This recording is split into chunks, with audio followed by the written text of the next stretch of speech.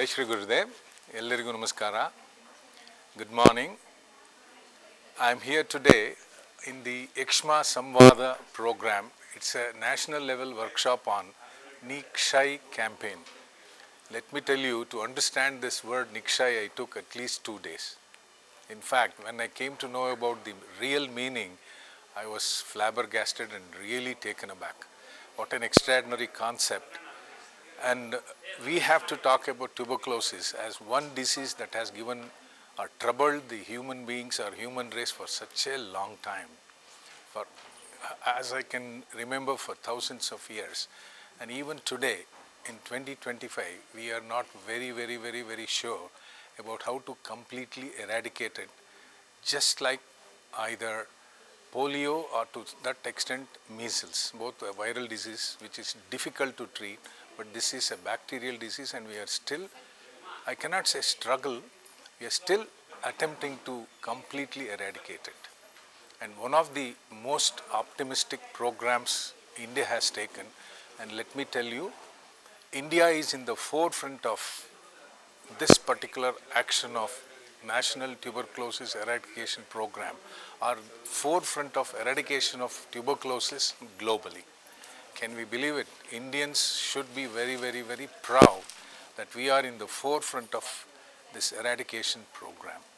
And this 100-day program or NTEP that we are talking about, which started with the WHO activity of eradicating over 90% of tuberculosis load in the world between 2015 to 2035, was thought about 5 years ago that in 2025 we should be able to confidently say we can eradicate tuberculosis from India.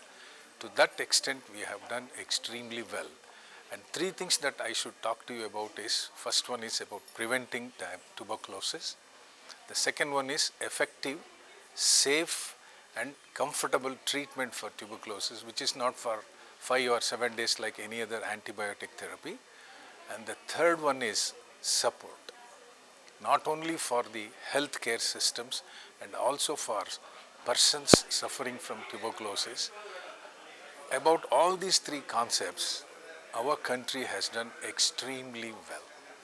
In preventing the vaccines, BCG or whatever you talk about, then in effective treatment, which used to be very expensive financially, has become very inexpensive because it's become literally free.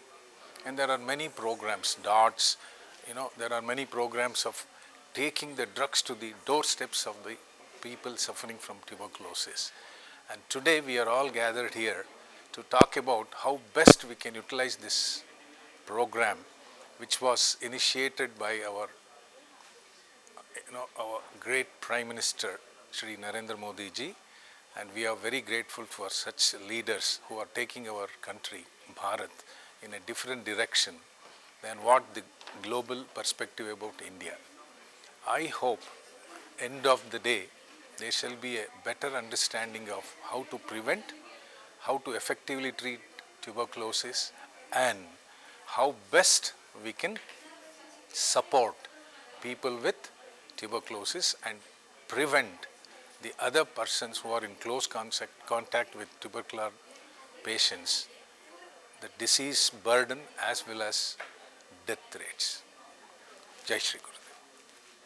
A very good morning to one and all. I welcome everyone to the Yakshma Samvada, a national level workshop on the Ni-Kshay campaign. It is my immense pleasure to welcome Dr. M.A. Shekhar on the dais. Please come up, sir.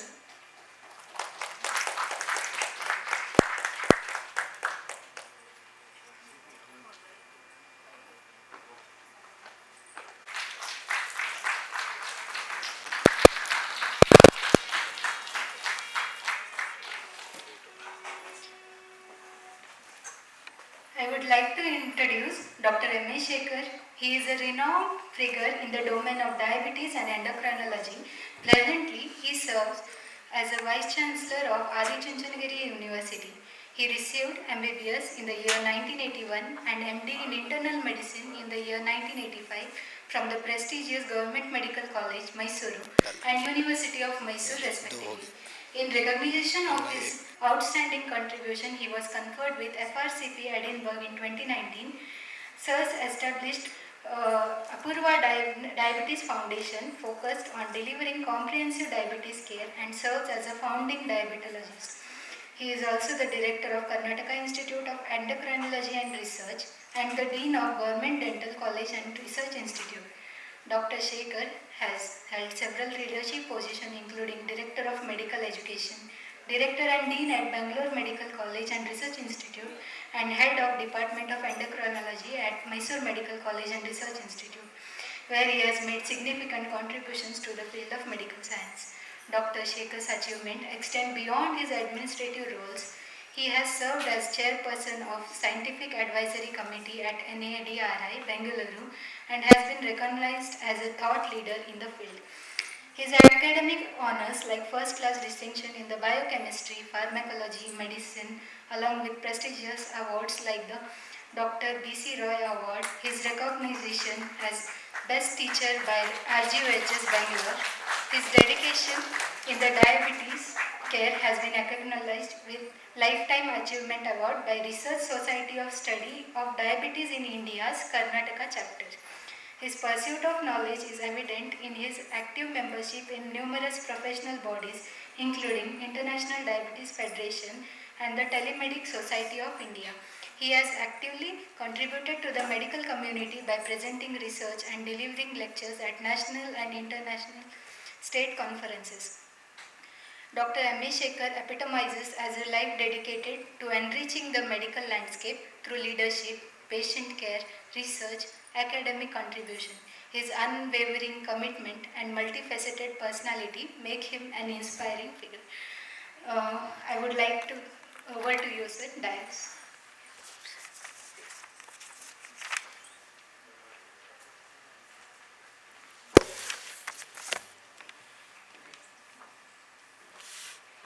Jai Shri Gurudev. Good morning, everyone. I am at a loss to stand in front of you to speak about today's extraordinary program because you just heard a brief biodata. Chennagi baiskonde. Having listened to my own biodata or CV, what really stands out is I have lost my teaching abilities. I probably have lost my clinical touch with my patients and I become a stupid administrator. I was director of this, I was director of that, university wise. It's at the end of the day, it's just administration. So I really would like to confess today that I may not be able to do the best speech towards, inspiring young minds today, but I'll try my level best. Let me start with the quote. The quote says, "Speak with such great intensity that people who listen to you would love to listen to you forever." What's that? Speak with such great intensity, people who listen to you would love to listen to you forever. But today, my addition to this adage is, listen so intently that people would love to speak to you forever. So I expect you to listen to me intently. At least, more and more applauses will make me very happy. Then, when, as usual, my younger brother, Dr. Shanai, hopeless fellow, ತಲೆ ತಿಂದ್ಬಿಡ್ತಾನೆ, ನನ್ನ ಕೂದಲು ತುಂಬ ಇತ್ತು, ಅವನು ತಲೆ ತಿಂದಿತ್ತು, ಕೂದಲೆಲ್ಲ ಹೊಟ್ಟೋಗ್ಬಿಟ್ಟಿದೆ. He invariably puts me in this spot. Every time some good program occurs, he calls me, "Shekhar, you must..." Welcome, madam.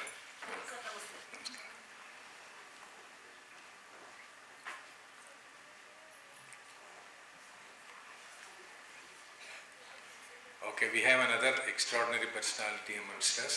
Let's welcome her. Welcome, madam. So I was telling, it's Shanai, you don't need any enemies around if you have Shanai with you. He will put you in spot every time, and I was very, very busy with my work, but he called me about 5-6 days ago and said, you must be a part of this, you should talk to youngsters and probably exchange your wisdom of last 40-45 years as a teacher. Then I thought, last 1 or 2 days I thought, what should I speak to you? On what capacity I should speak to you? Should I speak to you about history of tuberculosis as a historian? Should I talk to you and bore you about the percentages, numbers like a statistician? Or should I talk to you as a clinician and an astute physician about tuberculosis? I felt none of them would really work with you people. I'm sure you know the story of tuberculosis, it's already there.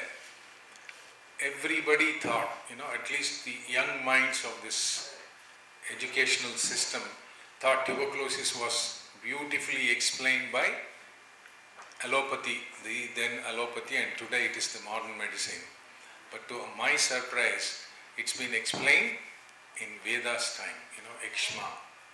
I really do not know the expansion of this phrase or word, but it was explained then. I was just talking to some of the experts in the Ayurvedic field, and they were telling me about the concepts that are ingrained in Ayurveda for ages, millennia. One small thing that really happened was technology. Science was very much there, not now, for millennia, for thousands and thousands of years of existence of human beings. There was science, whatever level. But what really changed the course of science was the technology that came in. And this technology we are talking about, modern medicine is better, but let me tell you, it's not. Why? It is not going to save a life. No doctor can save a life. Please understand, if you are medical students, none of us can save a life, but we can always protect lives. This is what I was telling in a different podium about. They asked me to be an orator about the fringe activities in diabetes, and I took the subject of lifespan versus health span. What's it? Lifespan versus health span. In brief, I'll tell you, when we got independence in our country, the lifespan of an average Indian was 40 years. By the time they are 41, most of them would be dead. Today, it's beyond 70. Every one of us sitting here, unless you have a road traffic accident, jokingly, will all live to see 70, 72 years. But that Indian in 1947s and 50s would live happily without any disease till 40, 42 and die of a cholera or pneumonia or something like that. They were very healthy till they died.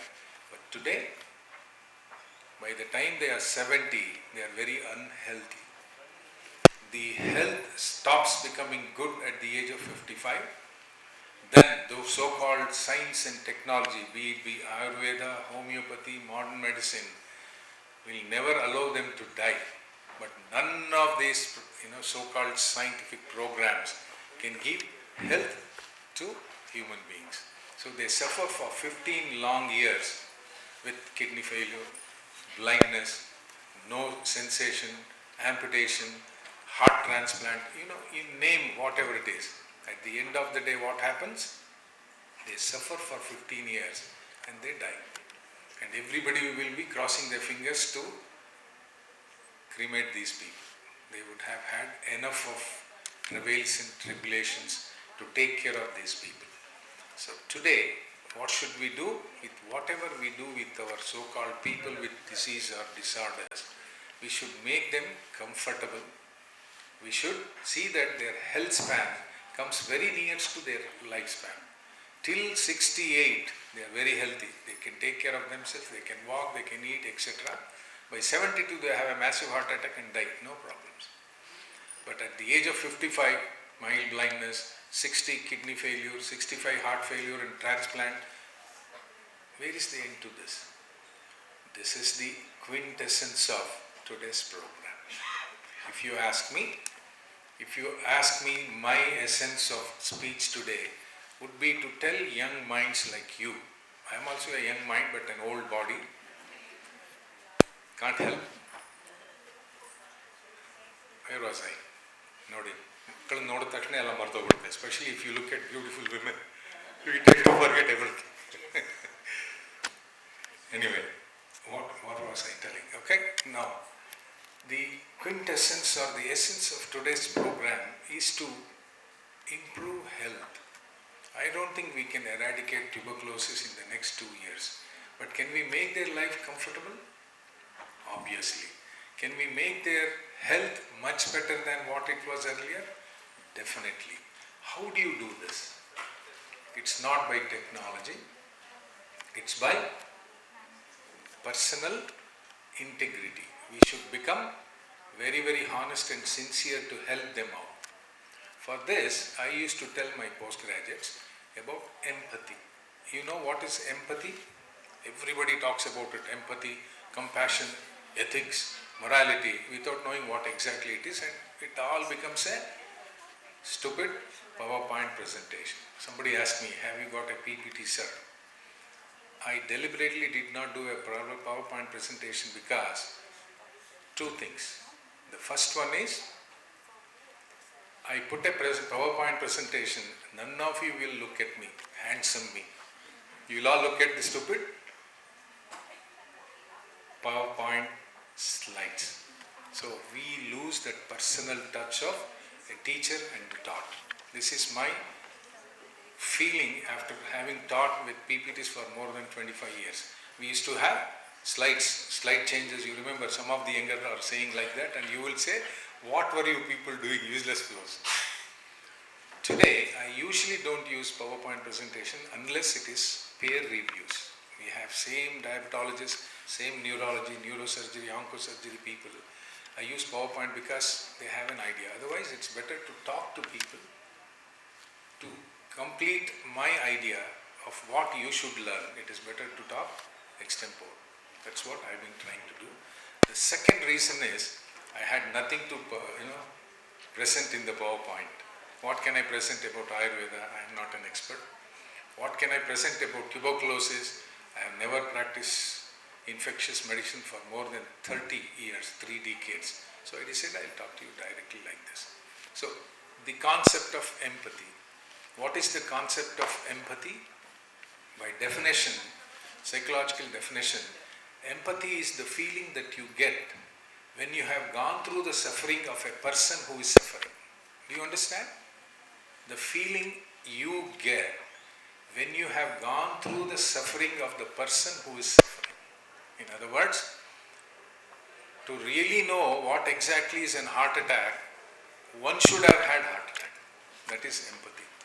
But do you think we should have a heart attack to treat heart attack patients? No. So, a small change occurred in psychology, or the way we present it to postgraduates, called as clinical empathy. Why do you study for 4 or 5 years in medicine? Not to become knowledgeable, but to develop clinical empathy. I was talking to Guru Baswaraj, good friend. Peripheral neuropathy, which is the most distressing component of diabetes. Unless you develop, you will never know. Isn't it? But should you develop diabetes and then peripheral neuropathy to know how to treat a patient with peripheral neuropathy? That's the concept of medical education. Whatever it is, Ayurvedic education or whatever it is, the concept is to develop clinical empathy. You should empathize. You should have compassion to treat a person with that particular disease. Should we develop tuberculosis to know what is the problem? I have no intention to eat. I keep on coughing. I can't sleep. Not necessary. So today's essence is to make you understand that it's not the technology, it's not the drugs that are available that can treat your patients. It is your clinical empathy, and it's about extending a helping hand. And this is the so-called definition of Ni-Kshay. I cannot explain the whole thing. Ni-Kshay Abhiyan is about extending a supporting system, extending a supporting heart, extending a supportive thought to people living with diabetes. Unfortunately, diabetes has become such ingrained in me, it somehow creeps into my speeches. Tuberculosis. And I made a small note of all these things. When did it start? God only knows. But you should know, my dear youngsters, Mycobacterium, can you guess when was it available on this planet Earth? Can you put a number on the year? Can anybody put it? You are very confident saying tuberculosis explained in 9,000, 6,000 years ago, 4,000 years ago, 3,000 years ago.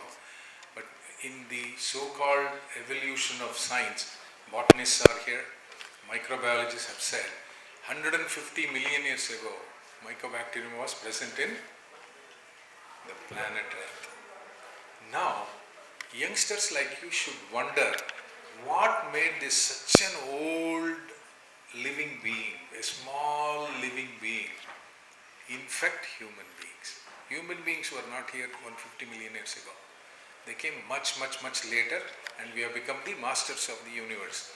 But have you ever wondered, has any specialist worth his or her salt wondered why this Mycobacterium, which was there 150 million years ago, about 15,000 years ago, infected human beings? Have you ever wondered? Unless you go back to such level, let me tell you, you will never find an eradication solution for this tuberculosis. Unless we see why it infected human beings, how it infected human beings, what happened with this infection, what can be done, nothing will work. Everything will be on paper. What we call as policy making, fantastic. All over the world we make policies, but are they put into practice? Not very sure. So can you all think about that? Make a group, small groups, discuss with yourselves why this bacterium, why this virus, why this plasmodia infected human beings. Simplest answer, can anybody stand up on the bench and ask me, tell me? Simplest answer for why they infected human beings. Can anybody tell me? Think, common sense. Inverted comma word is survival. Why do you read? To get Karnataka medal, to get national medals, it is only to survive. How? Comfortably. So if you can understand the reason why we are getting diseases, why we are diseased, is simple survival. Why do you think technology is making so much of progress and things like that? It's only to make humans survive. So you should understand the very basis of whatever you do in our system is to survive, and a suffix adjective to that is comfortable survival. So this is what we are supposed to do. You take the comfortable out of survival and put it into tuberculosis patients. Today's activity will be extremely good. Can you all do that? Now, the next thing that you should develop is compassion. I was telling you about compassion. Karune ಕನ್ನಡದಲ್ಲಿ ಹೇಳ್ತಾರಲ್ಲ, ಯಾರಿಂದ ಬರಬೇಕು? ಬೇರೆಯವರಿಂದ ಕೊಡಬೇಕಾ? See, I hope there are a lot of people who know Sanskrita so nicely. I should not make lot mistakes. In one of the Upanishads, there are 4 people in our life we should equate them to God. ಯಾರದು? ಮೊದಲನೇದೇನು? ದೇವರಿಗೆ ಏನು ಹೇಳ್ತೀವಿ? ದೇವೋಭವ. ಏನು ಹೇಳೋ useless ಮಾತೃದೇವೋಭವ, Pitru, the whole story. But there is science behind it. Can you imagine? Upanishads, Taittiriya Upanishads, I am not very sure, you should tell me.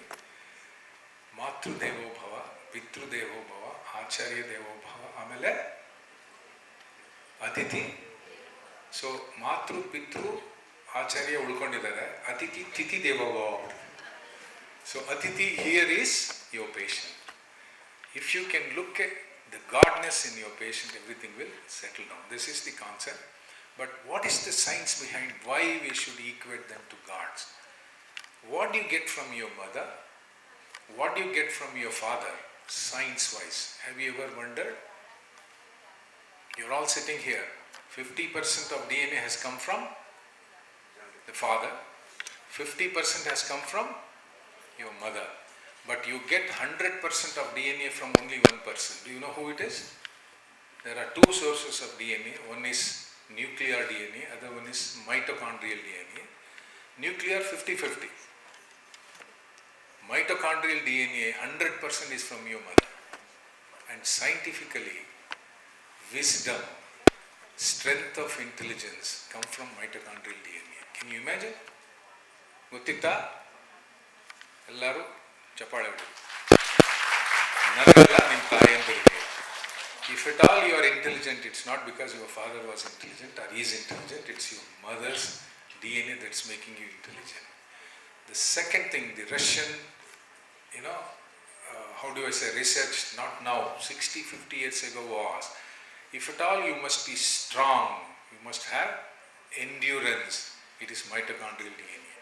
At the end of the day, who gives you energy?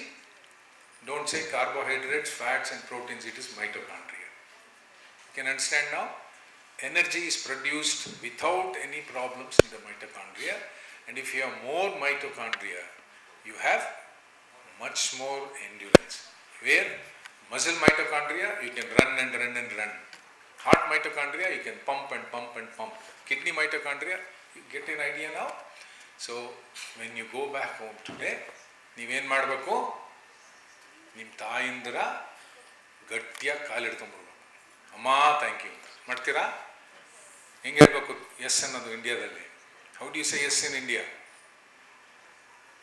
How do you say no in India? But how do you say yes in India? How do you say no in India? This is called Indian head bobbing. So you have to change your attitude. Promise me you will go back home, obeisance to your mothers for what you are today. What do you get from fathers? You have any idea? The scientific background of what you get from father and mother, it is already well written in science. From father I will not tell you, because all you expect from your fathers is money. Useless fellows. ದುಡ್ಡು ಕೊಡಲಿಲ್ಲ, ಒಳ್ಳೆಯದು ತಂದೆ ಅಲ್ಲ. My father is not good because he did not give me a bike. But my mother is very good because ಮೆತ್ತಿಗೆ ಅಪ್ಪನಿಂದ ದುಡ್ಡು ತಗೊಂಡು ಕೊಡ್ತಾಳೆ. All that things are there. So, my dear youngsters, never ever poo-poo any science that comes your way. I have been a part of Ayurvedic activity, not now, for more than 35 years. And I had great friends and probably students in all of these people sitting in front. I used to go to Ayurvedic college and was very happy to teach them.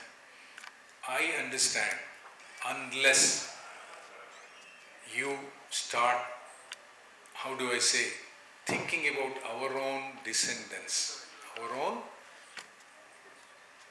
ancestry or whatever you want to call it, none of us will be wise. No wisdom will walk in. Simple concept. What does Ayurveda say? This you should know. I think I can take this instead of telling about tuberculosis. I hope you will all like if I talk about these things to young minds. Then what is tuberculosis? Mycobacterium tuberculosis. Why it attack? Obligative. It's all right. 15th century, allopathy became extremely popular because it started putting all their efforts into saying why people become diseased. Do you understand? Generally, human beings, why do they become diseased? Was the major thrust from allopathy, which became modern medicine. But what does Ayurveda say? Pathogenesis and pathology, pathogenesis. We obsessed modern medicine people obsessed why human beings become diseased. But what did Ayurveda say? Ayurveda said why we are healthy in spite of disease forming environment. ನೀರು ಸರಿಗಿಲ್ಲ, ಗಾಳಿ ಸರಿಗಿಲ್ಲ, ಊಟನೂ ಅಷ್ಟು ಚೆನ್ನಾಗಿಲ್ಲ, ಆದರೂ ನಾವು we are healthy. Not all people at home become diabetics. Not all people at home develop heart attack, heart diseases. Only a few. That was the extraordinary thing, but we were blind to that concept. We only looked at allopathy as the final solution. What do we tell about diabetes today? Wherever you go, whether you are in US, even Moon or Mars, there are only three things you can do with diabetes. First one, diet. Second one, drugs. No. Exercise. Third one, stress management. Ayurveda told us thousands of years ago. What did it say? Ahara, Vihara, Vichara. We gave English words to that and said, these three you do. So, I hope you are all Ayurvedic medical students or whatever it is, doesn't matter. But have that inner feeling that we have the best science in Ayurveda. But give away that ego that Ayurveda is no side effects. Has to talk for up to 10:30. Are you ready to listen to me? Thank you. I expect every one of you to give me 500 rupees. Okay. You get it now? Unless you have that, ownership on what you are learning, unless you move away from egoistical activity that I am right and he is wrong, nothing will happen to your Atithi Devo Bhava. Take it from me. At least, please listen to this old man. After having practiced for 45 years, I am giving you this wisdom. So from today, you start doing that. And finally, before I start asking you to ask me questions and we'll discuss about what can happen, what can be done about it? At the end of the day, after today's activity and all that, I expect Dr. Shanai to come out with a summary, précis of what happened today with 10 lines or 5 lines or 6 lines. And I feel it should be the strategy of what we should take further, not only in tuberculosis, in any of the so-called disorders and diseases that we come across. The first one is prevention. What are the things that you can do to prevent? Somebody, Dr. Janani, somebody is calling you. Okay, so first one is prevention. Shall we have the most important summary of how to prevent disorders and disease? It's very simple. There is a psychology concept called as KISS principle. Don't mistake me. It's nothing to do with all those funny things. It started as KIS principle. KIS, KISS principle. Keep it simple. Keep it simple. KIS principle. Preventions, we should keep it simple. But we have added one more S to it, KISS principle, to make it more palatable. Keep it simple, stupid. Who is the stupid here? Us. Let's keep it simple. Prevention, don't give lot of things. You must always wear very good suits worth 50,000 rupees. You must always brush 3 times a day your teeth. After 3 years, you'll have to go to a dentist because there is no enamel left. Let's not make it very complicated. Simple preventive aspects. What is it? There are only 2. One is within, one is outside. The environment, clean air, clean water, and probably clean food. Within, clean life activity. This, recently again I spoke about this. What is the best diet for a diabetic? I'm sorry I'm bringing in diabetes and tuberculosis because they are very closely related. What is the best diet for diabetics? You ask specialists, they come out with A to Z, A1 diet, B1 diet, X1 diet, Z1 diet and all that. But Sanskrita, or so-called Vedas, have already written, follow the sun. What has it written? Follow the sun. I'm sorry, I do not know Sanskrita. You have to say follow the sun. For millennia, millions of years, Earth has been rotating eastward. So sun rises in the east, sets in the west. So whatever evolution that occurred in this east rotating planet, the evolution kept on following sun. Sunrise, certain hormones, certain liver activity, certain heart activity, heart rate goes up, etc., etc. When sun sets, again certain hormones go down, etc., etc., like that. But unfortunately what we have done, thinking that we are specialized, every 2 years you should eat this much. The wife who is sitting by the side of the patient, sir, divorce ಮಾಡ್ಬಿಡ್ತೀನಿ 2 ಗಂಟೆಗೆ ಅವ್ನು ಊಟ ಮಾಡ್ಕೊಂಡು ಕೂತಿದ್ರೆ ನಾನೇನು ಕೆಲಸ ಮಾಡಿ. Can you imagine a diabetic eating every 2 to 3 hours a day? 6 times, 8 times, this is meaningless. Twice a day best, if not longer period, 3 times a day. Like that, let's keep prevention as simple as possible. I hope at the end of the day you will have 1 or 2 ideas of prevention. The second one,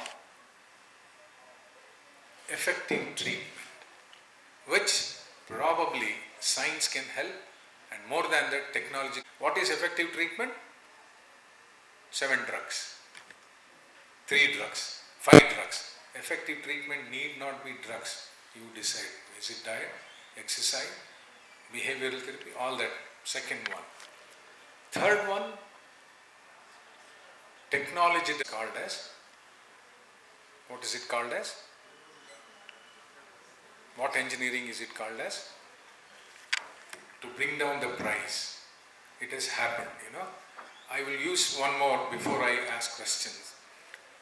A Bihari from India had a PhD in microbiology, went to America, not now, many years ago. He came up with a simple technological thing, you know, malaria, you remember, 30-40 years ago, malaria was a massive problem, infectious disease problem, especially in African belt. So America, at that time, to prevent malaria, most important was to diagnose properly. For diagnosis, they needed two. One was a centrifuge, the other one was a microscope. At that time, 30-40 years ago, a centrifuge would cost $8,000 to $10,000, massive. A microscope would cost $5,000, $15,000. And imagine if you have to put 10,000 of these two components in African continent and Asian continent, there was no money. And this guy, Bihari, Indian, devised a simple thing. Now, ಮಕ್ಕಳಾಗಿದ್ದಾಗ ಹಿಂಗೆ rubber band ಹಾಕೊಂಡು ಒಂದು round ಇಟ್ಬಿಟ್ಟು ಆಟ ಆಡ್ತಿದ್ವಿ ಗೊತ್ತಾ? You remember? I am sure ನೀವು ಇನ್ನೂ ಮಕ್ಕಳೇ. We used to play and that used to turn like anything. All you had to do was, so what he did, he took a circular plate, fixed the capillary blood tube and then kept on doing this, which was about 1500 RPMs per minute, which would separate the supernatant fluid or so-called Buffy layer. It costed $2. Then, you know, ಮಕ್ಕಳಲ್ಲಿ ನಾವು ಮಾಡ್ತಿದ್ವಲ್ಲ microscope ಅಂದರೆ ಎರಡು booth ಕನ್ನಡಿ. You put 2 lenses in a platform and give a clear platform in the middle and put this. It costed $1.5. 2 lenses, a clear platform, glass platform, and this Makla article. In $3.5 to $4, he could give 20,000-30,000 of this to Africa, and it brought down diagnosis and things like that significantly. This in engineering is called as frugal engineering. Frugality ಅಂದರೆ ಎಷ್ಟು ಕಡಿಮೆ ಮಾಡ್ಬೋದು ಅಂತ. So you have to bring in frugality in your thinking, frugality in your prescriptions, and frugality in your living. When you say, I'll eat only twice a day, you can have confidence to tell your patients to eat twice a day. ಏನಪ್ಪ cigarette ಸೇರ್ಬೇಡ, ಎಂಡ ಕುಡಿಬೇಡ ಅಂತ ಸಾಯಂಕಾಲ ಹೋಗಿ ಕುಡಿದ್ರೆ, where is this going to happen? So with this, I think I have opened up my feelings about what youngsters should do in life. Maybe some other time I'll again address you. I'll open up for question and answer. You can ask me questions, except Bollywoods and Hollywoods. You can ask me any question, we'll try to answer. Is it okay with you guys? One of the most important NMC ಅಂತೀವಲ್ಲ, National Medical Council, ತಲೆ ತಿಂತಾರೆ medical education ಅಂದರೆ ಏನೇನೋ ಹೇಳ್ಕೊಡ್ತಾರೆ. One of the most important contributes or attributes of a medical student, which we call it as IMG.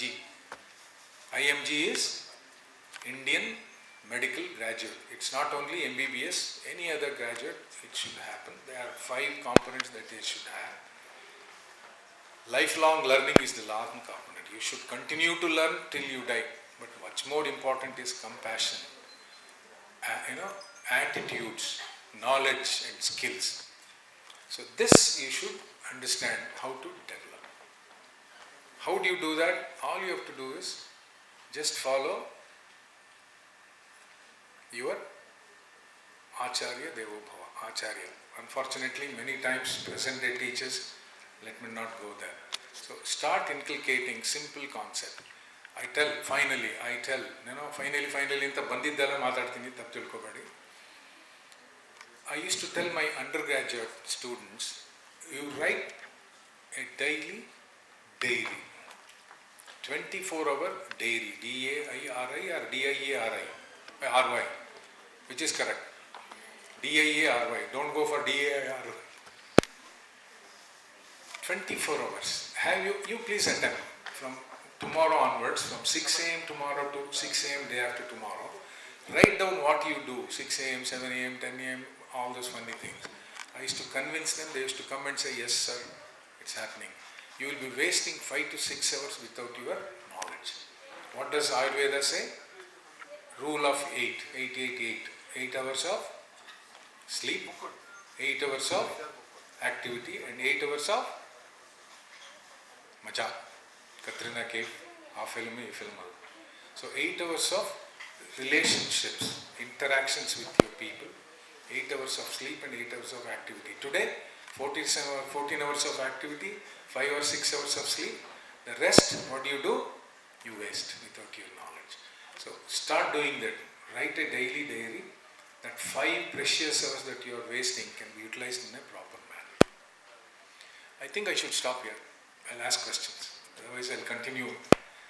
I wanted to tell them about statistics, tell them about the enormity of tuberculosis, but looking at fresh names, fresh faces, I said it is waste.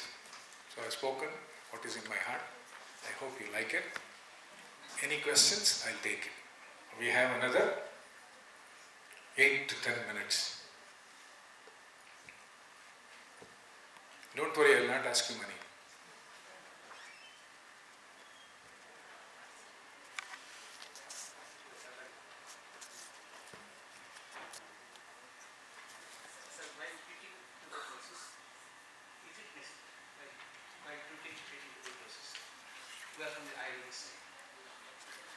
Is it necessary to have a synergy between Ayurvedic system and allopathic system so that the patient will get the best of the two systems? You are from Ayurveda. What do you think? Yes, synergy is expected, right. This is what we were discussing with Guru Basuraj. End of the day, you remember the triad of epidemiology? I hope they have taught you, medical students, Ayurveda, although. There is a triad of epidemiology or any disease. The 3 angles of this triangle or the triad is agent. Agent means the disease causing entity. Second one is the host, the deceased person. What is the third one? Environment. So, agent, host, environment. The treatment that we are talking about in modern medicine focuses only on agent. We want to give effective drugs to kill the tubercular bacilli. We want to give drugs to see that the patient doesn't develop lung disease, brain disease, etc. like that. But have we really thought about what it does to the patient or the human being, the host? We are doing it now. DOTS regime, all those things has come. So second component is host. The third component is environment. How do we take environment? You can't stop air from getting infected with tubercular bacillus. But how do you prevent that air becoming dirty to get into the human beings is what we see. Now, modern medicine, which I profess, looked at only agents mainly and to certain extent hosts. But Ayurveda looked at host mainly and agents least. Today, you give a drug, it has to get in whatever level, injections or oral, it has to get in, go through liver, first pass effect, then get into the systemic circulation and then reach these bacillus, which is remote. If the bacillus is in the lungs, inhalation, it goes directly, probably it will not be absorbed like that. So we failed utterly in the first 30-40 years of treatment because we only focused on killing bacteria, which happened in vitro but not in vivo so effectively. But 50-60% of the cure is done by the host. How? Immunity. How do you improve immunity? The simplest concept is nutrition. No physicians in the 70s, 60s worth their salt thought about improving nutrition, though they knew about it, but Ayurveda spoke about it. Nutrition is very important. So instead of saying treatment of tuberculosis, let's call it as management, which a small part is the drugs, larger part is the nutrition, the living, levels of these people and the environment. Environment is not just air and water, it is about their mindset, thinking process. So sir, Anjaneya sir, obviously, yes, Nadri that they said about, I was an external, reviewer as well as an advisor. And I was blown away by the concepts they had about diabetes at that time. Yes, it should happen. But what should happen first? Hanuman.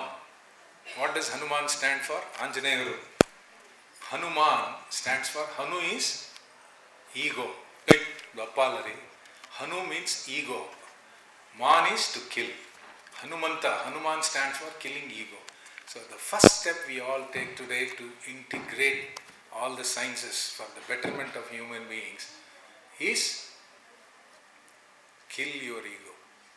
Leave egoistical thing. Your idea is good. That's where we should start. Useless fellow, ದುಡ್ಡುಗೋಸ್ಕರ ಮಾತ್ರೆ ಬರೀತಾನೆ. Stop. Right, sir?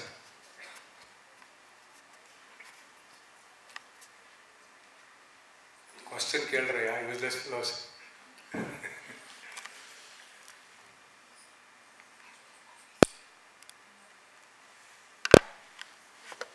ಏನು ಮಾಡೋಣ, ನಿಲ್ಸೋಣ? You know, one thing they say, retired teachersಗೆ ಏನು ಮಾಡಬೇಕು, ಮೈಕನ್ನು ಕೊಡಬಾರ್ದಂತೆ.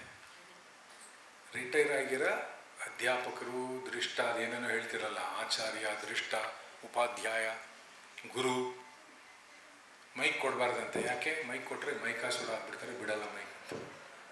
So I am a retired teacher, I want bore you. ಗುರು ಅಂದರೆ ಏನು ಗೊತ್ತಲ್ವ ನಿಮಗೆ? You know the meaning of guru? ಗುರು ಏನೋ ಕಕಾಕ್ತಿ ಶಾಪಶಾಂತಿ ಏನೋ ಹೇಳಿದ್ರೆ ಗೊತ್ತಾಗಲಿಲ್ಲ. ಇನ್ ಸಿಂಪಲ್ ಟರ್ಮ್ಸ್, ಗುಗ್ಗುಗಳನ್ನು ರುಬ್ಬುವವನೇ ಗುರು. ನಾವೆಲ್ಲ ಗುಗ್ಗುಗಳು ನಮ್ಮನ್ನು ರುಬ್ಬವನೇ ಗುರು. ಚೆನ್ನಾಗಿ ಅರೆದು ನಮ್ಮನ್ನು ಒಳ್ಳೆಯವ್ರು ಮಾಡೋದು. ದಟ್ ಈಸ್ ದಿ ಸಿಂಪಲ್ ಇದು. ಕತ್ತಲೆಯಿಂದ ಬೆಳಕಿಗೆ ಏನೇನೋ ಕಥೆ ಹೇಳ್ತಾರೆ, ಇನ್ನೇನು ಕೆಲಸ ಇಲ್ಲ ನಮಗೆ. I will stop here if there are no questions, and I will tell Chennai if they can arrange a cup of tea, it's okay. Otherwise we will all start murmuring, hey, useless fellow ಕಣೆ, ಬಾಯ್ಗೆ ಬಂದಂಗೆ ಮಾತಾಡೋದು. ಅಯ್ಯೋ ಎಷ್ಟು ಚೆನ್ನಾಗಿ ಮಾತಾಡಿದೆ ಇವತ್ತು, ಏನು fantastic ಅಪ್ಪ, ನಾನು ಡಯಾಬಿಟಾಲಜಿಸ್ಟ್ ಆಗಬೇಕು. Anything is fine. Okay, Jai Shri Gurudev.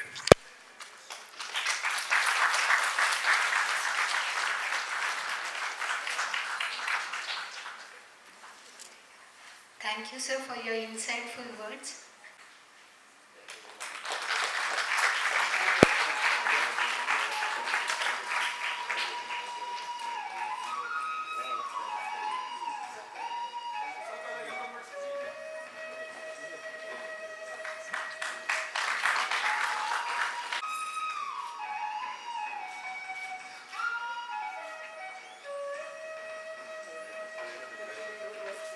Yes.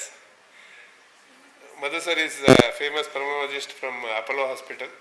So for last 15 years he is serving for Mysuru city, and he is the backbone behind our COVID-19 warrior team. So welcome you, sir, for this great occasion. Upon Dr. Guru Basavaraj sir for the Abhinandana speech of Dr. Vijayalakshmi Deshmane ma'am. ಸಭೆಗೆ ನಮನಗಳು.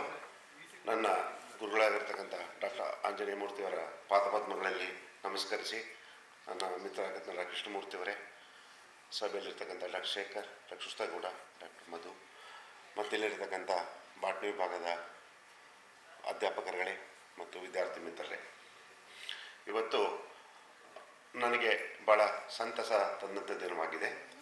ಕರ್ನಾಟಕಕ್ಕೆ ಇನ್ನೊಂದು ಪದ್ಮಶ್ರೀ ಗೌರವವನ್ನು ತಂದಂಥ doctor Vijayalakshmi Deshmane ಅವರ ಅಭಿನಂದನೆ. ವೈದ್ಯಕೀಯ ಕ್ಷೇತ್ರಕ್ಕೆ, ಅದರಲ್ಲೂ ವಿಶೇಷವಾಗಿ ಎಲೆ ಮರೆ ಕಾಯಂತೆ ಕೆಲಸ ಮಾಡ್ತಕ್ಕಂಥ ವೈದ್ಯರಿಗೆ ಇಂಥ ಪ್ರಶಸ್ತಿ ಹೋಗೋದು ತುಂಬ ಅನಿರೀಕ್ಷಿತ. ಯಾಕಂದರೆ ಅವರು ಲಾಬಿ ಮಾಡೋ ವೈದ್ಯರಲ್ಲ, ಭಾಳ ಸರಳವಾಗಿ ತಮ್ಮ ವೃತ್ತಿಯನ್ನು ಘೋಷಿಸ್ತಾರೆ. ಅವರಿಗೆ ಸಂದ ಗೌರವ ಈಗೆಲ್ಲ ಡಾಕ್ಟರ್ ಶೇಖರ್ ಅವರು ಮಾತಾಡುವಾಗ ಹೇಳಿದಲ್ಲ, ಎಂಪತಿ, ಕಂಪ್ಯಾಷನ್ ಎಲ್ಲವೂ ಅವರಲ್ಲಿ ಅನಂತವಾಗಿದೆ. ಅಂತ ಅನಂತಮೂರ್ತಿಯವರು ಡಾಕ್ಟರ್ ವಿಜಯಲಕ್ಷ್ಮಿ ದೇಶಮಾನೆಯವರ ಅಭಿನಂದನಾ ಮಾತುಗಳನ್ನು ಮಾಡಲಿಕ್ಕೆ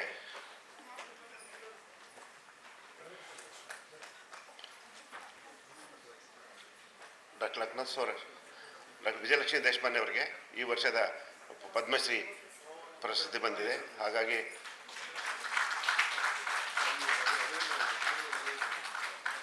ವಿಜಯಲಕ್ಷ್ಮಿ ಮೇಡಮ್ ಅವರಿಗೆ ಅಭಿನಂದದ ನುಡಿಗಳನ್ನು ಆಡ್ತಕ್ಕಂಥದ್ದು ನನ್ನ ಕರ್ತವ್ಯದಿಂದ ಅದನ್ನು ನಡೆಸ್ತಾ ಇದ್ದೆ. ನಾನಾಗಲೇ ಹೇಳಿದಾಗೆ ವೈದ್ಯಕೀಯ ಕ್ಷೇತ್ರಕ್ಕೆ, ಅದರಲ್ಲೂ ಎಲೆಮರೆ ಕಾಯಂತೆ ಸರಳ ಜೀವನ ನಡೆಸ್ತಕ್ಕಂಥ ವಿಜಯಲಕ್ಷ್ಮಿ ದೇಶಮಾನೆ ಅವರಿಗೆ ದೊರೆತಂಥ ಈ ಒಂದು ಪದ್ಮಶ್ರೀ ಪ್ರಶಸ್ತಿ ಏನಿದೆ, ಅದು ಯಾರು ಪ್ರಾಮಾಣಿಕವಾಗಿ ಅತ್ಯಂತ ಎಂಪತಿ ಮತ್ತು ಕಂಪ್ಯಾಷನ್ದ ಸೇವೆ ಮಾಡ್ತಕ್ಕಂಥ ವೈದ್ಯರಿಗೆ ಮತ್ತು ವೈದ್ಯಕೀಯ ಲೋಕಕ್ಕೆ ಸಂದ ಗೌರವ ಅಂತ ನಾನು ಅದು ಭಾವಿಸ್ತೇನೆ. ಅದು ವಿಶೇಷವಾಗಿ ಮೇಡಮ್ ಅವರು ಕ್ಯಾನ್ಸರ್ ಅಭಿಯಾನದಲ್ಲಿ, ಕ್ಯಾನ್ಸರ್ ಜಾಗೃತಿ ಅಭಿಯಾನದಲ್ಲಿ ಮಾಡ್ತಕ್ಕಂಥ ಸೇವೆ ಭಾಳ ಅನನ್ಯವಾದದ್ದು. ಈ ಸೇವೆಯನ್ನು ಅವರು ಸಮಾಜದ ಅತ್ಯಂತ ಕೆಳಸ್ತರ ವರ್ಗದಿಂದ ಹಿಡಿದು ಸಮಾಜದ ಅತ್ಯುನ್ನತ ಇರ್ತಕ್ಕಂಥ ರೋಗಿಗಳನ್ನು ಗುಣಪಡಿಸಿದ್ದಾರೆ. ನಾನು ಆಗಲೇ ಮೇಡಮ್ ಪ್ರಸ್ತಾಪ ಮಾಡ್ತಿದ್ದೆ, ಭವ್ಯ ಅಂತ ಟಿ ನರಸೀಪುರ ಇರ್ತಕ್ಕಂಥ ಒಂದು ಹೆಣ್ಮಗಳು ಸರ್ವಿಕ್ಸ್ ಕ್ಯಾನ್ಸರ್ನ ನಡ್ತಾ ಇದ್ಲು. ಮೇಡಮ್ ಆವಾಗ ಜೈಪುರದಲ್ಲಿದ್ದರು. ನಾನು ಅವಾಗ ಮಾತಾಡಿ ಹೇಳಿದಾಗ ಡಾಕ್ಟರ್ ವೀರೇನ್ ಕುಮಾರ್ ಅಂತೇಳಿ ಸರ್ಜರಿ, ಆಂಕೋ ಸರ್ಜರಿ ಹೆಚ್ಚುವರಿ ಆಗಿದ್ದರು. ಅವರು ಅದನ್ನು ಮೇಡಮ್ ಅವರಿಗೆ ಡೈರೆಕ್ಷನ್ಸ್ ಕೊಟ್ಟು ಗುಣಪಡಿದ್ರು. ಇಂಥ ಸಾವಿರಾರು ಸಹಾಯವನ್ನು ಅವರು ರೋಗದಿಂದ ಬಳತಕ್ಕಂಥವ್ರಿಗೆ ಮಾಡಿದ್ದಾರೆ. ಹೀಗಾಗಿ ವಿಜಯಲಕ್ಷ್ಮಿ ದೇಶಮಾನೆ ಅವರಿಗೆ ಇವತ್ತಿನ ಈ ಸಂದರ್ಭದಲ್ಲಿ ಅಭಿನವ ಧನ್ವಂತರಿ ಅಂತಕ್ಕಂಥ ಒಂದು ಪ್ರಶಸ್ತಿಯನ್ನು, ಧನ್ವಂತರಿ ಅಂತಕ್ಕಂಥದ್ದು ಕಾರಣ ಅಂದರೆ ಅವರು ಒಬ್ಬ ಸರ್ಜನ್ ಆಗಿರೋದ್ರಿಂದ ಧನ್ವಂತರಿ ಶುಶ್ರುತ ಅವತಾರ ಅಂತಲೂ ಹೇಳ್ತಾರೆ ನಂತರ. ಹಾಗಾಗಿ ಮೇಡಮ್ಗೆ ಅಭಿನವ ಧನ್ವಂತರಿ ಎನ್ನುವ ಪ್ರಶಸ್ತಿಯನ್ನು ಪ್ರದಾನ ಮಾಡ್ತಾ ಇದ್ದೇವೆ. ಮೇಡಮ್ ಅವರ ಅಭಿನಂದನಾ ಪತ್ರವನ್ನು ಮುಂದೆ ಓದೋರಿದ್ದಾರೆ. ಔಪಚಾರಿಕವಾಗಿ ನಾನು ಪ್ರಾರಂಭದಲ್ಲಿ ಮೇಡಮ್ ಅವರಿಗೆ ಅಭಿನಂದನಾ ಭಾಷಣದ ಮಾತುಗಳನ್ನು ಆಡಲಿಕ್ಕೆ ಹೇಳಿದರು. ಆಗ ಹೇಳ್ತಾ ಇದ್ದೀನಿ, ಮೇಡಮ್ ಅವರ ಒಂದು ಮುಗ್ಧತೆ, ಸಾಮಾಜಿಕ ಕಳಕಳಿ, ಎಲ್ಲರನ್ನ ಕೊಂಡೊಯ್ಯುವ ಮತ್ತು ತನಗೇನು ಸಿಕ್ಕಿಲ್ಲ ಅಂತ ಕೊಡ್ತಕ್ಕಂಥ ಈ ಸಂದರ್ಭದಲ್ಲಿ ಅವೆಲ್ಲವನ್ನು ಮರೆತು ಅವರು ಸದ್ದಿಲ್ಲದೆ ಕೆಲಸವನ್ನು ಮಾಡ್ತಾ ಇದ್ದಾರೆ. ಅವರನ್ನು ಗೌರವಿಸೋದು ನಮ್ಮ ವೈದ್ಯಕೀಯ ಕ್ಷೇತ್ರಕ್ಕೆ ಸಂದ ಗೌರವ ಅಂತ ನಾನು ಆದರೂ ಭಾವಿಸ್ತೇನೆ. ಇನ್ನು ಆಗಾಗಲೇ ಕಾರ್ಯಕ್ರಮ ಪ್ರಾರಂಭವಾಗೋದ್ರಿಂದ ನಂತರದಲ್ಲಿ ಮತ್ತು ಅವರ ಅಭಿನಂದನಾ ಪತ್ರವನ್ನು ವಿಸ್ತಾರವಾಗಿ ಓದ್ತಾರೆ. ಹಾಗಾಗಿ ಮೇಡಮ್ ಅವ್ರ ಬಗ್ಗೆ ಒಂದೇ ಒಂದು ಮಾತನ್ನು ಹೇಳಿ ನಾನು ಮುಗಿಸ್ತೇನೆ. ಭರ್ತೃಹರಿ ಅಂತಕ್ಕಂಥವನು ಭಾರತೀಯ ಕಾವ್ಯ ಮೀಮಾಂಸೆಯಲ್ಲಿ ಬಹಳ ದೊಡ್ಡ ವ್ಯಕ್ತಿ. ಅವರು ಇಂಥವ್ರ ಬಗ್ಗೆ ಒಂದು ಮಾತು ಹೇಳ್ತಾನೆ, ದಾತೃತ್ವಂ ಪ್ರಿಯವಕ್ತೃತ್ವಂ ಉಚಿತಜ್ಞತಾ ಧೀರತ ಪ್ರಾಯೋ ಸಹಜಗಣ. ದಾತೃತ್ವಂ ಕೊಡ್ತಕ್ಕಂಥದ್ದು, ಅವ್ರು ಏನು ಕೊಟ್ಟಿದ್ದಾರೆ ಅಂತಕ್ಕಂಥದ್ದು ಬಹಳ ದೊಡ್ಡದಾಗಿದೆ. ದಾತೃತ್ವಂ ಪ್ರಿಯವಕ್ತೃತ್ವಂ ತುಂಬ ಸರಳವಾಗಿ ಪ್ರಿಯವಾದನ್ನು ಮಾತಾಡ್ತಕ್ಕಂಥದ್ದು, ಯಾರಿಗೆ ನೋವಾಗದೆ ಮಾತಾಡ್ತಕ್ಕಂಥವ್ರು. ದಾತೃತ್ವಂ ಪ್ರಿಯವಕ್ತೃತ್ವಂ ಉಚಿತಜ್ಞತಾ ಸಿ ಈಸ್ ಮೋಸ್ಟ್ ರೆಲೆವೆಂಟ್. ಅವ್ರು ಎಷ್ಟೋ ನಾವು ಇವತ್ತು ಇರ್ಲೆವೆಂಟ್ ಆಗಬಾರ್ದು, ಮಾತಾಡುವಾಗ ಒಂದು irrelevant, she is never irrelevant to the profession. So ದಾತೃತ್ವಂ she has given much the ಪ್ರಿಯವಕ್ತೃತ್ವಂ she was always kind to others. ಉಚಿತಜ್ಞತಾ ಸಿ ವಾಸ್ ಆಲ್ವೇಸ್ ರೆಲೆವೆಂಟ್. ಧೀರತಾ ಸಿ ವಾಸ್ ಬೋಲ್ಡ್. ದಾತೃತ್ವಂ ಪ್ರಿಯವಕ್ತೃತ್ವಂ ಉಚಿತಜ್ಞತಾ ಧೀರತಾ ಪ್ರಾಯೋ ಸಹಜ ಗುಣಾ ಅಭ್ಯಾಸವನ್ನು ಎಲ್ಲ ಬಂತೆ. ಮೇಡಮ್ಮು ಧೀರತಾ ಅಂತ ಹೇಳಿದೆ. ಅವರು ಕಿದ್ವಾ ಡೈರೆಕ್ಟರ್ ಆಗಿರ್ತಕ್ಕಂಥ ಸಂದರ್ಭದಲ್ಲಿ ಆಂಕೋ ಸರ್ಜರಿಯನ್ನು ಇಂಪ್ರೂವ್ ಮಾಡಲಿಕ್ಕೆ ಬಹಳ ಒಂದು ಸರ್ಕಾರದಿಂದ ಸಾಕಷ್ಟು ಸವಲತ್ತುಗಳನ್ನು ತಂದುಕೊಟ್ಟು ಆಂಕೋ ಸರ್ಜರಿಯನ್ನು ಅಭಿವೃದ್ಧಿಗೊಳಿಸಿದರು. ಹೀಗಾಗಿ ವಿಜಯಲಕ್ಷ್ಮಿ ದೇಶಪಾಂಡೆ ಮೇಡವರ ಅಭಿನಂದನಾದ ಮಾತುಗಳನ್ನು ಭರ್ತೃವರ್ಯ ಈ ಶ್ಲೋಕದ ಮೂಲಕ ಇನ್ನೊಮ್ಮೆ ಹೇಳಿ ಮುಕ್ತಾಯಗೊಳಿಸ್ತೇನೆ. ಧಾತೃತ್ವಂ ಪ್ರಿಯವಕ್ತೃತ್ವಂ ಉಚಿತಜ್ಞತಾ ಧೀರತಾ ಪ್ರಾಯೋ ಸಹಜ ಗುಣಾ ಅಭ್ಯಾಸೇನೋ ನಲಭಂತೆ. ಇವು ತಮಗೆ ಮೇಡಮ್ ಒಂದು ಕೊಡ್ತಕ್ಕಂಥದ್ದು, ಪ್ರಿಯವಾಗಿ ಮಾತಾಡ್ತಕ್ಕಂಥದ್ದು, ರೆಲೆವೆಂಟ್, ಉಚಿತಜ್ಞತಾ, ಬೋಲ್ಡ್, ಧೀರತಾ, ಇವು ಪ್ರಾಯ ಸಹಜ ಗುಣಾ ಸ್ವಂತ ನಿಮಗೆ ಹುಟ್ಟಿದಿಂದನೇ ಬಂದು ನಿಮ್ಮ ತಂದೆ ತಾಯಿಗಳ ಒಂದು ಆಶೀರ್ವಾದ ಬಂದಿರತಕ್ಕಂಥವು. ಅಭ್ಯಾಸ ಏನು ನಲಭಂತೆ, ನಾವು ಪ್ರಾಕ್ಟೀಸ್ ಮಾಡಿದರೆ ಟ್ರೈನಿಂಗ್ ಕೊಟ್ಟರೆ ಬರುವಂತಲ್ಲ. ಹೀಗಾಗಿ ನೀವೊಬ್ಬ ಸಹಸಿದ್ಧ ಮಹಿಳೆ ಆಗಿದ್ದೀರಿ, ನೀವು ಸಂತ ಸ್ವರೂಪಿ ವೈದ್ಯರಾಗಿದ್ದೀರಿ. ನಿಮ್ಮನ್ನು ಈ ಸಂದರ್ಭದಲ್ಲಿ ಅಭಿನಂದಿಸಕ್ಕೆ ಸಂತೋಷವಾಗುತ್ತೆ. ಭಗವಂತ ನಿಮಗೆ 100 ಕಾಲ ಆಯಸ್ಸು ನೀಡಲಿ, ಆರೋಗ್ಯ ಅಂತ ಹೇಳ್ತಾ ನನ್ನ ಅಭಿನಂದನೆ ಮಾತು ಮುಗಿಸ್ತೀನಿ. ವಂದನೆಗಳು.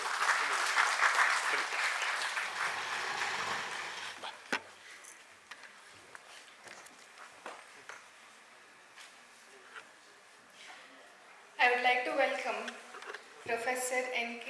Lokanath sir, who have arrived just now. Welcome, sir. We also have our eminent guest on the hybrid mode, Dr. A. Raghu, Dr. B.S. Prasad and Dr. Anil, who will be connecting with us online. The word Ni-Kshay symbolizes freedom from TB, a vision that aims to eliminate tuberculosis from our country by the year 2025. The Ni-Kshay campaign focuses not only on providing free diagnosis and treatment to TB patients, but also community participation, nutritional support, and creating a comprehensive patient-centric approach to end TB. Yakshma Samvada is one such initiative. With this thought, this program serves as a powerful platform to share ideas, strategies, and experiences on how modern medicine and traditional Indian systems like Ayurveda can contribute to achieving this goal. To begin this event on a positive note, let us invoke the divine blessings and set a serene tone for this event.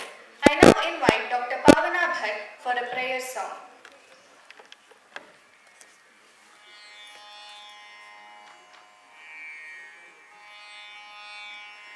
Kayo Shri Gauri Karunalahari तोयजाक्षि शङ्करीश्वरी.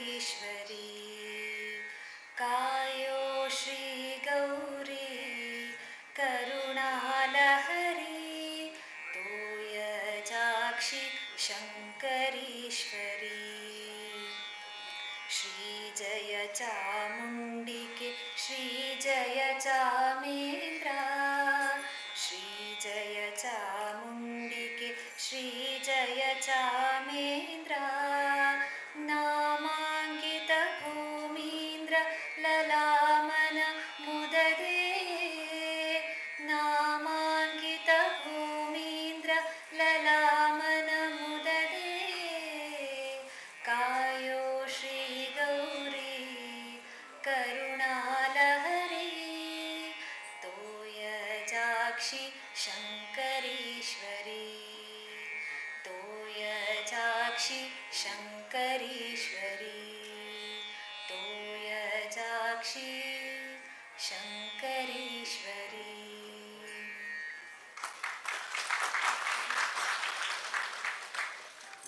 Thank you, Dr. Pavana, for the soulful prayer. To extend a warm welcome to all our distinguished guests and participants, I now invite Dr. Lakshmi Narayan Shanai to deliver the welcome address.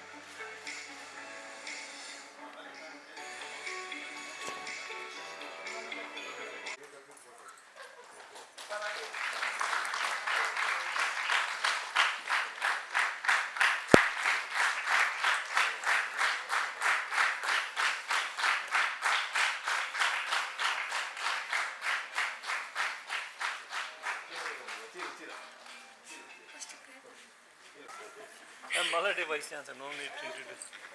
ನಾನು ಹೇಳ್ಬಿಡ್ತೀನಿ.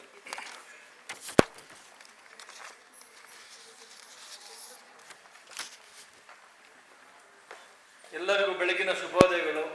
Very good morning to one and all.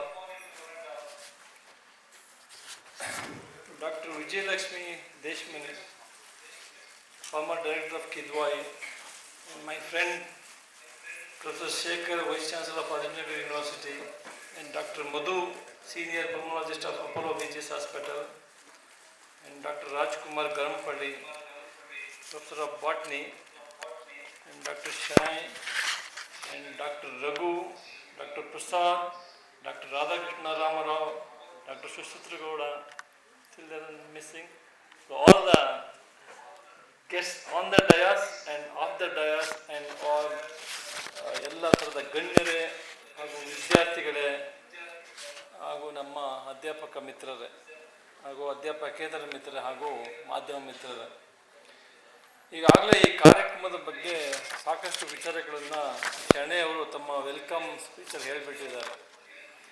ನಾನು ನೋಡಿದ ಪ್ರಕಾರ ನಾನು basically physics ಮೇಲೆ, ನಾನು doctor ಅಲ್ಲ. ಯಾಕಂದರೆ ಡಾಕ್ಟರ್ ಅಂದರೆ ಜನರಲ್ ಏನಿದೆ, ಡಾಕ್ಟರ್ ಅಂದರೆ ದೇವರು ಅಂತ.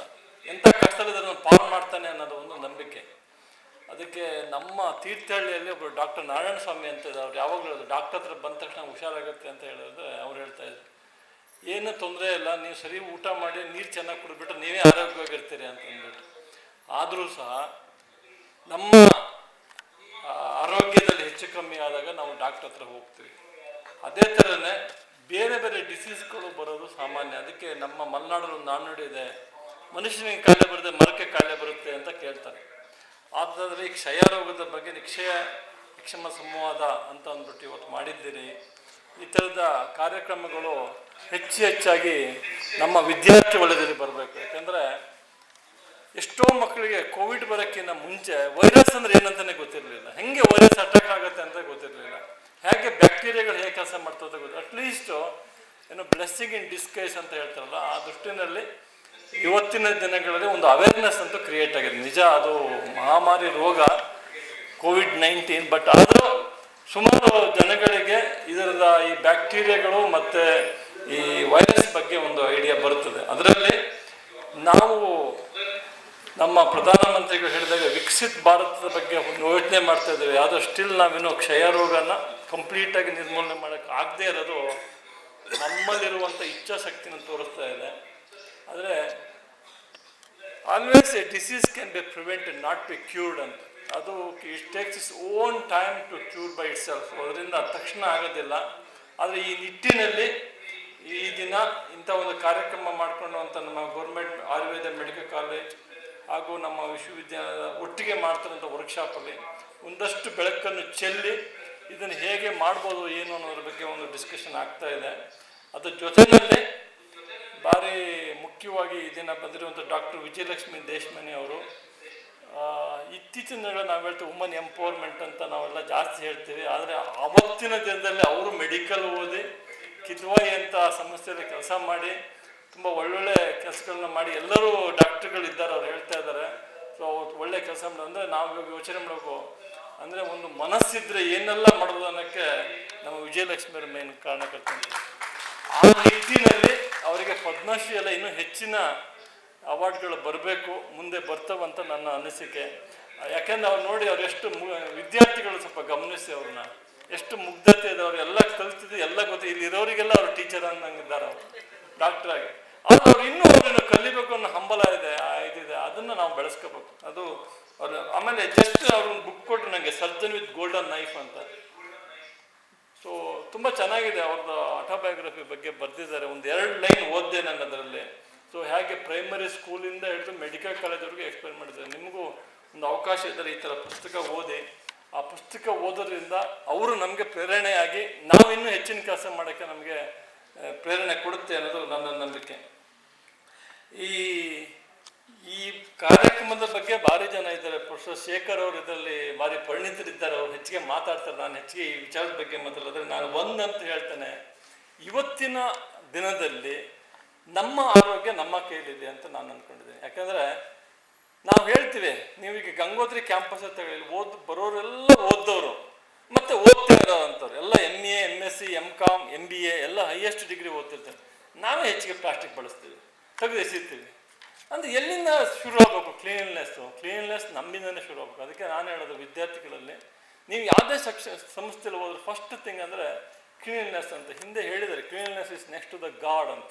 ಸೊ ಆ ಕ್ಲೀನ್ನೆಸ್ ನೀವು ಎಲ್ಲ ಕಡೆ ಮೇಂಟೈನ್ ಮಾಡಿ, ಬರ್ತಾರೆ ಬಿಡು ಅವ್ರು ತಗೊಂಡು ಹೋಗ್ತಾರೆ, ಕಾರ್ಪೊರೇಷನ್ ಅದು ಕೆಟ್ಟಲ್ವಾ ಅವ್ರು ತಗೊಂಡು ಹೋಗ್ತಾರೆ ಅಂತ ಹಿಂಗೆ ಕ್ಲೀನ್ನೆಸ್ ಬರುತ್ತೆ.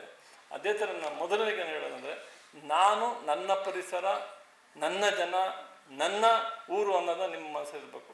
ಅದಕ್ಕೆ ಕುವೆಂಪು ಅವರು ಬಾರಿ ಹಿಂದೆನೇ ಹೇಳಿದ್ದಾರೆ, ನೆಲ ಜಲ ಮತ್ತು ಭಾಷೆ ಯಾರು ಇಷ್ಟಪಡ್ತಾರೋ ಅವ್ರು ಎಷ್ಟು ಎತ್ತರ ಮಟ್ಟಕ್ಕೆ ಹೋಗ್ತಾರೆ ಅಂತ. ಅದಕ್ಕೆ ಬೆಸ್ಟ್ ಎಕ್ಸಾಂಪಲ್ ಕುವೆಂಪು ಅವರು ಇಂಗ್ಲೀಷ್ ಬರ್ತಾ ಇರ್ತಿಲ್ಲ ನನಗೆ.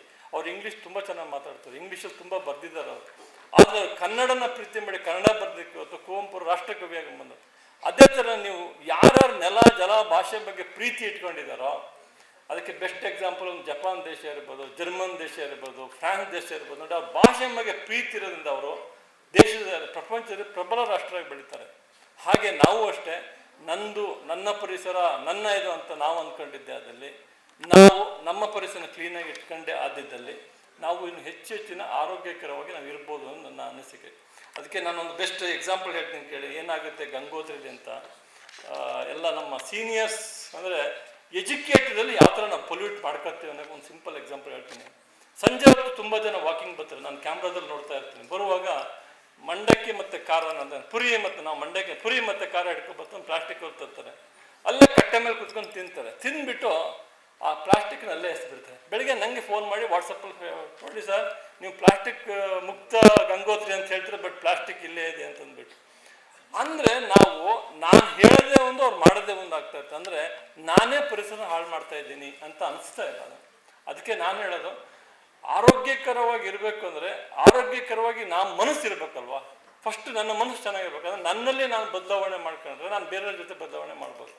ಆ ನಿಟ್ಟಿನಲ್ಲಿ ನಾವೆಲ್ಲರೂ ನಾವು ಓದೋದ್ರ ಜೊತೆಗಳಲ್ಲಿ ನಮ್ಮಲ್ಲಿ ಏನಾಗಿದೆ ಅಂತಂದರೆ, ಶಿಕ್ಷಣ ಅಂದರೆ ಬೇರೆ ಥರ ಆಗಿಬಿಡುತ್ತೆ. ಶಿಕ್ಷಣ ಜ್ಞಾನಕ್ಕಾಗಿ ಆಗ್ತಿಲ್ಲ, ಜ್ಞಾನದ ಶಿಕ್ಷಣ ಅಂದರೆ higher education will transform every individual to become a better citizen of society ಅಂತ ಹೇಳ್ತಾರೆ.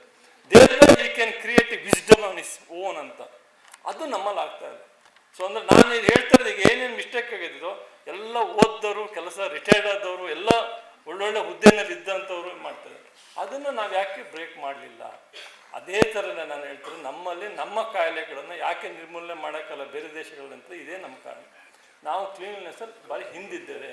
ನಾವು ಹೇಳ್ತೇವೆ ಕ್ಲೀನ್ನೆಸ್ ಅಂತಂದ್ಬಿಟ್ಟು, ಬಟ್ ನಾವು ಮಾಡ್ತಾ ಇಲ್ಲ. ಅದರಿಂದ ಈ ಥರದ ಒಂದು ಕಾರ್ಯಕ್ರಮಗಳು ಮುಖ್ಯವಾಗಿ ವಿದ್ಯಾರ್ಥಿ ವಲಯಗಳು ಹೆಚ್ಚಾಗಿ ಬಳಸ್ಕೊಂಡು ಅದನ್ನು ಯಾವ ಥರ ನಿರ್ಮೂಲನೆ ಮಾಡ್ಬೋದು ಅನ್ನೋದ್ರ ಬಗ್ಗೆ ನಾವೊಂದು ಅರಿವು ಮೂಡಿಸ್ಬೇಕು. ಆ ಅರಿವು ಮೂಡಿಸ್ಲಿಕ್ಕೆ ನಮ್ಮ ಡಾಕ್ಟರ್ ಶಣೆ ಅವರು ತುಂಬ ಎಫರ್ಟ್ ಮಾಡ್ತಾ ಇದ್ದಾರೆ. ಜೊತೆಯಲ್ಲಿ ಒಳ್ಳೆ ಗುಡ್ ಟೀಮ್ ಇಟ್ಕೊಂಡು ಕೆಲಸ ಮಾಡ್ತಾರೆ. ಹಾಗಾಗಿ ಈ ಕೆಲಸ ಮಾಡ್ತಿರುವಂಥ ಎಲ್ಲ ಟೀಮ್ಗೆ, ಎಲ್ಲ ಸಂಸ್ಥೆಗಳಿಗೂ ನಾನು ನಿಜವಾಗೂ ಅಭಿನಂದನೆಗಳನ್ನು ಸಲ್ಲಿಸ್ತಾ, ಜೊತೆಯಲ್ಲಿ ಅವರು ಮುಂದೆ ಹೇಳ್ತಾರೆ ನಿಮ್ಮ TB ಬಗ್ಗೆ ಎಷ್ಟೆಷ್ಟು ಪ್ರಾಬ್ಲಮ್ ಇದೆ, ಯಾವ ಥರ ಇದೆ, ಏದ್ರ ಬಗ್ಗೆ ಹೇಗೆ ಸಾಲ್ವ್ ಮಾಡ್ಬೋದು, ಬೇಕಾದಷ್ಟು ಇದೆ. ಆದರೆ ಈ ಥರದ ಒಂದು ವರ್ಕ್ಶಾಪ್ ಆದಾಗ ನಮಗೊಂದು ಅವೇರ್ನೆಸ್ ಬರುತ್ತೆ. ಹೇಗೆ ನಮಗೆ ಕೋವಿಡ್-19 ಇಡೀ ಜನಕ್ಕೆ ಅವೇರ್ನೆಸ್ ಬಂತಲ್ವ. ಕೋವಿಡ್-19 ಎಷ್ಟು ಬದಲಾವಣೆ ಆಯಿತು ನೋಡಿ. ಇವಾಗ ಇಬ್ಬರು ಸಬ್ಜೆಕ್ಟ್ ಎಕ್ಸ್ಪರ್ಟ್ಸು ಆನ್ಲೈನಲ್ಲಿ ಬರ್ತಾ ಇದ್ದಾರೆ. ಎಲ್ಲಾದರೂ ನಮ್ಮ ಕೋವಿಡ್-19 ಬರೆದ ಟೆಕ್ನಾಲಜಿ ಬರ್ತಾ ಇದ್ರೆ ಆನ್ಲೈನಲ್ಲಿ, ಇಲ್ಲ ನಂಗೆ ಬರೋಕ್ಕಾಗಲ್ಲ ಅಂತ ಹೇಳ್ತಾರೆ. ಅಂದರೆ whole world is with you ಅಲ್ವಾ. ನೋಡಿ, ಸಿಂಪಲ್ ಎಕ್ಸಾಂಪಲು, ನೀವು ಸ್ವಲ್ಪ ಇನ್ನೊಂಚೂರು ಯೋಚನೆ ಮಾಡಿ. ಇಂಟರ್ನ್ಯಾಷನಲ್ ಸ್ಪೇಸ್ ಸ್ಟೇಷನಲ್ಲಿ ಸುನೀತಾ ವಿಲಿಯಮ್ಸ್ ಇದ್ದಾರೆ. ಸುಮಾರು ಬೇಗ ಬರಬೇಕಾಗಿತ್ತು, ಕಾರಣ ಅಂತ ಬರೋಕ್ಕಾಗಿಲ್ಲ. ನೀವು ಸಂಜೆ 7 ಗಂಟೆ ನೋಡಿದ್ರೆ ಒಂದೊಂದು ಸರಿ ನೋಡ್ಬೋದು ಅದನ್ನು. ಸ್ಪೇಸ್ ಸ್ಟೇಷನ್ಗೆ ಟೆಲಿಸ್ಕೋಪೇ ಬೇಕಿಲ್ಲ. ಹಾಗೆ ನೋಡಿ, ಜಸ್ಟ್ 500 ಕಿಲೋಮೀಟ್ರ್ ಮೇಲಿದ್ದಾರೆ ಅವರು ಅಷ್ಟೇ, ಏನು ಜಾಸ್ತಿ ಮೇಲಿಲ್ಲ. ನಮ್ಮ ಭೂಮಿಯಿಂದ ಜಸ್ಟ್ 500 ಕಿಲೋಮೀಟ್ರ್ ಮೇಲಿದ್ದಾರೆ. ಒಂದೊಂದು ಸರಿ 250ಕ್ಕೂ ಬರ್ತಾರೆ. ನಾನು ಹೇಳ್ತೇನೆ, ನನ್ನ ಮೇಲೆ 500 ಕಿಲೋಮೀಟ್ರ್. ಒಂದು ಕ್ರಿಕೆಟ್ ಗ್ರೌಂಡಿಂದ ಫುಟ್ಬಾಲ್ ಗ್ರೌಂಡ್ ಇದ್ದಂಗೆ ಇದೆ ಅದು. ಇಂಟರ್ನ್ಯಾಷನಲ್ ಸ್ಪೇಸ್ ಬರ್ತಾ ಇರ್ತದೆ, ನೀವು ನೋಡ್ಬೋದು, ಹಾಗೆ ನೋಡ್ಬೋದು. ಅವ್ರು ಇಲ್ಲೇ ಅದು ಬರೋಕ್ಕಾಗಲ್ಲ. ಯಾಕಾಗಲ್ಲ? ಅದೇ ಇರೋದು ಇಂಪಾರ್ಟೆಂಟ್. ಸೊ ಹಾಗೆ ನಾವು ಚಿಕ್ಕ ಚಿಕ್ಕ ವಿಚಾರಗಳನ್ನು ತಿಳ್ಕೋತಾ, ಚಿಕ್ಕ ಚಿಕ್ಕ ವಿಷಯಗಳನ್ನು ಅದನ್ನು ಅರ್ಥ ಮಾಡ್ಕೊತ ಹೋದೆ ಅದರಲ್ಲಿ. ಸೊ ಯಾಕೆ ಈ ಥರ ಇದೆ, ನಮ್ಮ ಯೂನಿವರ್ಸ್ ಯಾಕಿದೆ, ನಾವು ಯಾಕೆ ಹೀಗಿದ್ದೀವಿ, ಹೇಗೆ ನಮ್ಮ ವೈರಸ್ಗಳು ಬರ್ತವೆ, ಹೇಗೆ ಬ್ಯಾಕ್ಟೀರಿಯಾಗಳು ಬರ್ತವೆ, ಹೇಗೆ ಕೆಲವು ಬ್ಯಾಕ್ಟೀರಿಯಾಗಳು ಒಳ್ಳೇದು ನಮಗೆ, ಕೆಲವು ಬ್ಯಾಕ್ಟೀರಿಯಾ ಕೆಲವು ವೈರಸ್ ನಮಗೆ ಭಾರಿ ಒಳ್ಳೇದು ಹ್ಯೂಮನ್ಸ್, ಕೆಲವು ಬ್ಯಾಕ್ಟೀರಿಯಾ ವೈರಸ್ ನಮಗೆ ಕೆಟ್ಟದ್ದು. ಅದು ಅದನ್ನು ಹೆಂಗೆ ನಾವು ನೋಡ್ಕೊಳ್ಳೋದು, ನನಗೆ ಗೊತ್ತಾಗೋದು ನನಗೆ ಹಂಗೆ. ಅದರಿಂದ ಇದೇ ಥರ ನಾವು TB ಫ್ರೀ ಆಫ್ ಇಂಡಿಯಾ ಅಂತ ಮಾಡ್ಬೇಕಂತ ಭಾರಿ ನಮ್ಮ ರಾಜ್ಯ ಸರ್ಕಾರ, ಕೇಂದ್ರ ಸರ್ಕಾರ ಸುಮಾರು ಕಾರ್ಯಕ್ರಮಗಳು ತಂದಿದೆ. 99% ನಿರ್ಮೂಲ ಆಗಿದೆ ಅಂತ ಹೇಳ್ತಾರೆ ನಮ್ಮ ಡೇಟಾದ ಪ್ರಕಾರ, ನಾನು ಗೂಗಲ್ ಸರ್ಚ್ ಮಾಡಿದಾಗ. ಬಟ್ 99 ಆಗಬಾರ್ದು, 100% ಆಗಬೇಕು ಅನ್ನೋದು ನನ್ನ ಆಸೆ, ಎಲ್ಲರ ಆಸೆನೂ. ಅದಕ್ಕೆ ಎಲ್ಲರೂ ಕೈಗೂಡಿಸಿ ಇಂಥ ಒಂದು ಮಿಷನ್ಗೆ ನಾವು ಕೈ ಜೋಡಿಸೋಣ. ಅದರಿಂದ ಈ ಥರ TB ಫ್ರೀ ಫ್ರಮ್ ಇಂಡಿಯಾ ಅಂದರೆ ಮಾಡೋಕ್ಕೆ ಸಾಧ್ಯವ ಅನ್ನೋದನ್ನು ನಾವು ಮನಗಂಡು ಈ ಥರ ಕಾರ್ಯಕ್ರಮಕ್ಕೆ ಹಮ್ಮಿಕೊಂಡು ಹೆಚ್ಚೆಚ್ಚಿನಾಗಿ ಇಂಥ ಕಾರ್ಯಕ್ರಮ ಬಂದಾಗ ಜನರಿಗೆ ಅವೇರ್ನೆಸ್ ಕ್ರಿಯೇಟ್ ಮಾಡೋದೇ ಕಷ್ಟ. ಯಾಕಂದರೆ ನಮ್ಮ ದೇಶದಲ್ಲಿ ಮೊದಲನೇ ಕೊರತೆ ಅಂತಂದರೆ ಅವೇರ್ನೆಸ್. ಎಷ್ಟೋ ಜನಗಳಿಗೆ ಕಾಯಿಲೆ ಬಗ್ಗೆ ಒಂದು ಸರಿಯಾದ ಮಾಹಿತಿನೇ ಇರೋದಿಲ್ಲ. ಸೊ ಆ ಮಾಹಿತಿಗಳಲ್ಲಿ ಈ ಥರ ವರ್ಕ್ಶಾಪ್ ಮಾಡಿದಾಗ ಅಥವಾ ಅವರು ಹಳ್ಳಿಯಲ್ಲಿ ಹೋಗ್ಬಿಟ್ಟು ನಾಟಕ ಎಲ್ಲ ಮಾಡ್ತೀವಿ ಅಂತ ಹೇಳಿದ್ರೆ ಅಂಥದ್ದೆಲ್ಲ ಅವ್ರಿಗೆ ಗೊತ್ತಾಗುತ್ತೆ. ಹಾಗೆ ಗೊತ್ತಾಗಿ ಇದರಿಂದ ಈ ಕಾರ್ಯಕ್ರಮದಲ್ಲಿ ನೀವೆಲ್ಲ ಬಂದು ಈ ಥರದ ಒಂದು ಕಾರ್ಯಕ್ರಮವನ್ನು ಮಾಡಿಕೊಡೋಕ್ಕೆ ಅನುವು ಮಾಡಿಕೊಟ್ಟ ನಮ್ಮ ಡಾಕ್ಟರ್ ಶಣೈ ಅವರಿಗೆ ಅಭಿನಂದಿಸ್ತಾ, and this program should be a great success, and same this type of program should continue and make the society to be free from TB so as soon as possible. Thank you one and all.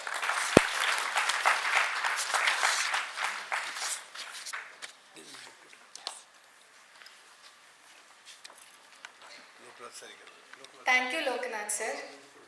It is now time to felicitate Lokanath sir, and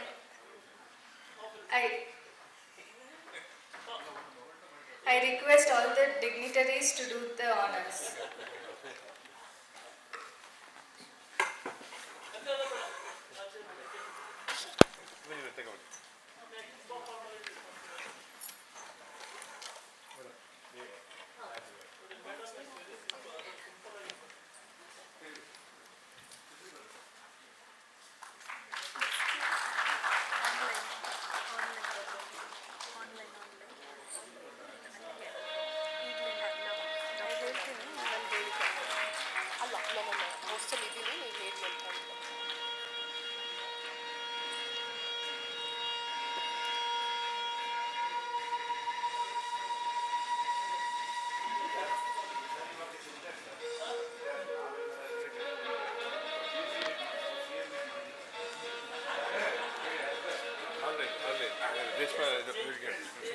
Thank you, sir.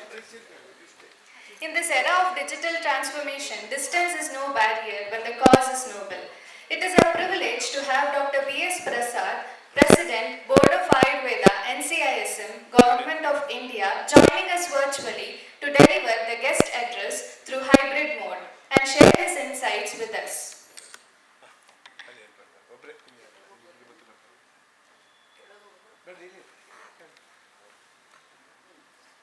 ಗೌರವ ವೈದ್ಯಕೀಯ ಕ್ಷೇತ್ರಕ್ಕೆ ವಿಜಯಲಕ್ಷ್ಮಿ ದೇಶಪಾಂಡೆ ಅವರಿಗೆ ಬಂದಿರೋದು ನಮಗೆಲ್ಲ ಸಂತೋಷ ತಂದಿದೆ.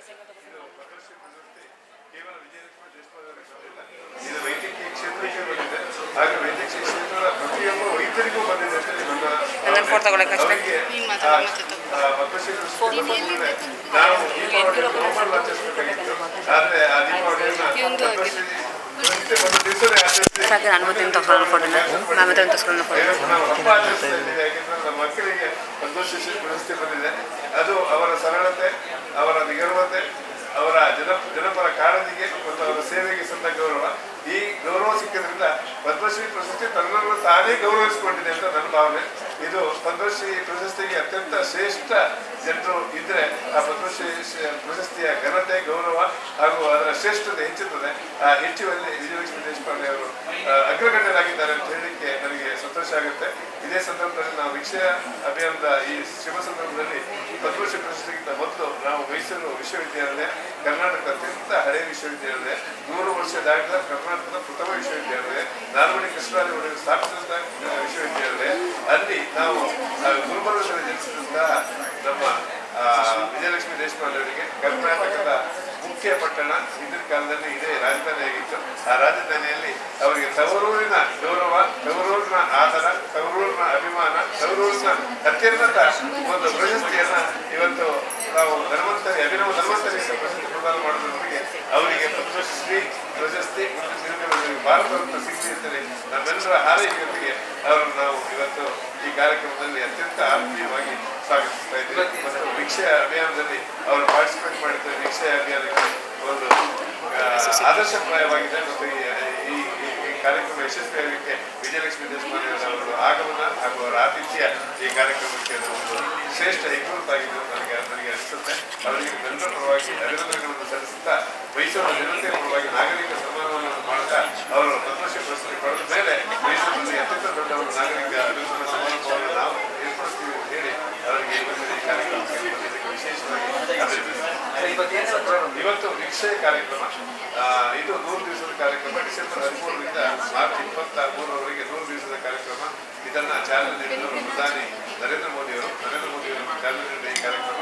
ಇದರಲ್ಲಿ ನಾವು ನಿಕ್ಷಯ ಅಂದರೆ ಕ್ಷಯರೋಗ ಭಾರತದ ನಿರ್ಮೂಲನೆ ಆಗಬೇಕು ಹಾಗೂ ಆರೋಗ್ಯವಂತ ಸಮಾಜ ನಿರ್ಮಾಣ ಆಗಬೇಕು ಹಾಗೂ ಆರೋಗ್ಯವಂತ ಸಮಾಜಕ್ಕೆ ಕಾರಣೀಭೂತ ಇದಕ್ಕೆ ತೊಂದರೆ ನೀಡಿದಂಥ ನಿಕ್ಷಯವಂತ ಕ್ಷಯ ಆಗಬೇಕು ಅಂತ ಹೇಳುವಂಥ ಒಂದು ಕಾರ್ಯಕ್ರಮ. ಇದು 100 ದಿವಸದ ಕಾರ್ಯಕ್ರಮದಲ್ಲಿ ವೈದ್ಯರೊಂದಿಗೆ ಸಂವಾದ, ವೈದ್ಯರಿಗೆ ವಿಶೇಷ ತರಬೇತಿಗಳು, ಹಾಗೆ ಸಾರ್ವಜನಿಕರಿಗೆ ಬೀದಿ ನಾಟಕ, ಹಾಗೆ ಸ್ಪ್ಲಾಶ್ ಮಾಬು, ಅದೇ ಥರ ಸಾರ್ವಜನಿಕರಿಗೆ ಮಾನವ ಸರಪಳಿ, ಅದೇ ಥರ ಸ್ಪ್ಲಾಶ್ ಮಾಬ್ ಮಾಡ್ತೀವಿ. ಅದೇ ಥರ ಒಂದು ದಿವಸದ ಬೀದಿ ನಾಟಕಗಳನ್ನು ಮಾಡುವಂಥ ಕಾರ್ಯಕ್ರಮ. ಈ ನೂರಾರು ಕಾರ್ಯಕ್ರಮ ಹಮ್ಮಿಕೊಂಡಿದ್ದೀವಿ. ಅದರ ಪಾರ್ಟ್ ಆಗಿ ಇದು 2 ದಿವಸ ನ್ಯಾಷನಲ್ ವರ್ಕ್ಶಾಪ್ ಇದೆ.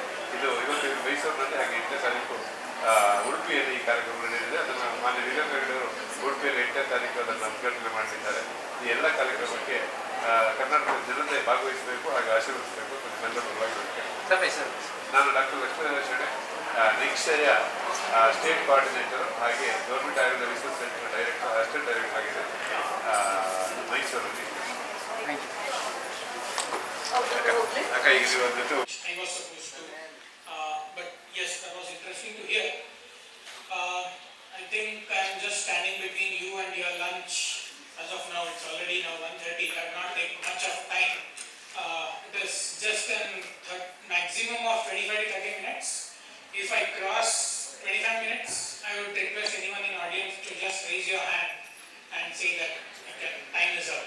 So I'll wrap it up in next couple of minutes. Okay. I have been introduced as I have got some best presentation award, so if I couldn't do my justice, please pardon. So we'll just skip to a few parts to speak about some data about tuberculosis. Every year, World Health Organization releases a report called as Global TB Report.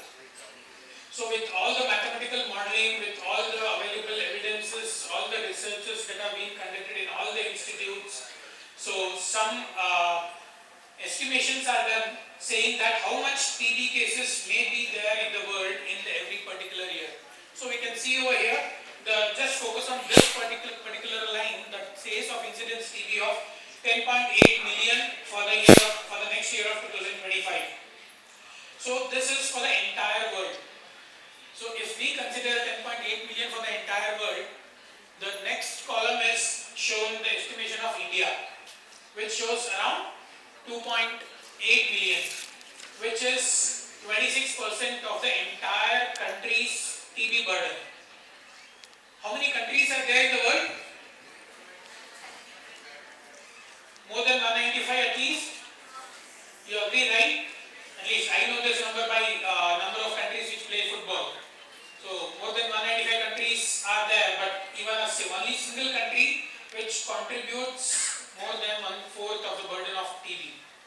So the world is looking towards India, how India is going to reduce the burden of tuberculosis in the next 1 decade at least. So considering the TB burden of 26%, mortality, incidence of HIV, children with TB, everything is 1/4 of the TB burden in the world. So if you just speak to 4 TB patients in the entire world, out of them 1% will be from India. So with all these, so how many people in this audience know about what is Sustainable Developmental Goal? Any hands to be raised? What was Millennium Developmental Goals and what is Sustainable Developmental Goal? So what we speak when we say that Pradhan Mantri in 2018 said that we will end TB by 2025. The goal is supposed to be in 2030 according to Sustainable Developmental Goals. What does it mean?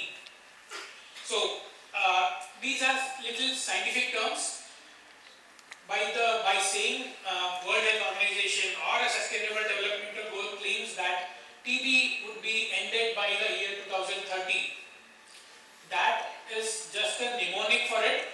End TB or end TB strategy means in the epidemiological definitions. So before this, I'd just like to give a background between what was Millennium Developmental Goals and what is Sustainable Developmental Goals. Especially if someone is preparing for Indian Administrative Services or any government jobs, you should definitely know it. So every 15 years, all the countries meet up at a national level, that is called as United Nations high-level meeting, and they decide what will we work for the next 15 years. So in 2020, year 2000, they all met and they decided that in the next 15 years, by 2015, we will achieve something, we will do something towards it. So those goals were called as Millennium Developmental Goals, because 2000 was a millennium which we had achieved. So after 2015, when they again met and decided that how much we have achieved and how much we will put the targets for the next 15 years, so that was called as Sustainable Developmental Goals. So whatever the achievements that we have made in 2000 to 2015, we have to sustain it, was the aim for it. So that was given for, the target given was 2030. So in this, it is not only health, it depends on development, reduction of poverty, literacy, improvement of literacy, or gender equality. Everything is a part of Sustainable Developmental Goals. Health is, so we have 15 to 30 goals in Sustainable Developmental Goals. Which one is related for health? How many goals are related to health? Any guess? Which goal number is for health? Yes, 3. Sustainable Developmental Goal, third is related for health, especially 3.1 is related for infectious diseases like TB, malaria and other vector-borne diseases. So that goal speaks of we should reduce TB burden compared to 2015. Whatever the burden which we had in 2015, that would be reduced to 80%. So if a district or a country had 100 TB cases in 2015, how much would that country should have in 2030? Our aim should be how much? If a country had 100 TB cases in the year 2015, so what will be our target to achieve in 2030? It should be 20, right? If the same is more than 20% of their family annual income, that family is earning, for example, 10 lakh rupees for the entire year, but they are spending more than 2 lakh rupees for tuberculosis itself. That is called as catastrophic out-of-pocket expenditure. So this, and by the year 2030, this catastrophic out-of-pocket expenditure should not be faced by any family. So zero family should be facing a catastrophic out-of-pocket expenditure by 2030 is the goal for Sustainable Developmental Goal or an NTB strategy. So how to do this is the program like hoping for reducing this burden by giving free diagnostics, free treatment and even free screening in all the government facilities and involving private facilities also for free testing under the National TB Elimination Program. So this was the goal that we speak about when we speak about NTB. So it was decided by SDG by 2030 and India as an overachieving country had promised to do it by 2030 in 2018, but meanwhile we had a pandemic which has been, we all know how the entire health system has suffered in the 2019 and 2021 in the year. So that had led us to little bit setbacks. But if speaking about where are we, so will we be able to reduce 80% of the burden, or will we be able to reduce 90% of the death rate, or will we be able to reduce catastrophic out-of-pocket expenditure? So for this question, National TB Elimination Program was conducting an analysis of every district-wise analysis to know how much they have reduced it. So to tell this, Karnataka has reduced 40% of TB cases from 2015 2015 to 2022. In the year 2022, Principal Secretary of Health, by then Anil Kumar IAS, had received a medal for Karnataka for reducing 40%, that is 50% of the burden. We are aiming at 80%, but 50% of 80%, which is 40%, has been already reduced by 2022. To give it in numbers, it was 175 TB cases per lakh population in 2015. In 2022, that has been reduced to 104. So our target is 44. So we have a lot more, 50% of the way to go to reduce it in the next couple of years, by at least by 2025 or 2030. So, but yes, we can say that at least we have achieved 50% of what we had promised in 2015. But to say about catastrophic out-of-pocket expenditure, the program itself is not capturing any data like how much the person is spending for TB, but few researchers are even now telling that people are spending for TB, at least 25% of TB cases are spending more than 20% of their family income. Maybe by indirect wages loss or direct loss of wages or indirect expenses that they do for TB healthcare services and for these kind of things. But yes, we have a lot of things to achieve by this year or by maybe in the next five years.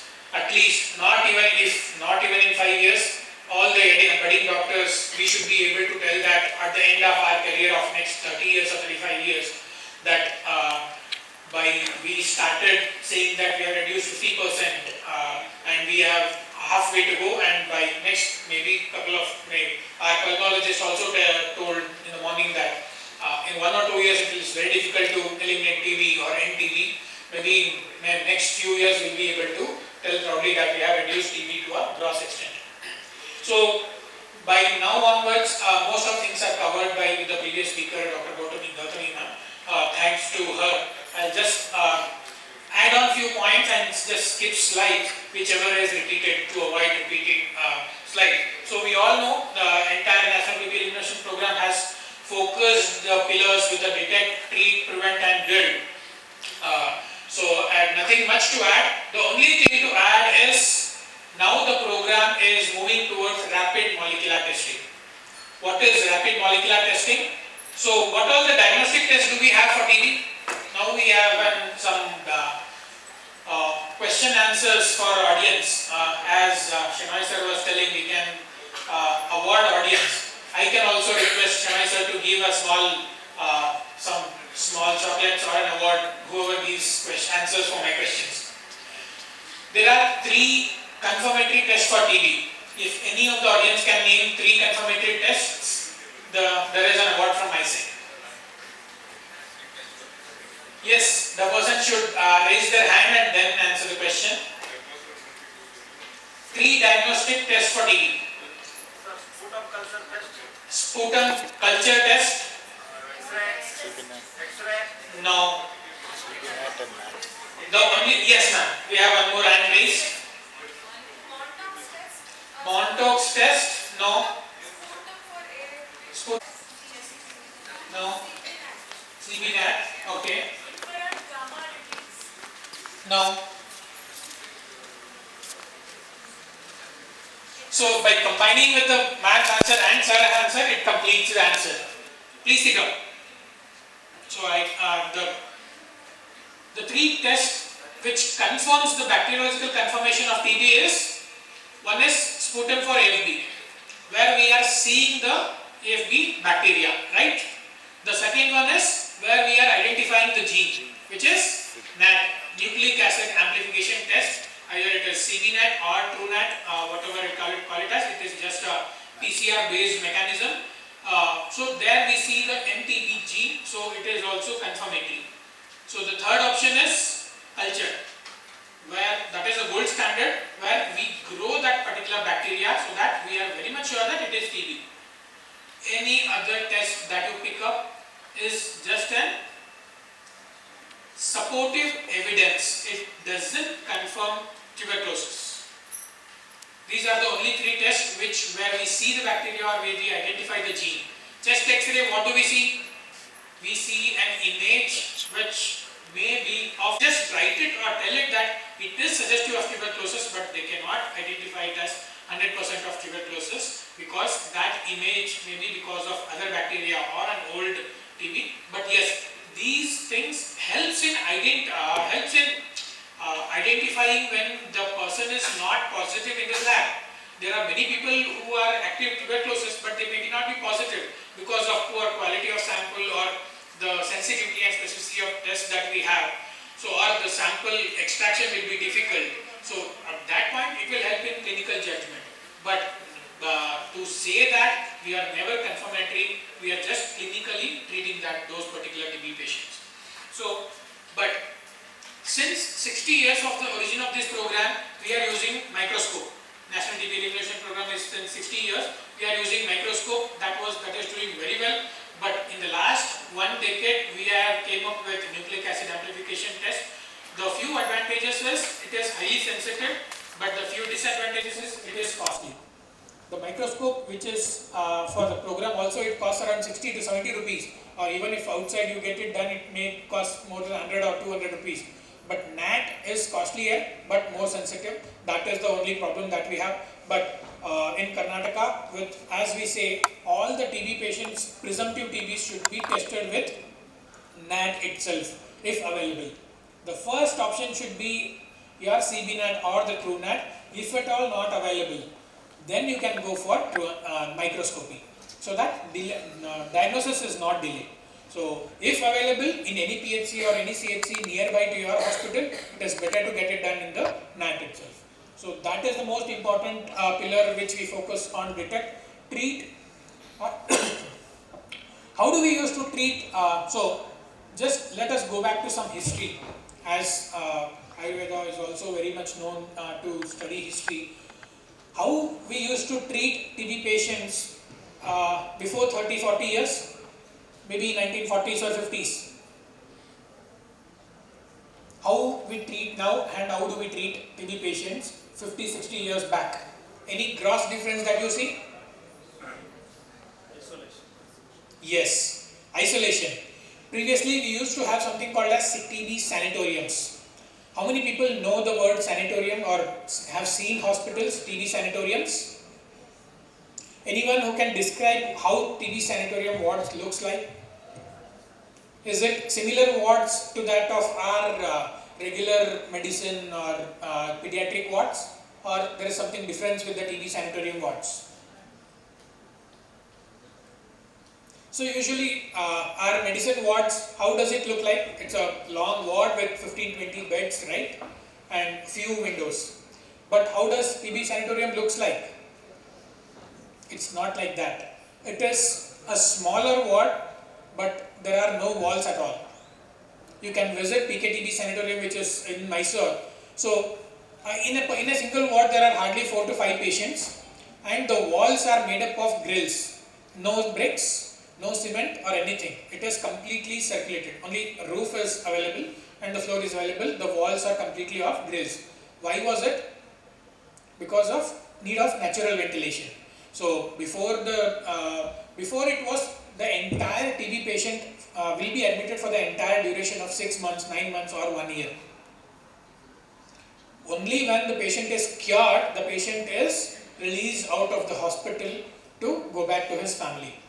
But after 1970s and 80s, when the new researchers came up saying that the domiciliary treatment, that is home-based care, is equally effective compared to that of the isolated TB sanatorium care, then human rights and emotional changes that a person used to have when he was confined to one particular ward for the entire duration.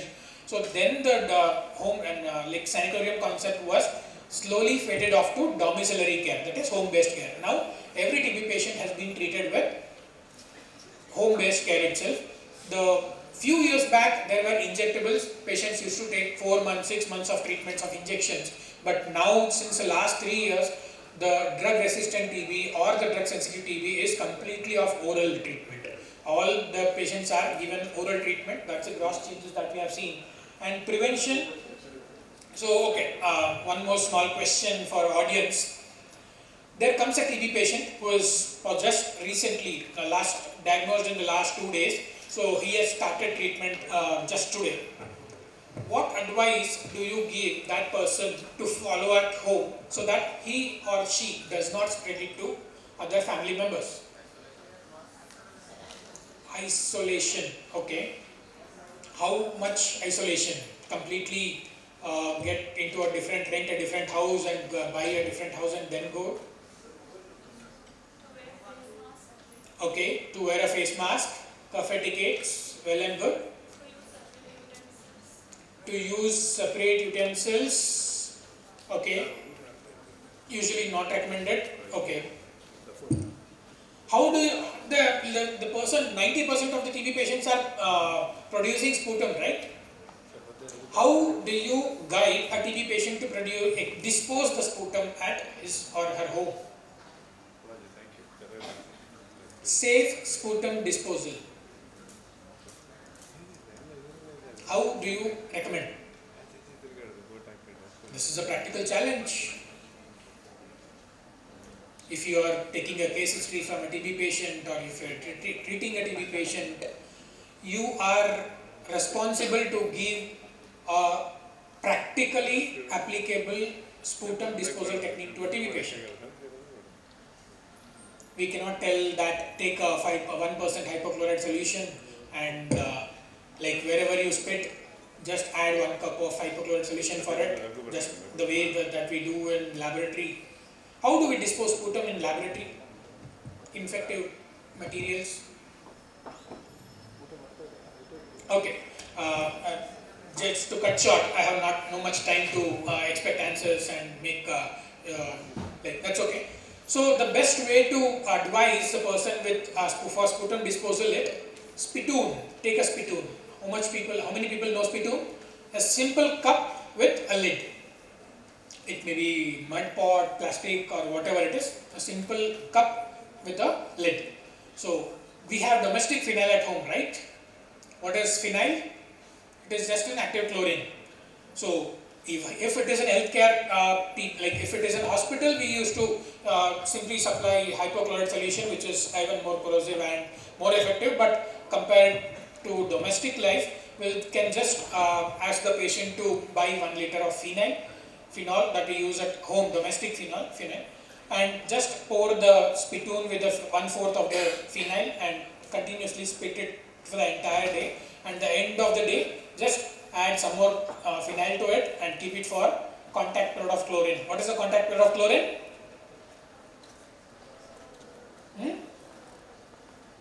At least for an hour, and then dispose that particular spittoon or the entire sputum for the entire day, and just repeat it for the same. Any questions over it? Clear? Hope that in the next future time, if I speak with any TB patient, the TB patient will be guided with these particular instructions, because these are the few important things which are not practiced in a regular practice. Okay, so ma'am already spoke on building our PHCs, private hospitals and everything to diagnose a TB patient. So this is a complete algorithm that ma'am has already taught it. I would like to just add one new thing, that is BPALM, which ma'am mentioned in the last, which is also being rolled out in Karnataka in the month of February itself. We are at the stages of training and we will be rolling out from the next 6 months. Just imagine a patient taking treatment just 4 years back, he was being given injectables for the entire 6 months, drug resistant TB patient. Now the person is just few months back, the patient was given 18 months of treatment, tablets to be taken, and now we say that the tablets of 6 months is enough to treat a drug resistant TB patient. So National TB Elimination Program and the science is evolving like this. Every new year it is getting updated, so we need to be updated with all the updated guidelines so that we will be treating the person on the appropriate technology and appropriate treatments. So all I have to say with the algorithm for this entire algorithm will be summed up in this slide. That is, any TB patient who is diagnosed, we need to know their rifampicin resistance status. This is just an evidence basis. we speak much about evidence-based treatment, right? Whatever treatment that we are giving, we need to have an evidence. And we need to have an evidence that this particular drug is working on that particular patient. For this case, we should be testing the drug's status, sensitivity status before treating a patient. If a person is positive for TB, minimum rifampicin sensitivity has to be evaluated. If the person is resistant for any single drug, the person should be evaluated with INH, rifampicin, fluoroquinolone and second line injectables, whether the bacteria is sensitive or not. So the reason is, if patient is positive, NAT is compulsory. If any drug is resistant, first line LPA and second line LPA is compulsory to be get it done. So that is it. So regarding extrapulmonary samples, any amount of sample which is available, that is well and good. All the body fluids can be tested in NAT, whether it is pleural fluid, pericardial fluid, all the things can be tested. So I will not waste much time on tuberculosis, as it has already been told much about with the previous speaker. I will just switch on to the services available for a TB patient. Free diagnosis, free drugs, Ni-Kshay Poshan Yojana every month 1,000 rupees, and treatment supporter. So it is as simple as it. So can you imagine a patient taking treatment for 18 months? A simple 5 days of antibiotic therapy itself is difficult, right?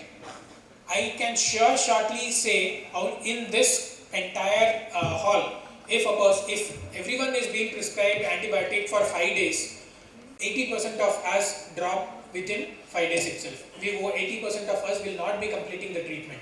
Either it will be missing 1 dose, 2 doses, or maybe couple of doses itself. But how difficult is it for a patient to swallow it for 6 months or 18 months? For that case, a treatment supporter will be allotted for every TB patient, so that the person is regularly motivated. It may be an ASHA, it may be a government teacher, or any person who is willing to motivate a TB patient for the entire duration of 6 months or a year. So contact tracing, with COVID we all know what is contact tracing and chemoprophylaxis. Private doctor, whoever is treating a TB patient, they will be awarded of sum of rupees 500 or 1,000 rupees if they notify the particular patient to TB patient and follow up of TB cases. So I'll just skip to 100 days campaign. So why is this 100 days campaign? Why was the TB program, like normal TB program would not have been enough, or why, what specially we are doing in this 100 days campaign is, recently there was a survey done by Indian Council of Medical Research. ICMR, we all know it, right? In 2020 and 2021, there is a National TB Prevalence Survey. Anyone can just Google it and download that report and read that particular survey. It is just 30-35 pages of report. Just read the results part. Few important results. What it gave is, how do we screen TB? Screening TB of, not the diagnosis of TB. What is the screening test for TB that we use in hospitals? Anyone? We ask 4 classical symptoms, right? 4 symptoms of TB. 4S symptoms, or we call it as verbal screening or whatever it is. So verbal screening was not enough to identify presumptive TB was told in ICMR. ICMR has told that additional use of chest X-ray for all the vulnerable population can yield 40% of more TB cases. A simple numbers is, whatever number of TB cases that was identified in this particular survey in ICMR, out of those only 60% cases had symptoms. 40% cases were tested because they had some abnormal patches on chest X-ray. Nothing classic symptoms classic sense that you need to identify in chest X-ray. Any parenchymal abnormality is identified, you just send that person to NAT. So 40% of extra yield we can identify having by chest X-ray as a screening tool is a very classical result given by ICMR. So we need to add a chest X-ray for a regular screening, and compared to general population, diabetics, elderly population of more than 60 years, previously treated patients for TB, and BMI less than 18, and smokers and alcoholics. These 6 category of TB patients have more than 2 times risk of developing TB. So this was the classical foundation for 100 days campaign. All this 6 category, what I told, previously treated TB patients, diabetics, BMI less, and smokers, and elderly more than 60 years. So all these 6 category of population will be screened in this 100 days population and screened with chest X-ray.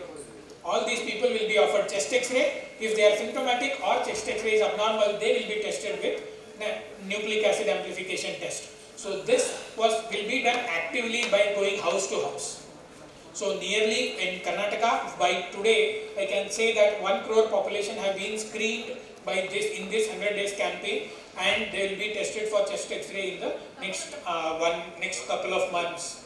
So the strategies involved is this: how to reduce TB incidence, or I'll just go with the activities. The person will be screened for tuberculosis with a chest X-ray and verbal screening. If positive, the person, a part of population will be tested with nucleic acid amplification test. If the person is positive, the person is notified and treatment is started, and then if the treatment will be started. And along with that, nutritional support for TB patient, that what we call it as PMTB-MBA, that every TB patient should be given additional nutrition. Any volunteer donor will be giving the food nutrition, and if at all the person is negative over here, because they are high risk, they will be given TB preventive therapy of 3 months of 3HP will be given, so that they won't be a TB positive case for the next few years. So along with this nutritional intervention, so PM Ni-Kshay Poshan Yojana, 1,000 rupees is being given per month, and energy dense foods will be given by Central TB Division very shortly, and along with PMTB-MBA, that is donation of food kits, the TB patient will be having additional nutrition. So along with this, preventive therapy, we need to prevent. So Karnataka is notifying around 80,000 TB patients every year. In the last 3 years, 78,000, 79,000, 80,000 TB cases are coming in every new year. So in the next year also we are expecting it to be 80%. But how to reduce this number is preventive therapy. So we need to go for effective, as I said, sputum disposal and preventive therapy, TB preventive therapy. All those people who are already infected with TB but not actively clinically diseased, so they should be given with TB preventive therapy, that is prophylactic therapy, either for 3 months or 6 months. So they will be treated so that they will not be becoming active TB in the next few years. So this was regarding my presentation. In this 100 days campaign, more stress is given on IEC awareness creation, like this, like Ni-Kshay Vahans have been developed, and community activity, outreach activities, and school sensitizations are being started in every district of Karnataka. So we are very helpful, very thankful for the IS department for organizing huge campaign of TB pledge and awareness activities in this 100 days campaign. So these are the key messages that we would like to give. This was my talk regarding 100 days campaign and basic tuberculosis. The platform is open for questions. Any questions with the previous session or the now sessions, you can just take it up in a couple of minutes. Thank you.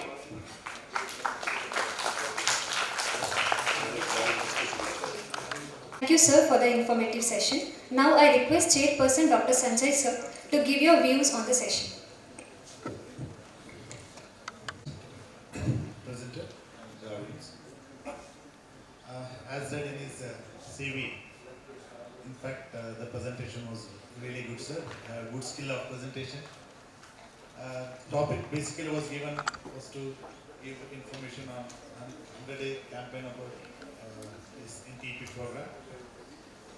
He has done justice to that particular topic. He has also brainstormed some questions to see what students actually know about TB prevention, management, diagnosis, and all.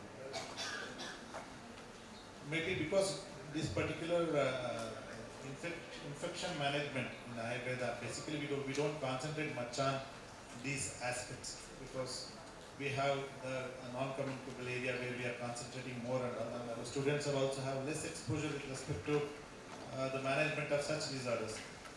because this is not included, Ayurveda is not considered as part of healthcare programs or national health policies. It's was a problem for us to see how we can contribute in this particular area, and hopefully for him also that there was no information on how Ayush can contribute. So every area that comes here in 100 days campaign is also nutritional support area. As told by Dr.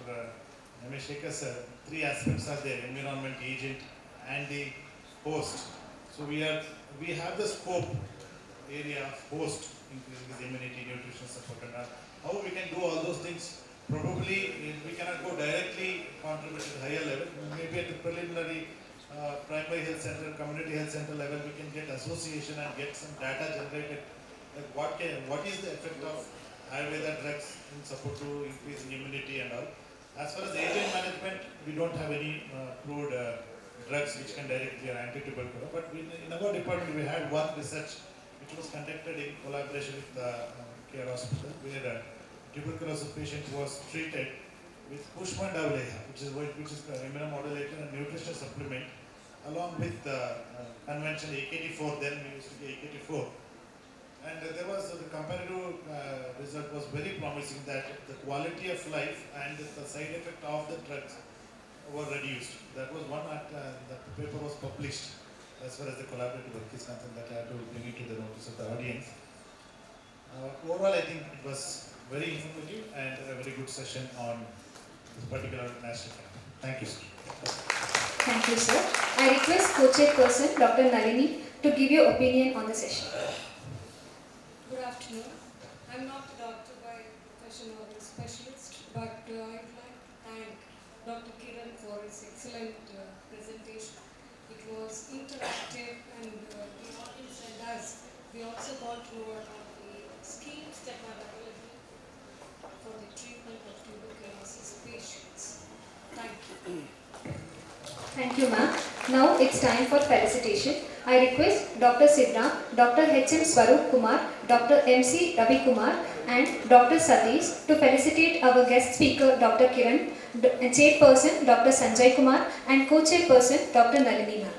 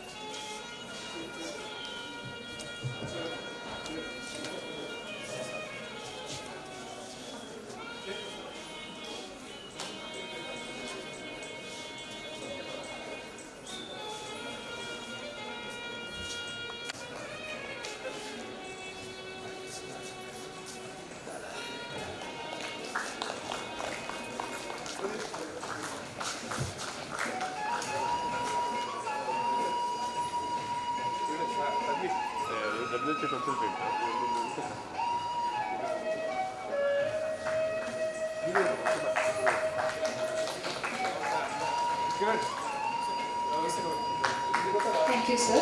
We have Dr. Pradeep from Narayana Vidyalaya. We request you, sir, to come over the dais and receive our felicitation as a token of gratitude. I request Dr. Shenai, sir, to felicitate Dr. Pradeep from Narayana Vidyalaya.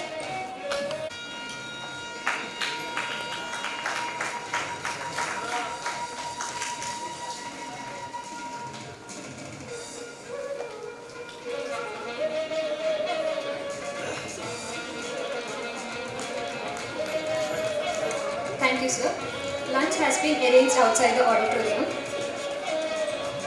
Lunch has been arranged on the right side of the auditorium.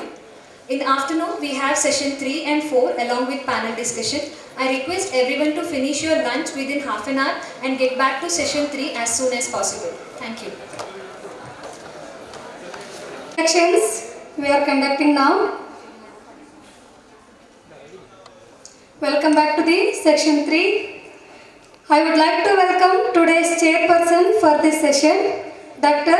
Anjaneya Murthy sir, former principal JMC Mysuru. Welcome you sir. I would also welcome to JMC Mysuru. It's my privilege to welcome today's speaker of this section, Dr. B.A. Venkatesh sir. Welcome you sir.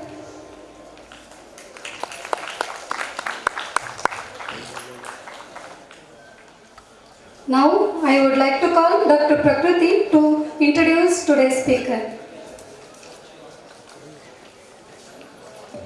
Good afternoon one and all. It's my immense pleasure to introduce Dr. B.A. Venkatesh, an eminent Ayurvedic scholar and educator. Was born on January 26, 1956. Is a distinguished Ayurvedic physician, academician and researcher with expertise in Shalya Tantra, Shalakya Tantra. He holds degree in BSAM, BAMS, postgraduate degree in Shalya Tantra. He received specialized training.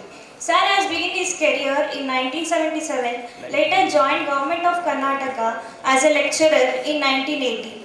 Over 4 decades, he served in multiple government Ayurveda medical colleges, rising to professor, HOD and principal. He was also dean of the Ayush faculty at RJHS and held many key positions. Drug Licensing Authority, Ayush Department, Government of Karnataka, State Nodal Officer, Karnataka Knowledge Commission, Member of Board of Studies, PhD Committee, LIC Committee at RJHS. Sir has received prestigious honors including Ayurveda Martanda Award from National Integrated Medical Association, Best Teacher Award by TAS India.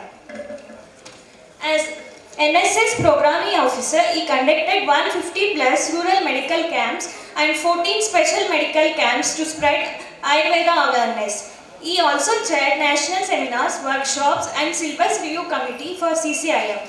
As dedicated educator and mentor, he has guided 45 plus postgraduate scholars. Now I request Venkatesh sir to take over the session. Thank you.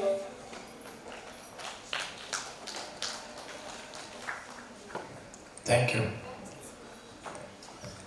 Respected chairman of today's session, Dr. Anjaneya Murthy sir, co-chairman Dr. Mahanti, distinguished scholars, members of the teaching faculty, postgraduate students and undergraduate students and other invitees.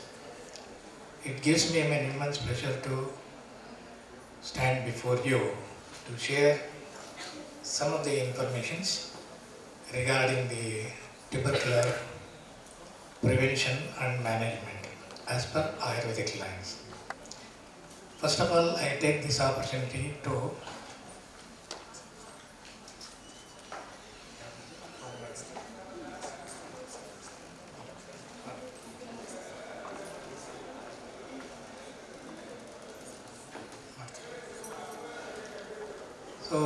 at the outset, I take this opportunity to thank the organizers of this national workshop on Yakshma, especially Dr. Lakshmi Narayan Shanai.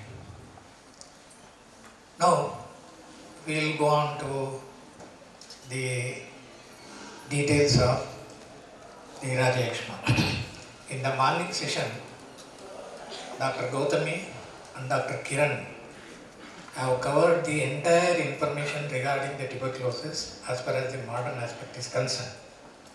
Now let us have a glimpse of Ayurvedic information regarding Yakshma.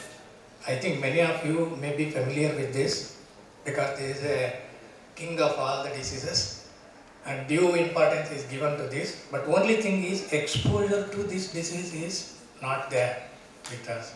Many of you may not be exposed or many of you may not have opportunity to treat this. Since this is a national, this disease comes under national program, individual patients' treatment may not be possible unless it is registered. That is the big problem. So we have no good opportunities to directly tackle with the frank cases of tuberculosis. However, supportive treatment can be given and that will be shared with you.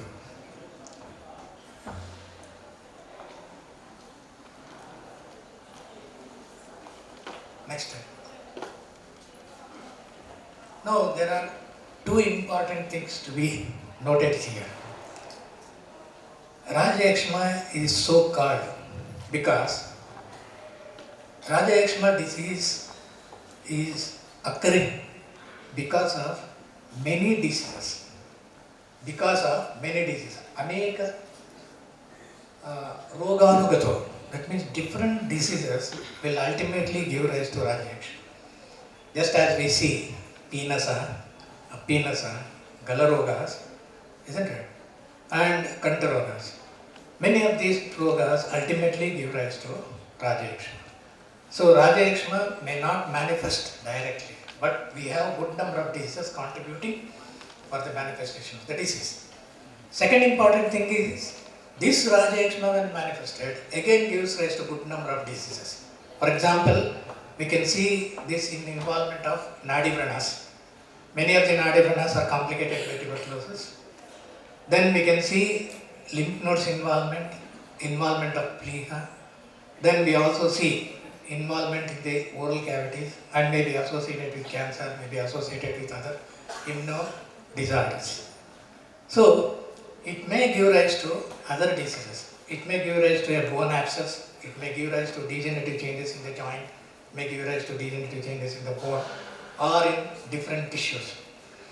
So, such being the case, that means it is a disease resulted out of number of diseases, and at the same time this disease happened to give rise to other diseases. So therefore it is called as the Roga Radi. That means it's a king of all the diseases. Next important thing is, when once the disease is manifested, we see Dehoshada Kshay Krite. That means when once the disease affects, the strength of the disease is minimized. So half of the strength of the disease is minimized. And at the same time, drugs we provide will exert only 50% of its effect, not to the whole extent. That is the meaning of this. That is, Dehoshada Kshay Krite. Aushada that we prescribe also will have only 50% effect. That's what the modern viewers have discussed. Drug resistance disease or multi-drug resistant disease. So the very nature of this disease is that 50% of the strength of the individual will be reduced, and at the same time the medicines that we give will act to the tune of only 50%. That is the meaning of this. Yes. Next slide please. Why this 50% means? Because in this disease primarily the Rasdhatu will be involved. Because of involvement of Rasdhatu, which is the moola for all the dhatus, nourishment of all the dhatus, involvement of Rasdhatu is one of the most important causative factor for this manifestation. Next we have Nidana. We'll go in simple form. There are 4 important Nidanas identified and described in most of the Samhitas. They are Vegadharana. As you all know, Vegadharana is one of the most important causative factor for good number of diseases, wherein Yakshma is also one. Next we have Dhatukshay. The main outcome of the disease is Dhatukshay. That is because, as I said earlier, the involvement of Rasdhatu.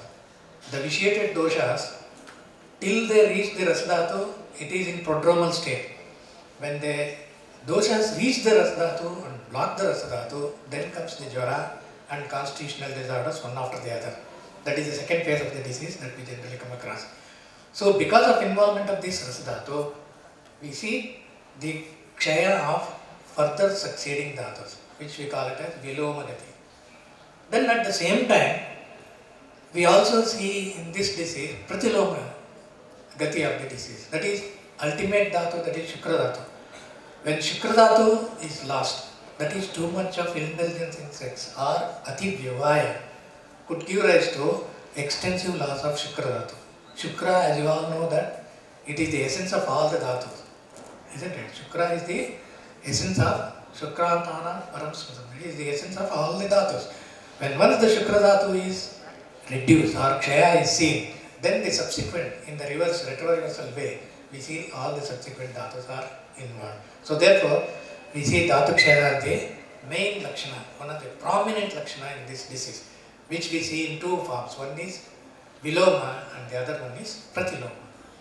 Then comes Sahasa. That means when an individual indulges himself in doing work which is beyond his capacity, beyond his strength, beyond his capacity, if he gets himself involved in any of the activities, that is otherwise assigned as Sahasa.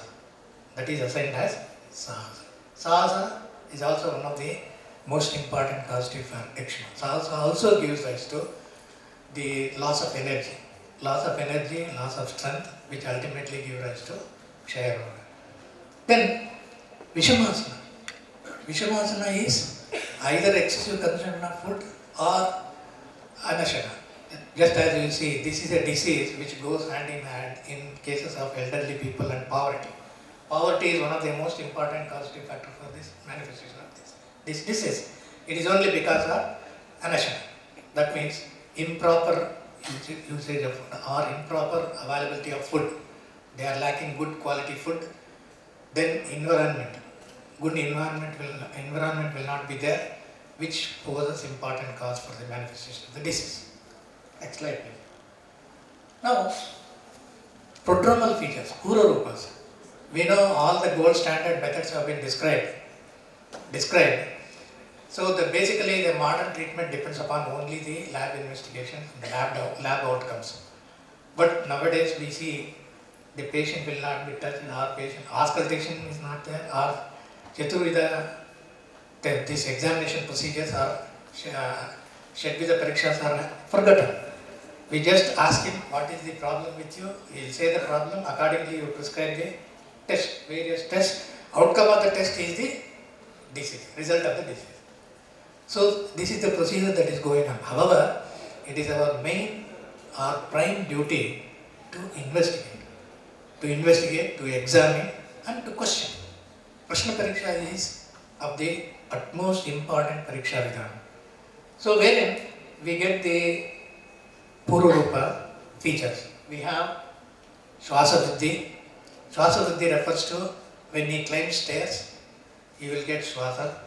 Or Shamaja Swasa, when he performs light duty, he will get Swasa. And minimal duty or minimal functioning or minimal activity will give rise to Swasha. Then Angasada, means he feels as if all the joints are let loose. Isn't it? Satangata will be there, or Angasada, experiencing a sort of discomfort in all the parts of the body. Then Kapha Samsava, that means there is discharge of Kapha. It is an early symptom of this Pinasa. Which later on gives rise to obstructive features. Then Talushosha, then Vamana. Vamana here refers to hemoptysis. Then comes Agnimanya, then Madhatyaya, Pinasa, Kasa, Atinidra. Then Shvetanetra, this is very important. Shvetanetra is referred to as Srimad Rajiva Lochana. It means there is a typical white coloration of the eye. Very typical white coloration of the eye. By examining the eye itself, we can say that he is suffering from Raja Yakshma.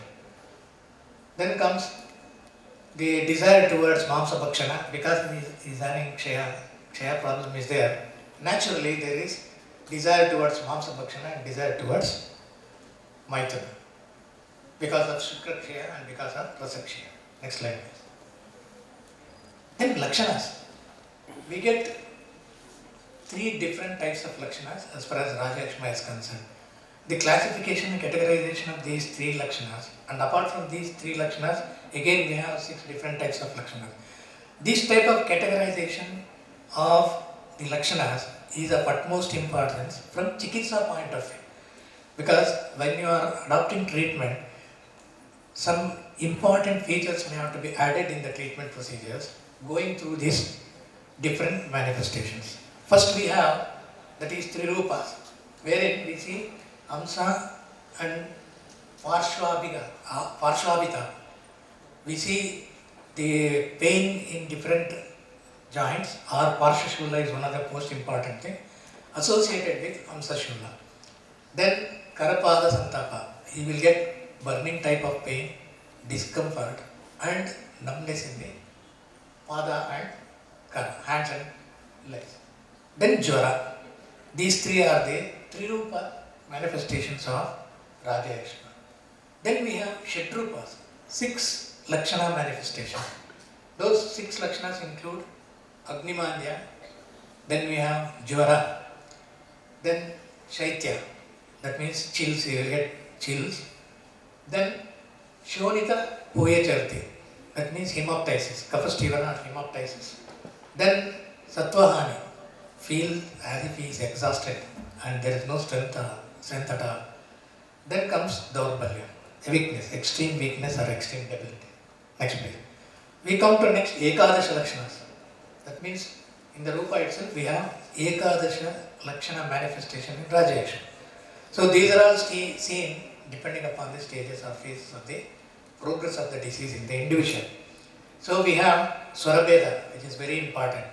Swarabheda, then we have Shula, then Ama, this Amsa and Parshva Sankocha, which was seen in the Trirupa Lakshanas. Then we have Jwara, which was again seen in the Trirupa Lakshanas. Then Daha, Atisara, and Pitta Rakta Kshaya or Pitta Raktasya Agarna. Pitta is omitted frequently, and even Rakta, like I said earlier, hemoptysis is one of the important Lakshanas. Then heaviness in the head, loss of taste or anorexia. Then we have cough or kasa. Then Kantasya Urdhvamso Kapha. That means you feel the voice becomes difficult. That means the speech becomes disarticulated and the voice becomes difficult. And he feels heaviness in the throat. Next. Then Lakshanas. Lakshanas we have, in the same Lakshanas I told you other 6 different types of Lakshanas are manifested. This is for the treatment point of view.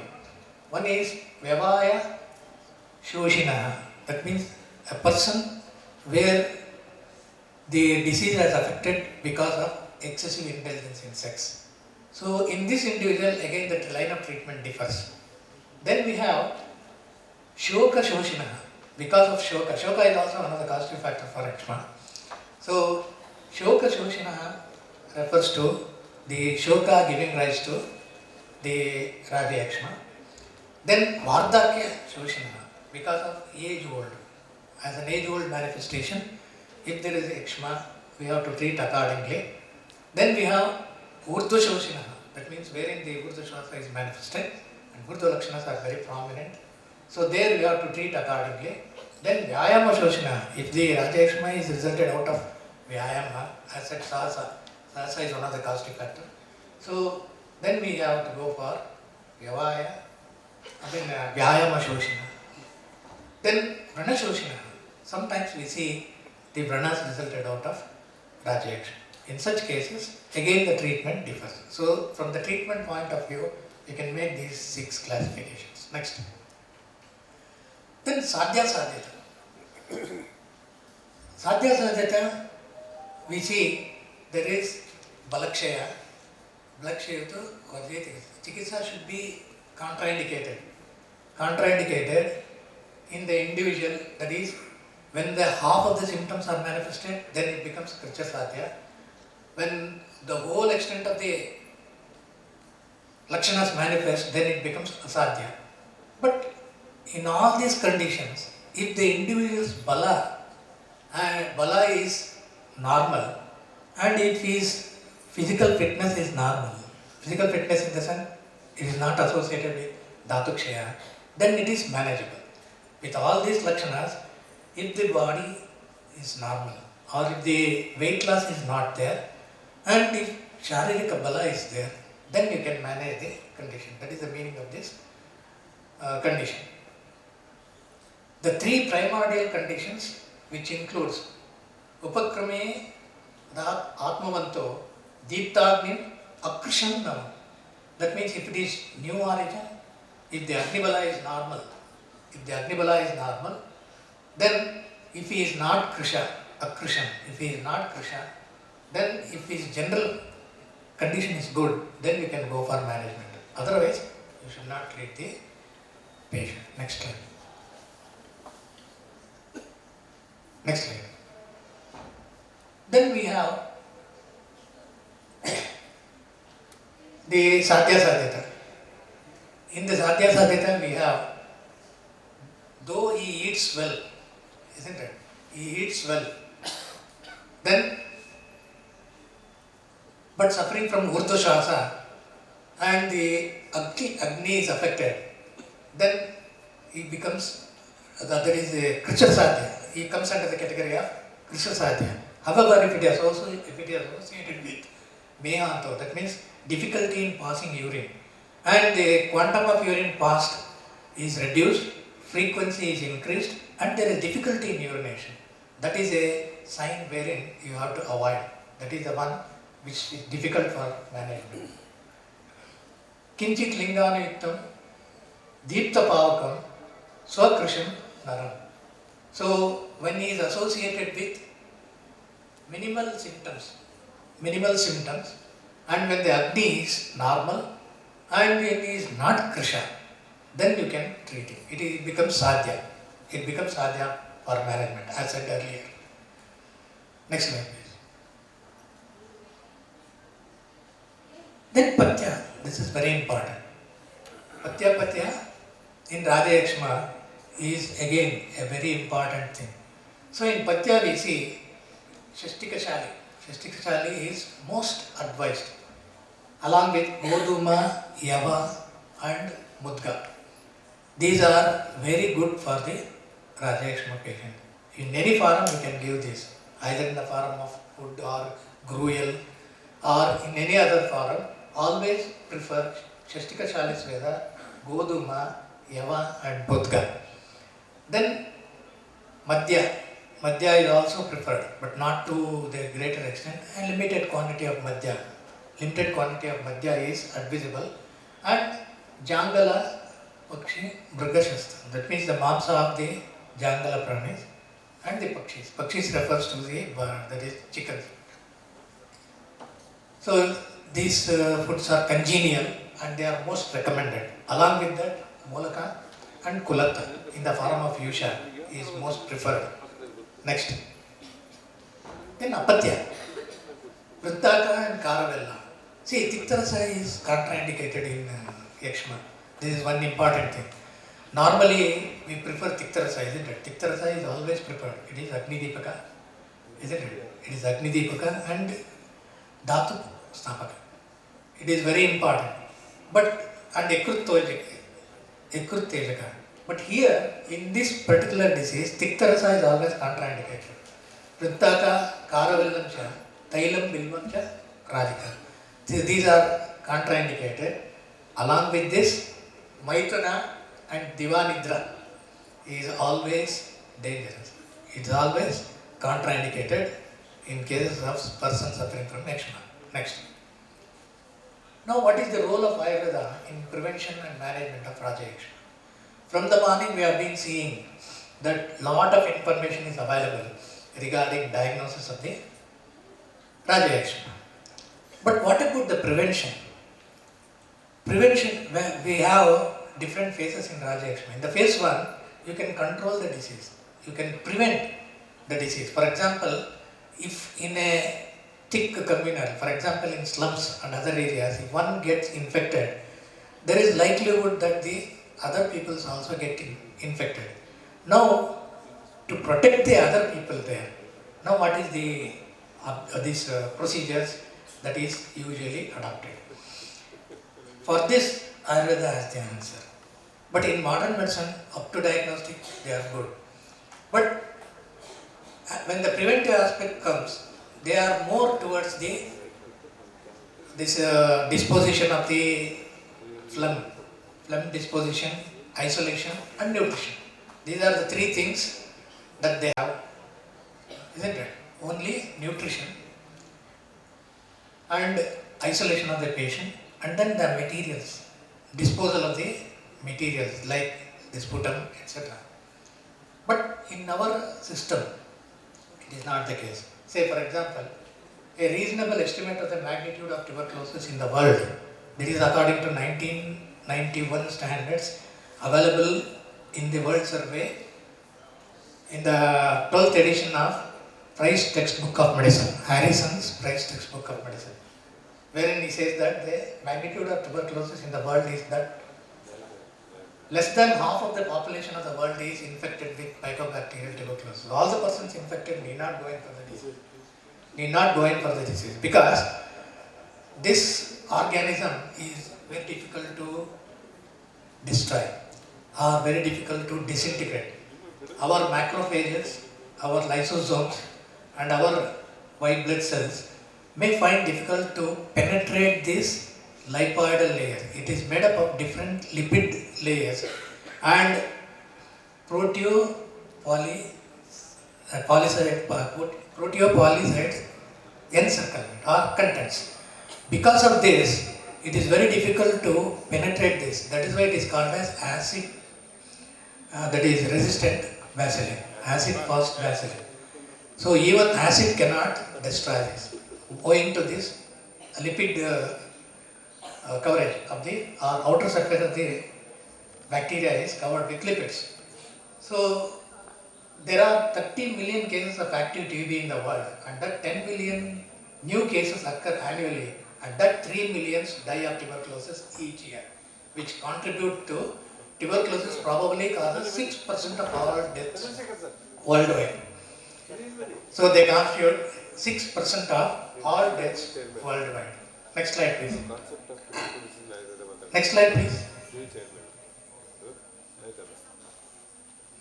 Now, an holistic approach may yield better results, isn't it? Take for granted this prevention, control or management. We see most preferred is the holistic approach. See, in rural and urban, thickly populated zones and areas with poor environmental conditions to be selected and local awareness programs to be periodically implemented. Instead of covering these urban areas, because urban areas frequently they come across with the TV advertisements or advertisements through different medias.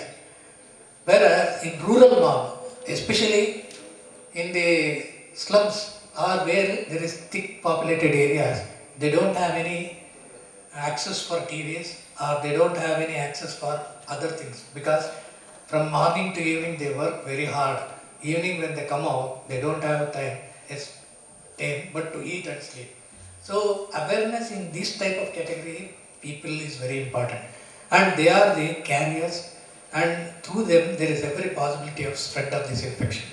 So such being the case, our main objective is to cover these thickly populated zones either in the rural or in the urban areas. And periodical implementation of awareness programs is of utmost importance. Next slide. Next important point is a collective discussions with the local leaders and like panchayat members, Anganwadi teachers and primary to high school teachers and other social workers should be conducted at different levels. You should call for a meeting with these individuals and then discuss about the problem and highlight the features, because they are the better social workers, because they have greater access into the people surrounding.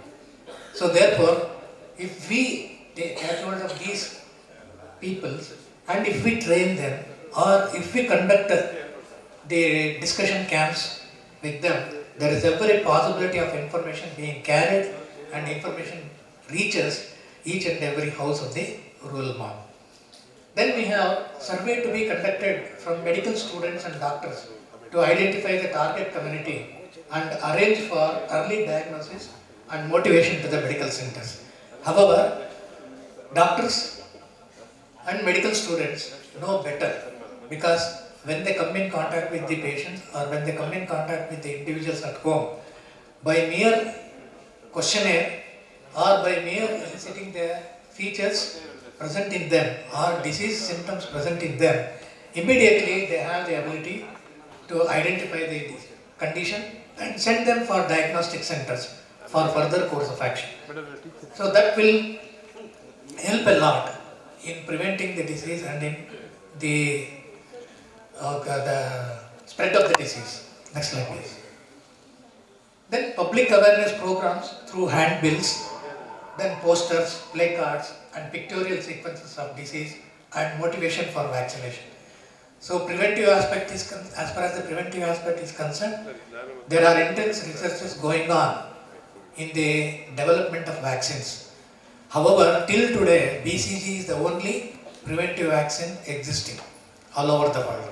Many more researchers are going on to evaluate different vaccines, but however, at present only BCG is there. So you have to motivate for the BCG vaccine. A plan is being there to again subject re-administration of BCG.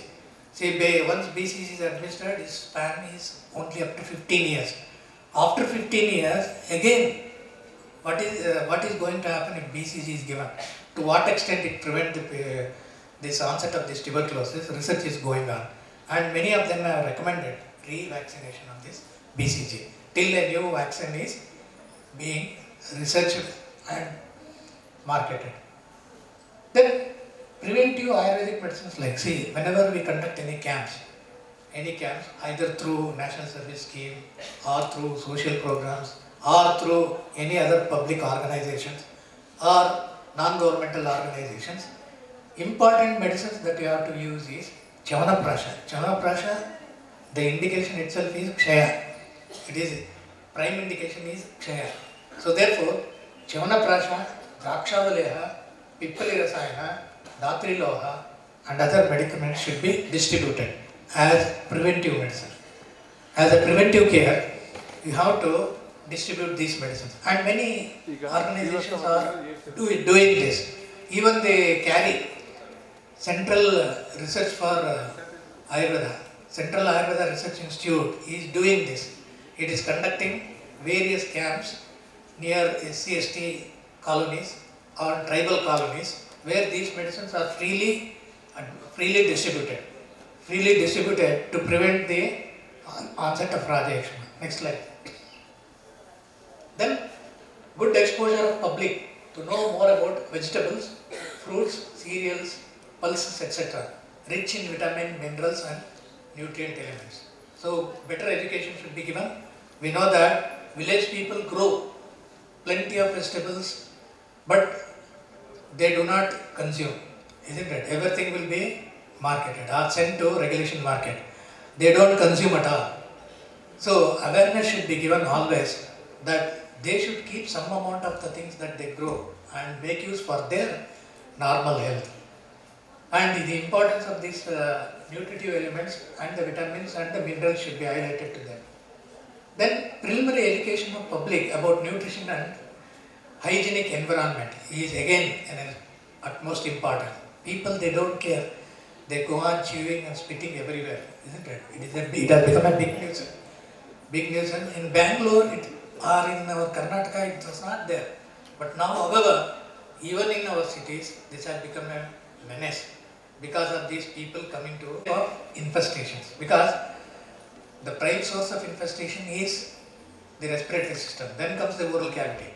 So such being the case, you should keep always the respiratory system fresh and also open, so that fresh air gets in and it hurts the feelings of the suffering patient. Should never exist. On the contrary, public should emerge as helping hands, physically as well as mentally. Next. Then educating the rural mass regarding home remedies that control most of the common respiratory ailments, isn't it? Most of the time we see repeated manifestation of these respiratory ailments like cold, repeated cold manifestation and apnea, repeated kasa and COPD and other conditions should be always controlled. If uncontrolled, there is every likelihood of onset of or they go in for the tuberculosis. So therefore, you can control the respiratory ailments through home remedies. So proper education, proper training in the home remedies is also very important aspect. Then all efforts to be made to uplift the socio-economical, educational and living standards of public below poverty line. This is going only in the form of slogans, but the procedures or the these directions in this way is not more effective. So it should be made more effective. When it is made more effective, much of the spread of the disease, much of the onset of the disease can be prevented. Next. Then collaborative work of Ayush institutions with national programs in respect of preventive care of mycobacterium tuberculosis is very important. It's very important. Unless the collaborative work is not there, the people will not, the professionals will not recognize the Ayurveda. The collaborative work is very important. This is possible and this is in the hands of our postgraduate students. The postgraduate student should select the tuberculosis and then collaborate with the existing modern treatment. We know good number of modern patients will be there and modern treatment will be going on in the centers. If you go and contact the centers, then they will encourage you. So you should you should take some of the topics which may act as add-on treatment to the existing treatment. So this will have a many-folded effect. For example, the complications resulted out of these modern medicine. All the modern medicines which are given for the tuberculosis has a lot of complications. Not only in one system, multiple systems are involved in the complications. Such being the case, if we select a topic which can prevent these complications, which can also enhance the effect, which can catalyze the effect of this disease, which can prevent the duration of the disease, because in tuberculosis treatment time is or treatment duration is very long. Sometimes it goes up to 2 years, 2.5 years, like that. So with our medicine, you can bring down this. You can overcome the complications, you can bring down the duration, and you can enhance the potential effect of the modern drugs. So such being the case, it is the duty of the postgraduate students, especially Kaya Chikitsa department should take lot of initiation, and even the SWASTHAVRITTA department should take lot of initiation in covering this aspect. This is very important. Next, there are more efficient time-tested remedies for tuberculosis practiced in ancient India. Isn't it? In ancient India, we have good number of preparations, good number of medicaments which were in practice before independence. And many tubercular cases were managed with better success. But however, this was to the only upper class, isn't it? The treatment of tuberculosis is very expensive, very costly, even in our system. So, such drugs should be taken, and the revalidation of such preparations through collaborative research is essential at this juncture. So, revalidation of those preparations, I will show the preparations. Revalidation of such preparations definitely will have a better footsteps in the management of the tuberculosis in the coming days. Next. Then we have drugs. That is, in the principles of management, we have Pippali. Pippali is one of the most important drugs. See, research has found that Pippali is capable of penetrating the lipoid outer surface of the mycobacterium tuberculosis. Even the acid cannot, but Pippali has the ability to. So, whenever we go through the Samhitas, Pippali is a very common ingredient in all the preparations, including Rasauchadis. Including Rasauchadis, Pippali is extensively described. So, Pippali is one important drug which has a potential effect on this mycobacterium tuberculosis. So, Pippali, then Yava, then Kulatta, Nagara, Dadima, Amalaki. These are some of the important drugs which have a greater affinity in the management of tuberculosis. Next we have Dhanyaka, then Goduma, Mudga. These are always effective. You can give in the form of Yusha. You can give them in the form of Yusha. They are very good. Then Chatushpada, three animals. That means goats are these sheep, four-legged animal. Among the four-legged animals, the sheep or the bakra, what we call it as bakra, is mamsa of this bakra is very effective and superior in the management of tuberculosis. Then Pumbamso Vihagamata. That means the birds, that is chicken and other things. For chicken, always cock is very important. Male chicks are very effective. In four-legged, female are important, and in chicks, male is very important. This is specifically indicated in Raja Yakshma. Then Chaga Mamsa. Chaga we know, isn't it? So sheep, Mamsa of sheep, and then milk of sheep, Payat Chagam, Grita of sheep, that is Sarpit Chagam. Such Sharkara, with the Sharkara, with the sugar, is very effective. Chagopaseva Satatam. Chaga Madhyetu Yakshmanat. An individual who is suffering from the tuberculosis, if he is made to live in between these chagas, let him sleep in the midst of these chagas, let him take the milk of this chaga, let him use the ghee from this chaga, let him use the mamsa of this chaga, without any medicaments he can recover. That is the statement that is available. And this type of things should be always put in practice, isn't it? It is not a big problem. This you can easily put into practice. You can guide them, rural mom, and you can put them into this type of environment so that there will be a very good outcome. Next. This is very important. What is the role of Panchakarma in Raja Yakshma?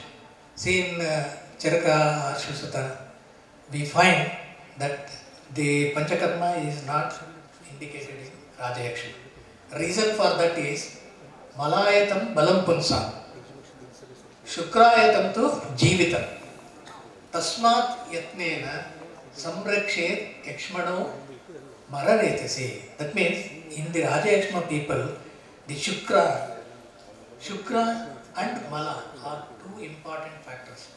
Mala retain, that is Vidbala. Vidbala is very important for Raja Yakshma individuals. And at the same time, Retasa, that is Shukra is very important. So, because Vidbala is important, Panchakarma treatments are usually not adopted. For example, Virechana or Basti is not usually indicated. But however, there is in this context, we see Balino Bahudoshasya, Vamanam Rechanam Tata. If the individual is very strong, if the individual is strong physically, and at the same time, doshas, Bahudoshas are there, then there is every possibility of administration of Panchakarma.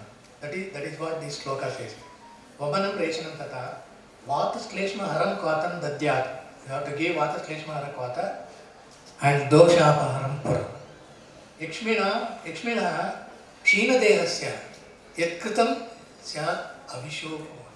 That means if the individual is very weak, Kshina or Durbala, then it acts as a poison. Panchakarma treatment acts as a poison. So that is why it is said in the first line that you have to prevent the Mala and you have to prevent the Retasa. These two are very important. Very important. However, in an exceptional cases, if there is Bahudosha with Balino, if the individual is strong, physically if he is fit, then you can go for the Panchakarma treatment. Next. Then role of Rasayana. Role of Rasayana is of utmost importance, isn't it? We know Rasayana has got different definitions.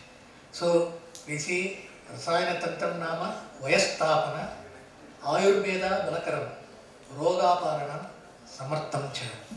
That means that which is capable of removing the disease, that which is capable of sustaining the health of the individual and age of the individual. It prevents aging.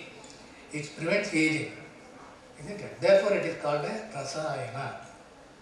Then next definition says that Jaragadi Vamsi Vayaha Stambakaram Tata Chakshusham Vrishnam Chakshusham Brahmanam Vrishyam Beshagam Tadrasayana. That means Jaravadi, that which is capable of destroying the Jara, means the disease.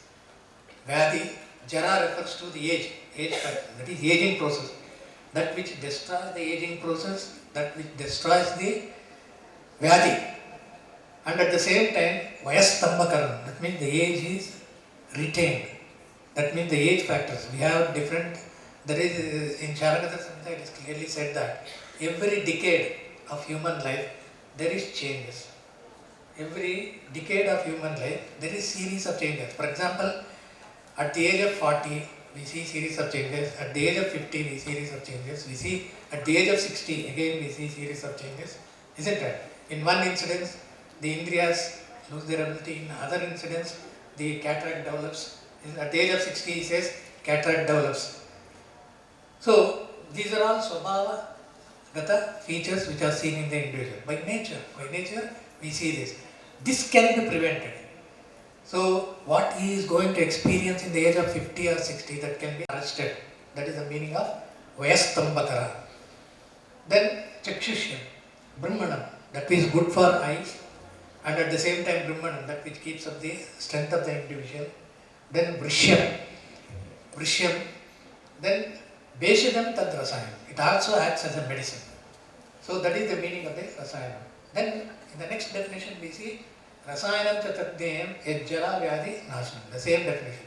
That which is capable of destroying the disease and at the same time helps to retain the age or changes that are brought about in the age or the normal changes in the age is otherwise called as Rasayana.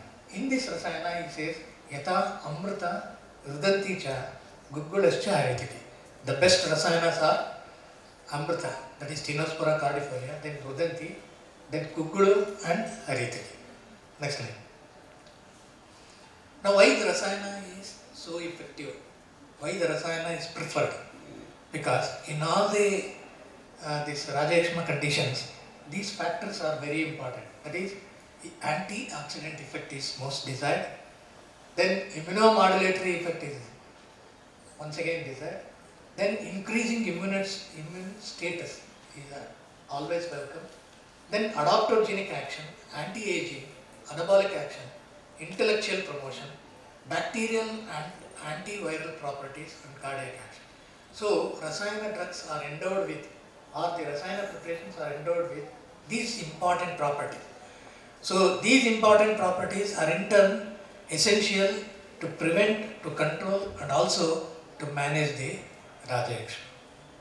Next. Then preventive approach. So in preventive approach, we see there is only vaccination as far as the present day treatment is concerned. But however, in our system we have many drugs. If they are prescribed, just as in Charaka says, Charaka is the one who encourages Rasayana therapy, isn't it? Charaka is the one who encourages Rasayana therapy. In all the other later texts, much is not conveyed as far as the Rasayana is concerned.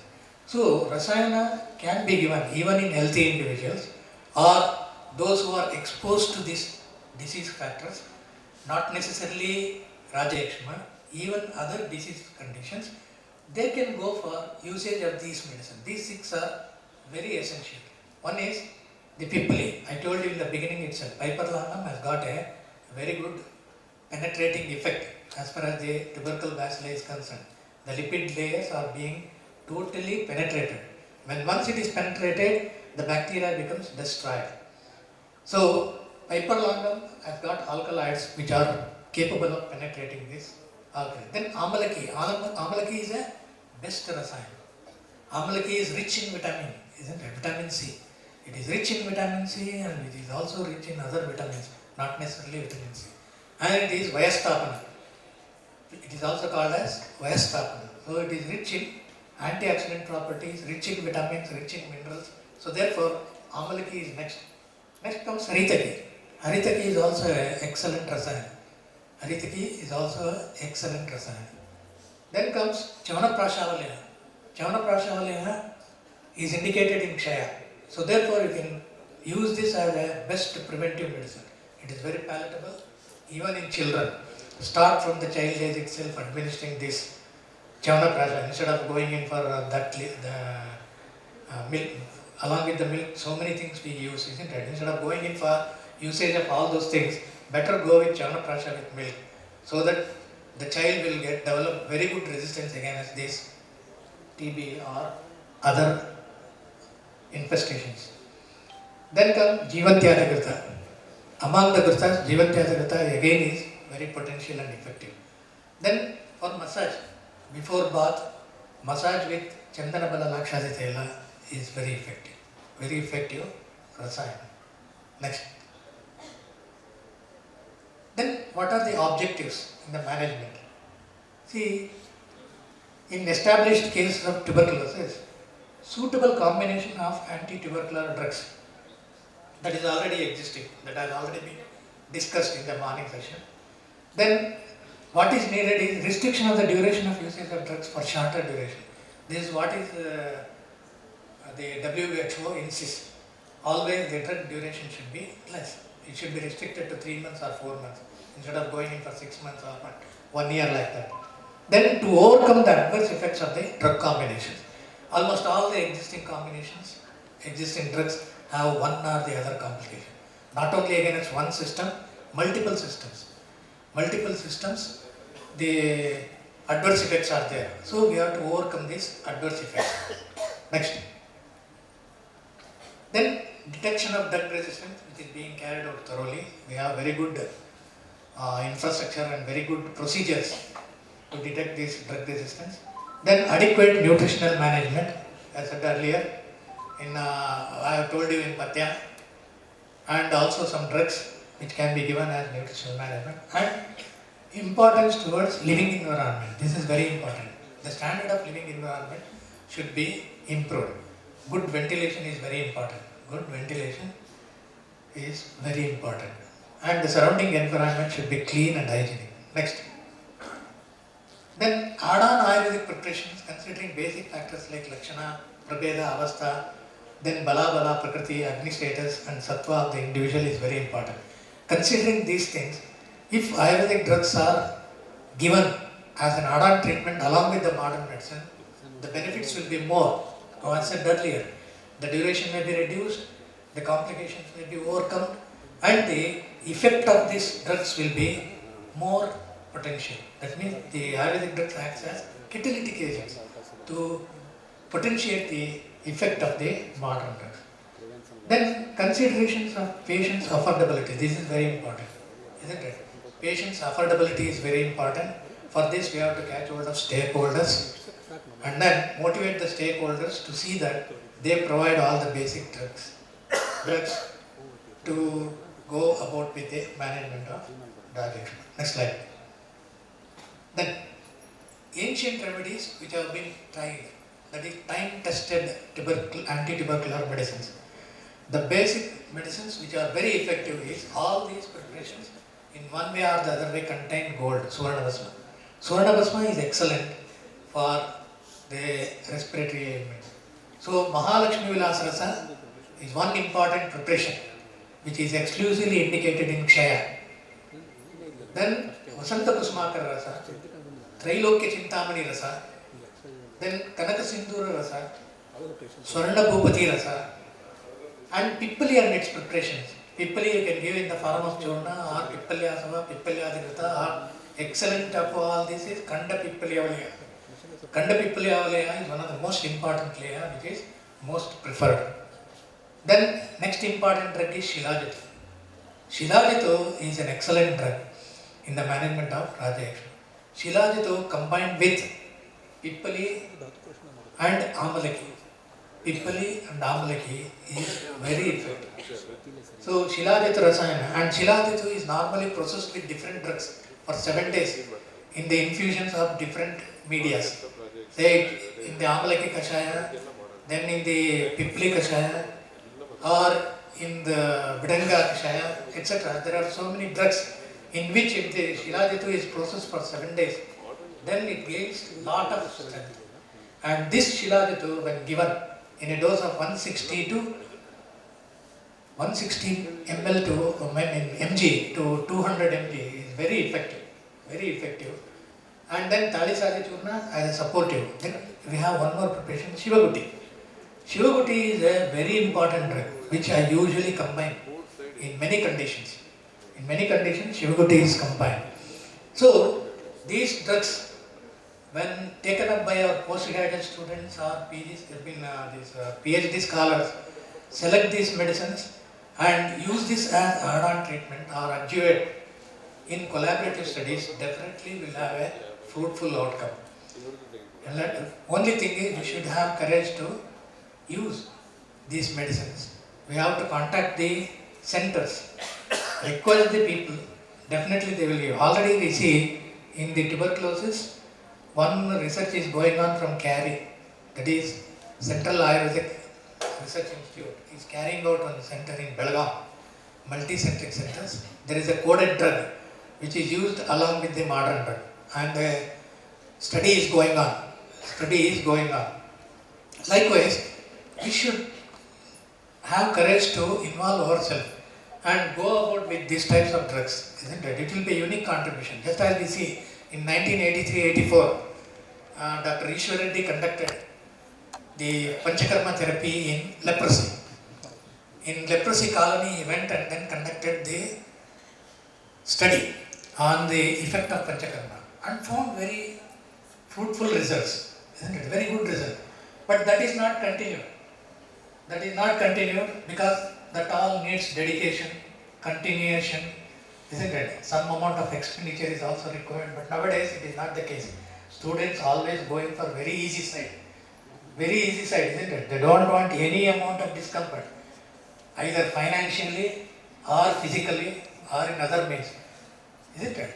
They don't want. So you should be dedicated and you should work hard. For example, I have guided MDS graduate, MDS PG scholar who worked on cancer in the oral cavity. Triphala was excellent in combating oral cancer, isn't it? So PhD was awarded to her from Rajiv Gandhi Health University Sciences, where I have guided that. Then one more study was carried out in the same oral cancer with Pita cavity in prevention of oral cancer. Then one more study was conducted in submucosal fibrosis. Nowadays, submucosal fibrosis are becoming very common manifestation in the ENT OPDs. So where the mouth cannot be opened at all, they cannot open the mouth at all, and the pain is severe, difficulty in deglutition. So in one PG studies, we have tried Ksharavati. Ksharavati is giving very good result. Pain will be overcome, difficulty in deglutition is controlled, and the degree of movement progressively increase in submucosal fibrosis, which is a precursor of oral cancer. So like that, we should take initiation and see that any of these medicines are taken and then worked along with the modern routine ATK treatments to overcome the disease. Isn't it? It is encouraged, they will encourage. Only thing is we should approach and then we should try to emphasize our things in detail. Isn't it? So with this few words, I thank the organizers. Next slide please. I thank the organizers for giving me an opportunity to share my views with you all. Thank you very much. So day will come when our Ayurvedic line of treatment becomes frontline treatment for all these infectious diseases, isn't it? That could be possible only when you all people work hard. Everything is in the hands of our PG scholars and PhD scholars. If they work hard and if they at least Draviguna people may bring about studies on this, isn't it? They can bring about the experimental studies. Experimental studies also will focus light on this, isn't it? Will focus light on the condition. So my sincere request is Draviguna department, SWASTHAVRITTA department and Kayatsiksa department should strive very hard to bring about the implementation, to bring about the importance of this Ayurvedic line of treatment. Thank you. Thank you, sir, for the informative and wonderful section. Sir has given a detailed picture about the Yakshma. Now, there will be an online presence. Dr. A. Raghu, Deputy Director General, Department of Ayush, Government of India. Advisor to Government of India. He will speak few words about the integrative approach towards the TB Mukta Bharat. By the initial phase actually, and out of that 31 districts from Karnataka is also part of that. And considering the large number of educational institutions available, teaching institutions available, state of Karnataka, I think it is high priority should be accorded as far as this this awareness campaign. And in fact, we often say that the disease, Yakshma or Yakshma or like that, we have classically documented its etiopathogenesis and management in a very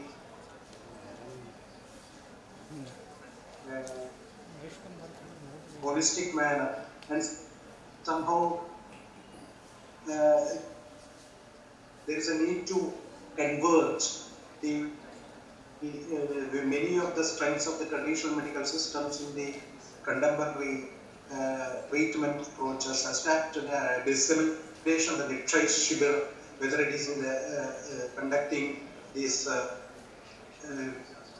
nutritional programs as far as the guidelines of the national tuberculosis elimination program. So in all aspects actually to combat the menace of the tuberculosis. So I hope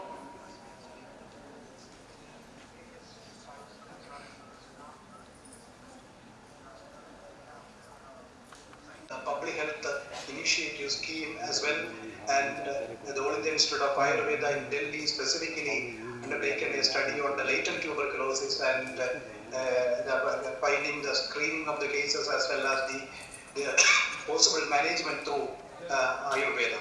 And effectively, particularly the yoga and Ayurveda can effectively associate with the mainstream TB management guidelines, and accordingly we can combat this tuberculosis from our country. So I hope a lot of deliberations have been taken today. Unfortunately, in the morning session I could not join since I was supposed to attend another urgent meeting today in the morning. Therefore, I could join only at this time. So, with all your wholehearted support from the various postgraduate students, teachers, and hospitals and dispensaries from the Ayush sector, I hope a large number of screening as well as awareness about for example, the proper nutritious diet and how to deal with concomitant morbidities, which is often associated with the tuberculosis, and how to boost the immunity of the persons who are actually suffering the tuberculosis. So all these aspects can be appropriately addressed by the Ayurveda and other traditional medical systems. So we hope that all your activities, which will be culminated by the World this Tuberculosis Day actually. So you can send your whatever activities you have undertaken in the state to report back to us, and also to upload the same in the Ni-Kshay portal, because it was emphasized that whatever activities you have done, that can be uploaded in the Ni-Kshay portal, so that specifically we can easily monitor on whatever activities we monitor what we are doing in the field. So I extend all the success for this kind of campaign that you are undertaking, and also that this campaign should not be kept as only for the limited period. It has to be continued with the same zeal, and your probably the social and community medicine departments and even other teaching departments can continuously engage with these tuberculosis patients and also support them as and when required. So with these words, I would like to remain committed for the success of this program, and we wish you all the success. Thank you very much. Thank you, sir, for your valuable insights. Now I request Chairperson Dr. Anjaneya Murthy sir to speak a few words about this section.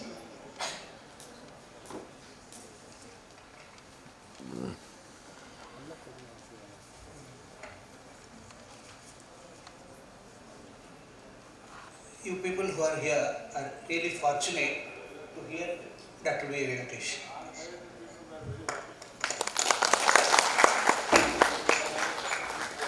I just want to tell one small instance of Dr. V. Venkatesh. In 1982, myself and Dr. V. Venkatesh were roommates in Mysuru, in a very small room near Ganantala. And now I was seeing his activities from morning to night, what he's doing.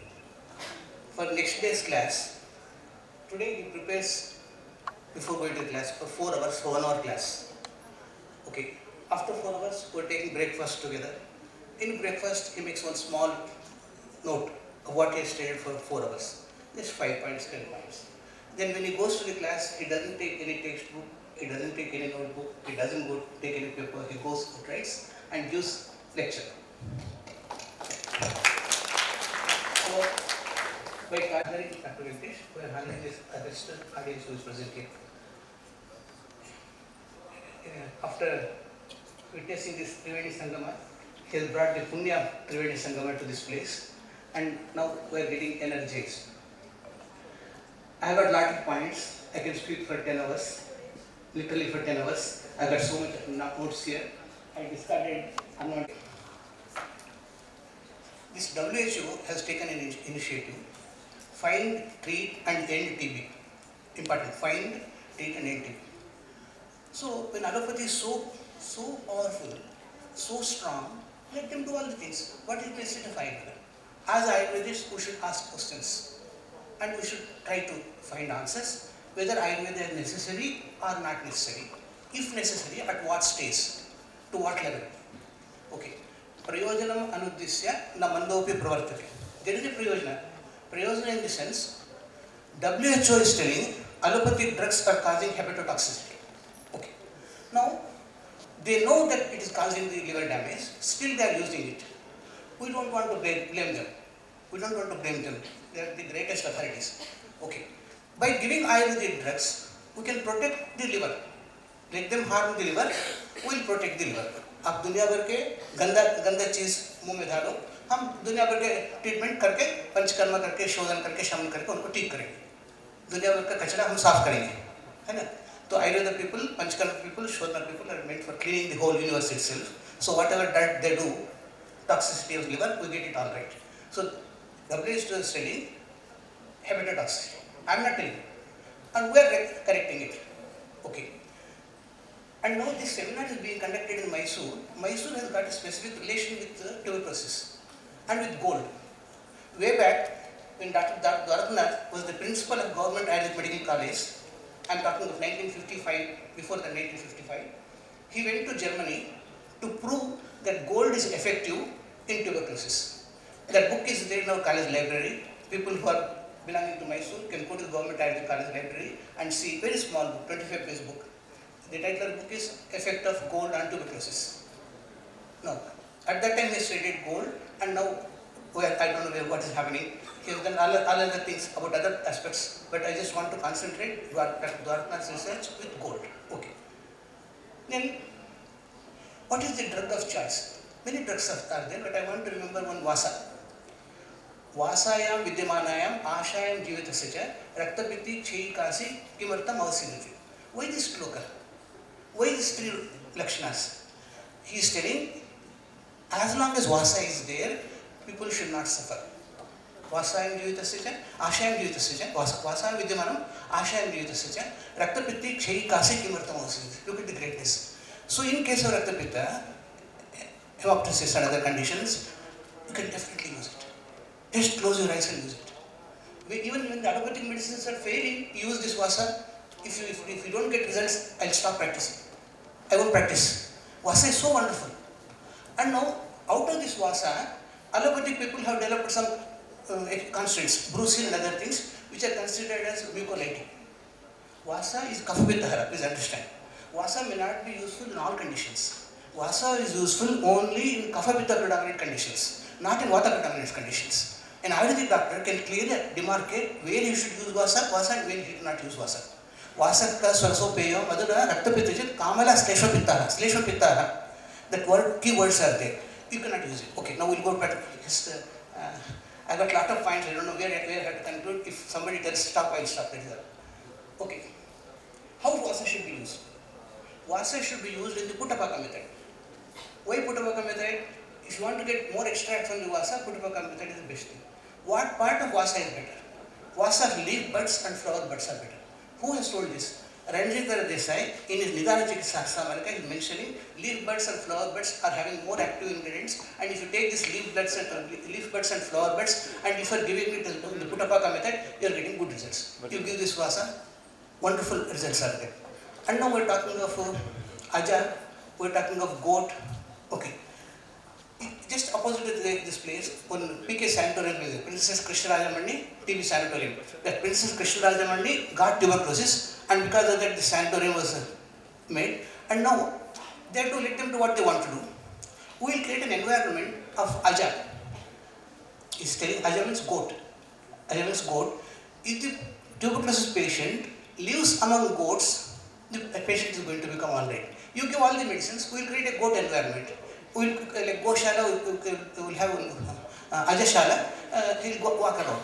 Okay. Dr. Satyanarayana Bhatt has written one book, Ayurveda Salamaragadu. What are the avenue trees to be grown in a place, health area? When Satyanarayana Bhatt writes something, no, he is an Ayurvedic person. Dr. Nandini, professor and head of the environment department of Bangalore University, is an authority on the toxic load and how the trees are able to treat the toxic load. So in the tuberculosis sanatorium, Ayurvedic people can tell what animals should be there, what plants should be there, and look at it whether Ayurveda is great or allopathic great. Okay, when multi-drugs resistant tuberculosis is there, when allopathic people in the morning, I'm sitting in the first bench and writing everything. I can repeat also from the top to bottom what they are told. Okay, they are telling treatment failure. They are telling treatment failure. We Ayurvedic people will tell, sir, you give us failure cases. You do all the things that you want. You give us failure cases and we will get them all right. We will get them all right. So we will get them all right. Okay. They are telling inadequate infrastructure for drug susceptibility testing. That is the WHO thing. We don't have so much of advanced parameters to study. Then he is telling hepatotoxicity. All these particular things can be managed by Ayurveda. In Banaras University, studies were conducted on Chyawanprash.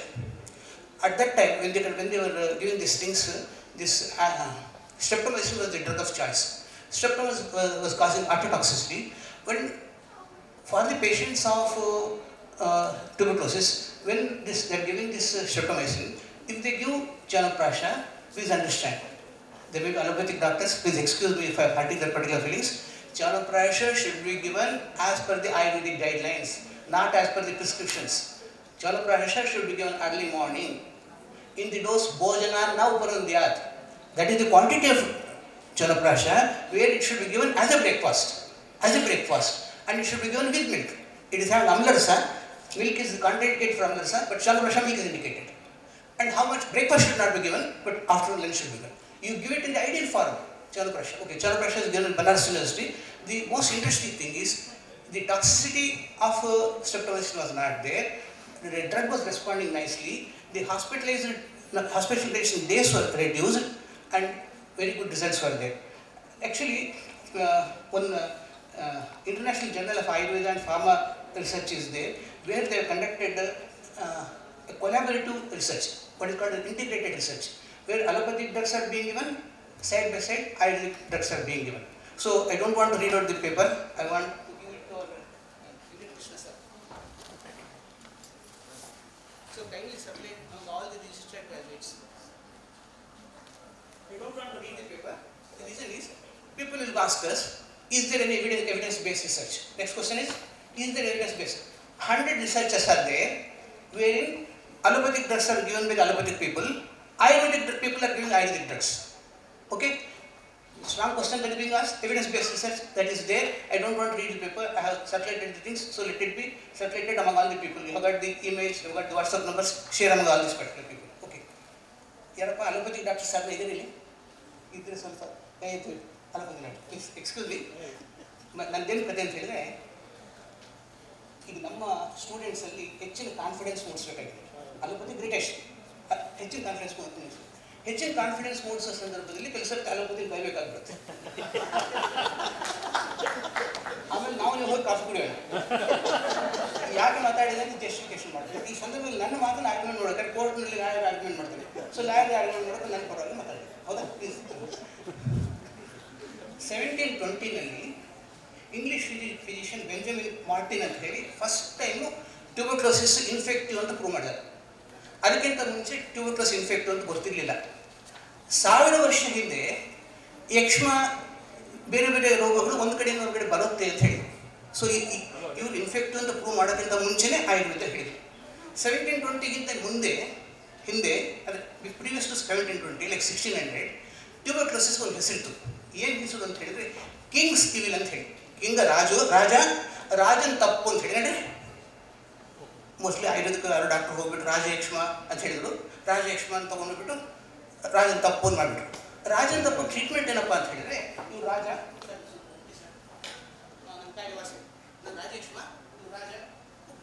ರಾಜಯಕ್ಷ್ಮ ರೋಗಿ, ಇವ್ರು ಹುಟ್ಟಿದ ವಾಸನೆ ಕಾಯಿಲೆ treatment ಯಾವಾಗ 1600 allopathy doctors ಕೊಡ್ತಿದ್ರು. Allopathy doctor ಮಾಡ್ತಿದ್ರು, ರಾಜಯಕ್ಷ patient ರಾಜನತ್ರ ಕರ್ಕೊಂಡೋಗಿ ಮುಟ್ಟಿಸಿದ್ರೆ ಕಾಯಿಲೆ ವಾಸನೆ ಕಳಿಸ್ತಿದ್ರು. ಇದು ಸೈಂಟಿಫಿಕಾ? ಇದು ಲಾಜಿಕಲ್ಲ? Which is logical? ಮುಗಿಸೋದು ನೋಡ್ರಿ. ನಾನು ಹೇಳಿದ್ದಲ್ಲ, ನಾನು 1600 ಏನು ಇಂದು ಆಗಿರೋ ಗೊತ್ತಿಲ್ಲ, ಚಾರ್ಲೆಸ್ ಡಿಕನ್ಸ್ ಆಗಿದ್ನೋ ಯಾವ್ದು ಏನಾಗಿದ್ದು ಗೊತ್ತಿಲ್ಲ. ಬಟ್ ಇದು ಹಿಸ್ಟ್ರಿ ಏನು ಹೇಳ್ತಾ ಇದೆ, ರಾಜಯಕ್ಷಮಗೆ ರಾಜನ ತಪ್ಪು, ರಾಜ ಮುಟ್ಟಿದ್ರು ವಾಸನೆ. ಇದರ ಸೈನ್ಸ್. ಓಕೆ, ನೆಕ್ಸ್ಟು 24/3/1882ನಲ್ಲಿ ರಾಬರ್ಟ್ ಕಾಕ್ ಅನ್ನೋರು ಏನು ಮಾಡಿದರು, ಟ್ಯೂಬರ್ಕ್ಯುಲರ್ ಬ್ಯಾಸಿಲಸ್ನ ಐಡೆಂಟಿಫೈ ಮಾಡಿಬಿಟ್ಟು ಇದರಿಂದ ಬರುತ್ತೆ ಅಂತ ಹೇಳಿದರು. ಇದೆಲ್ಲ ನಾನ್ ಬ್ಯಾಕ್ ವಿಶ್ವಾಸ ಇದೆಲ್ಲ ಬರುತ್ತೆ ಅಂತ ಹೇಳ್ತಾರೆ. ನೆಕ್ಸ್ಟ್ ಏನು ಬರುತ್ತೆ, ಸೆಲ್ ಮೀಡಿಯೇಟೆಡ್ ಇಮ್ಯುನಿಟಿ ಇಂಪಾರ್ಟೆಂಟ್ ಆಗುತ್ತೆ, CD4 CD8 ಇದಾಗುತ್ತೆ, CD4 CD8 ಎಕ್ಸಾಸ್ಟ್ ಆಗುತ್ತೆ ಅಂತ ಹೇಳ್ತಾರೆ. ಸೊ ನಮ್ಮ ಮೆಡಿಸಿನ್ಸ್ ಏನು ಮಾಡುತ್ತೆ, CD4 CD8 ಎಕ್ಸಾಸ್ಟ್ ಆಗುತ್ತೆ ತಡೆಯುತ್ತೆ. ಮೇನ್ ಮಾಡಿದ್ರೆ CD4 CD8 ಎಕ್ಸಾಸ್ಟ್ ಆಗುತ್ತೆ.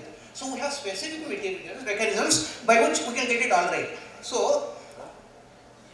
ಎಲ್ಲ ಒಂದು ಮಾಲ್ನ್ಯೂಟ್ರಿಷನ್ಗೆ ಹೆಲ್ಪ್ ಮಾಡೋಕ್ಕೆ ಸಾಧ್ಯ ಆಗುತ್ತೆ. ಒಂದೊಂದು ಡ್ರಗ್ ಏನಿದೆ ಅಷ್ಟೊಂದು ಮೇಲೆ ಸರ್ಚ್ ಮಾಡಿದ್ದಾರೆ, ಇಮ್ಯಾಜಿನ್ ಮಾಡೋಕ್ಕಾಗೋದಿಲ್ಲ.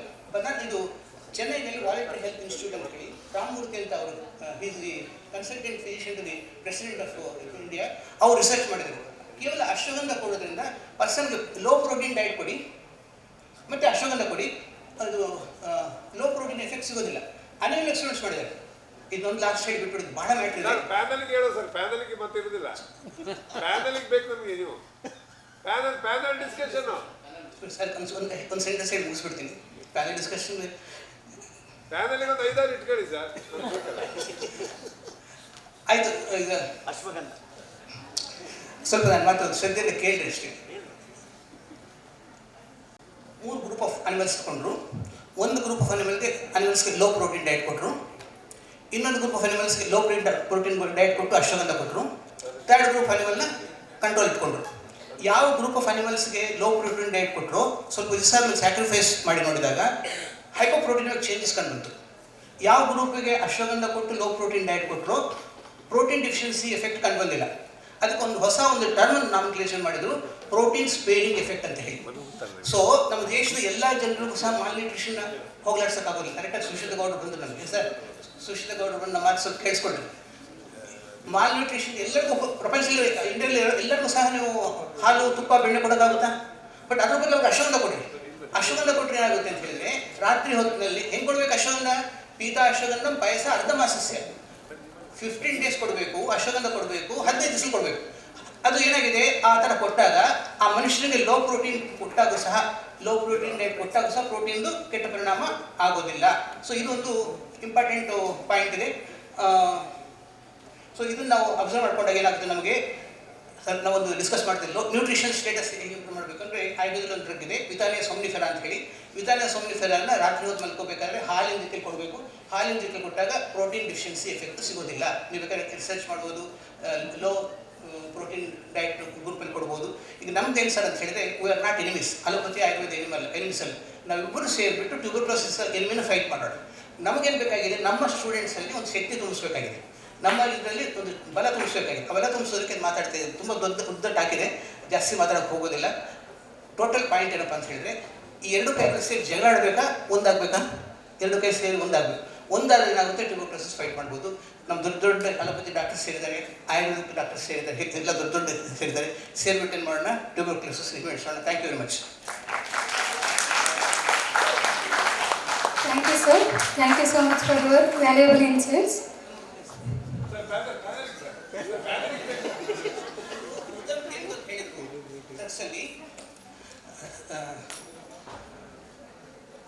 ನಮ್ಮ ಹಳೆ ಕಾಲದ 1917 ಟೆಕ್ಸ್ಟ್ ಬುಕ್ಕು ಪ್ರಸೂತಂತ್ರ ಸ್ತ್ರೀರೋಗದ ಬುಕ್ ನಾಲ್ಕು ಲಾಸ್ಟ್ ಪೇಜಲ್ಲಿ ಅಡ್ಡಗಳು ಕೊಟ್ಟಿದ್ದು ಒಂದು ರುಡಾಮಿಲ್ ಅಂತ ಹೇಳಿ.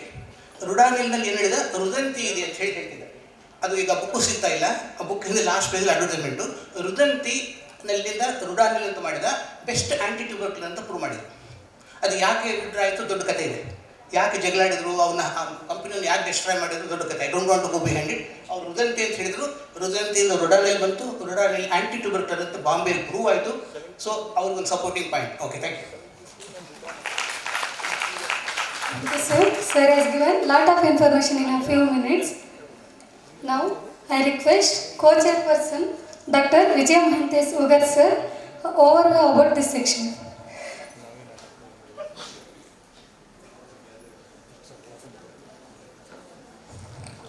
Shata pranamas to Dr. B. Venkatesh sir and Dr. Anjanaya Murthy sir. I'd like to mention only 2 points. As Venkatesh sir has mentioned, balino bahudoshasya. In case of that condition, we can treat by observing the sattva of the patient and bala of the patient. We can treat with vamana.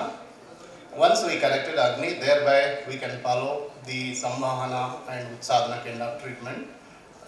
And thereby the patients will be benefited. Thereafter we can treat various the panchakarma procedures which is related to the condition. In another one, there is one study was conducted. In earlier days, the death rate was more than 11%. Along, though it is treating with anti-tubercular drug. If Ayurveda drugs are treated along with anti-tubercular drug, the death rate were reduced 11% to 3%. If we work together along with allopathy people and Ayurveda perspective, we will get very good result. So thank you very much for giving this opportunity to me. Namaste. Thank you, sir. Now I request Dr. Chaitra, Dr. Saujanya, Dr. Amo and Dr. Chandana to felicitate the today's speaker, Dr. B.A. Venkatesh and co-chairperson Dr. Vijay Mahantes Ugar and chairperson Dr. Anjanaya Murthy sir.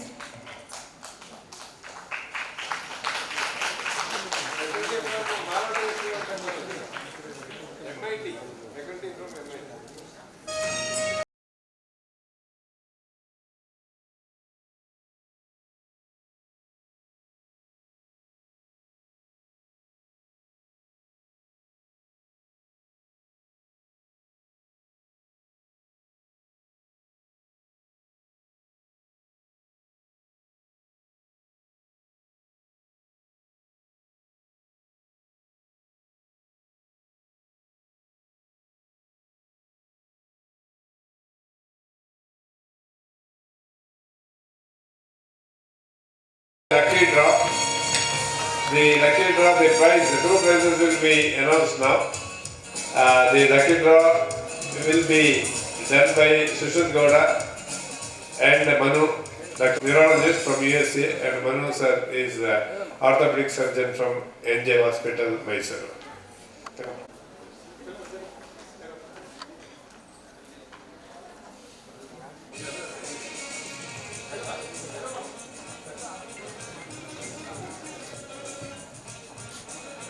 Are you excited to see who is the second lucky person.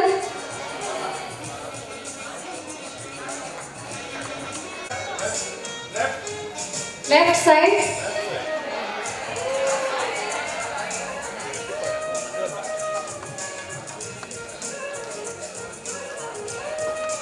Left side.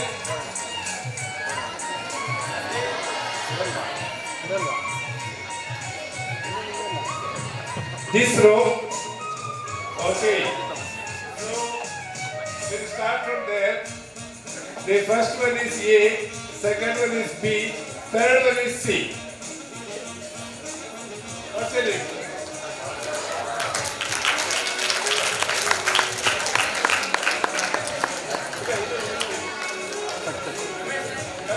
So I request Mr. Gowda sir to announce our activity. She is the winner of this prize. Congratulations.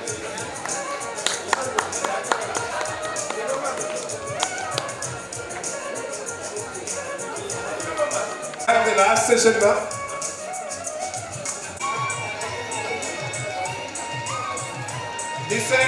Now this time we got right side.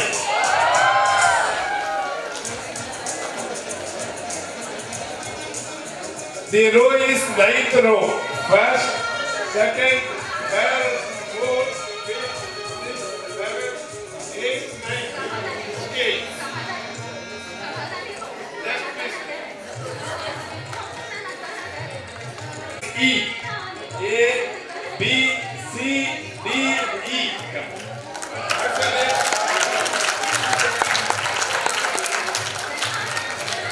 E.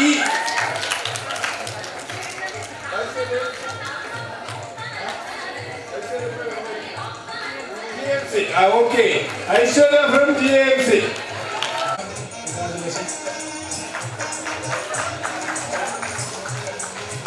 Thank you, sir. If someone missing your earpod, please collect it. Now I request Dr. Pankaja to conduct the section 4. Good evening all. We are heading towards the last session of the Yakshma Samvada. I would like to welcome our chairperson, Dr. A.S. Chandrasekhar sir, Karnataka Rajyotsav Prashasti awardee.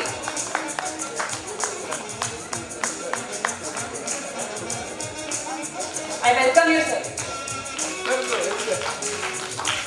I would like to welcome our co-chairperson, Dr. Vasudev Anandarao Chate, Professor, Department of Samhita Siddhanta, Government Ayurveda Medical College, Mysuru. I welcome you, sir.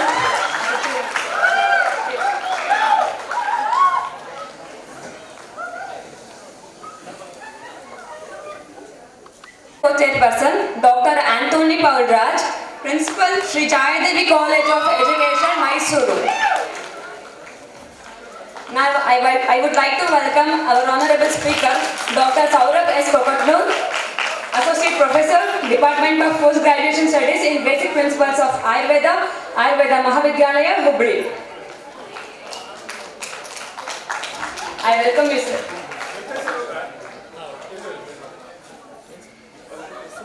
It's my privilege to introduce our today's speaker, Dr. Saurabh S. Kokatnoor, completed his BMS and postgraduate studies in Ayurveda Mahavidyalaya, Hubli, with a rank to Rajiv Gandhi University of Health Sciences, Bengaluru. He presently pursuing PhD studies from Rajiv Gandhi University of Health Sciences, Bengaluru, and he presented more than 23 scientific papers to international, national peer-reviewed journals, founder of Tadvidya Sambhasha Parishad, founder of City Clinic Ayurveda and Panchakarma unit in a multi-specialty allopathic hospital, translated Ayurveda Padartha Vijnana from Marathi to Kannada, and Ayurvedic cardiology, infertility, neurological diseases and neuromuscular disorders, pediatric neurology and developmental diseases are his area of expertise. Now I request Dr. Saurabh sir to take over the session. Thank you, sir.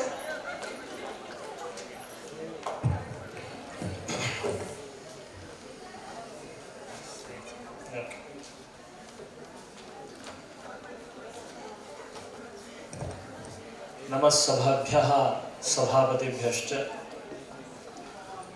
अद्यतनं स्ववर्णाश्रमोचितं देशकालावस्थोचितं ನಿತ್ಯ ನೈಮಿತ್ತಿಕ ಕಾಮ್ಯ ಕರ್ಮ ಯಥಾಶಕ್ತಿ ಯಥಾ ಜ್ಞಪ್ತಿ ಯಥಾ ವೈಭವಂ ಕರಿಷ್ಯೆ ಮದಾಜ್ಞಾಕಾರಿಭಿಃ ವಿದ್ಯಾಸಂಬಂಧಿಭಿಃ ದೇಹಸಂಬಂಧಿಭಿಶ್ಚ ತ್ವದೀಯೈಃ ಅಶೇಷಜನೈಃ ತ್ವತ್ಸರ್ವಕರ್ತೃತ್ವ कारयितृत्वाद्यनुसन्धानपूर्वकं कारयिष्ये च।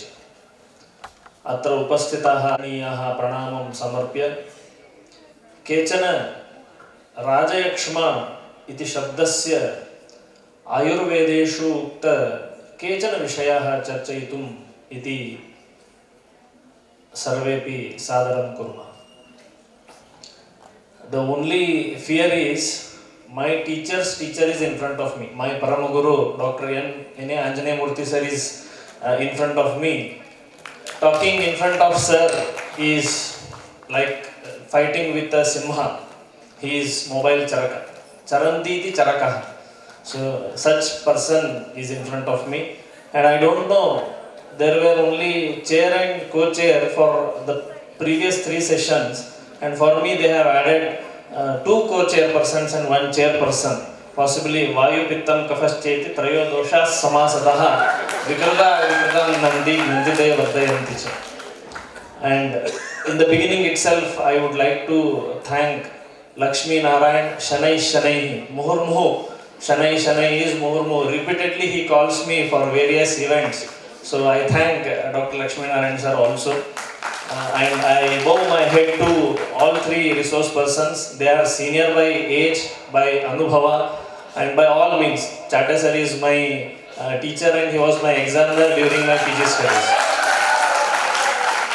And my beloved student, I am very very grateful to you all for having open ears. Rather, with Chatta sir's session on Padartha Vin Chakshuk Pashyati Rupani Manasa Nacha Chakshusha. Keep your manas open, close your ears, no problem. If manas is open, then ultimately the words will go into your khopdi, that is the upper chamber. Raja Yakshma is the topic given to me. When I got call from Shanai sir and he said that you are supposed to talk on Nidana and related aspect, excluding Chikitsa of Raja Yakshma. From the morning session, we have listened only towards tuberculosis. So I don't want to touch the concept of tuberculosis in my session. Fortunately, with this reason might have sir given me the topic. Tuberculosis of present modern medical science and Raja Yakshma of Ayurveda are totally different entities. That we should remember. Tuberculosis can be a part of Raja Yakshma, but Raja Yakshma totally cannot be considered or correlated towards Raja Yakshma. So that basic information we are supposed to carry throughout my session, and my sessions are only with Sanskrit language. Possibly everyone will hate, but Murthy sir will definitely appreciate my collection of matter from Samhitas.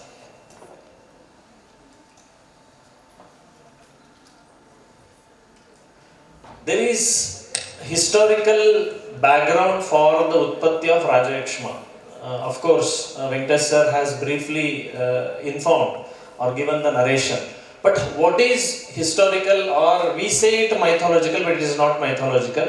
Puranam Brahma Samhitam. Puranas are true existence, they cannot be myths. So Puranas, what they say is, it is all roga are from Rudra Prabhava only. All roga are from Rudra Prabhava only. Why? Because Jwara is first Vyadhi as per Ayurveda. Jwara is first Vyadhi as per Ayurveda, and Jwara started giving rise to various clinical pathologies. Now when the topic of Yakshma Samvada was decided, and the topic given to me is Raja Yakshma, but we are touching from the concept of Shosha Nidana. We must consider why Charakacharya in the Nidana Sthana he mentioned it as Shosha Nidana, but in the concept of Chikitsa Sthana he excludes the word Shosha and he takes as Raja Yakshma Chikitsita. But rest all, among 8 chapters of Nidana Sthana, Jwara, Raktapitta, Gulma, Prameha, Kushta, Unmala and Apasmara, same chapters from Nidana and same chapters are named for Chikitsa Sthana. Why? Because that we'll see why Shosha turned into Raja Yakshma Chikitsa, because there is lot of difference between Shosha as a concept and Raja Yakshma as a Vyadhi. So what he mentions here, brief of this Sanskrit shloka is Divokasam kathayatam rushibhihi evaihi shruta katha. What was happening is, I'll just brief the history and give a story like Shravana Masa Purana, because it is from Puranas. What it was said is, we all know there are 27 nakshatras, 27 Ashwini, Bharani, Rohini, Kritika, Punarvasu, etc. etc. These 27 nakshatra are Chandra Patni. They are wives of Chandra. And Chandra was having lot of affection among 27 with Rohini only. That's what the Rohini word is taken here.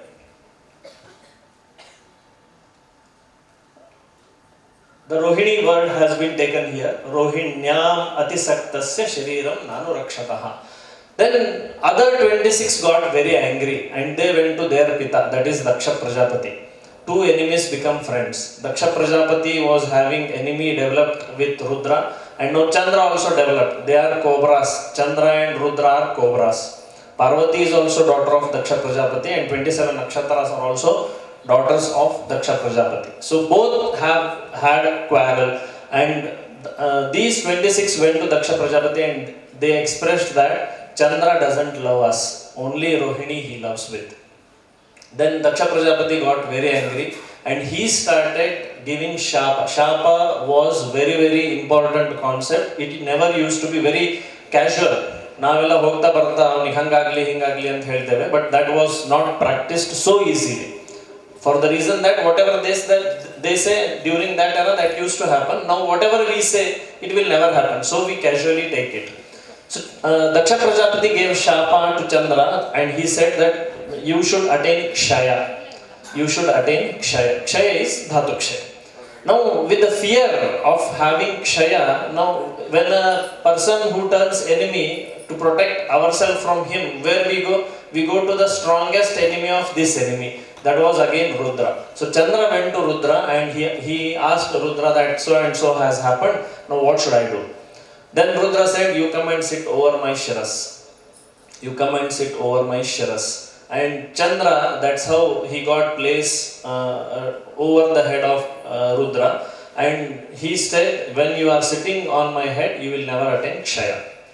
Here, sitting on head is a symbolic. It symbolizes that you are very close to Rudra. Rudra is Manoniyamaka. Most of the Shosha Vyadhi, Shosha related Vyadhi, they are all Mano Vishaya related. They are less in comparison to Hetu, they are less compared with Aharaja or Viharaja Hetu, but more with Vicharaja Hetus. So Manas is most important to prevent ourselves from Shosha Vyadhi. Hence, Rudra is the controller authority of Manas, Mano Niyamakaha Rudra, hence he went to Rudra. That is the basic story what we got. Then Daksha Prajapati came to Rudra and he started saying, you send Chandra down, I have given shapa to him, my shapa will fail when he is sitting over your head. Then Rudra said, ನಾನೆಲ್ಲಿ ಇಟ್ಕೊಂಡಿದ್ದೀನಿ, ಅವನು ಕೂತ್ಕೊಂಡಿದ್ದಾನೆ, ಅವನು ಬಂದರೆ ಕರ್ಕೊಂಡು ಹೋಗು. If he comes, you please stay.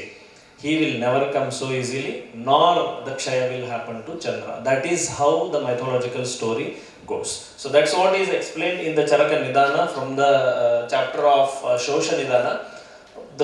The first 12-13 shlokas are of mythological stories. Next, what is most important is this concept, that is Krodhaha Yakshma Jvara Rogaha Ekarthaha Dukha Samudnyakaha. Krodha, Yakshma, Jvara, all are synonyms of one Vyadhi.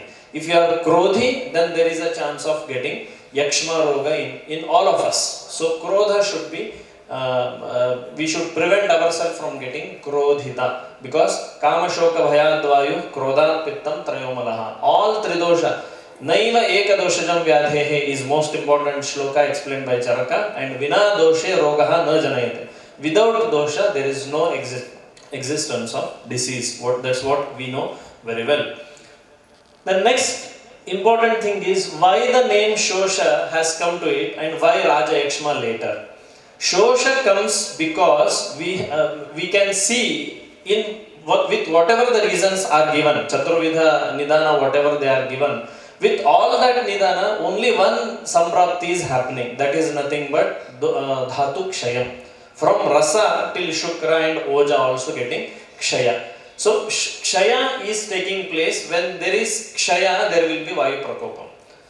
Vayor Dhatu Kshayat Kopat Margasyavaranyena cha. So this is Anuloma Viloma Samprapti of Shosha, which is explained by one simple word of Kshaya.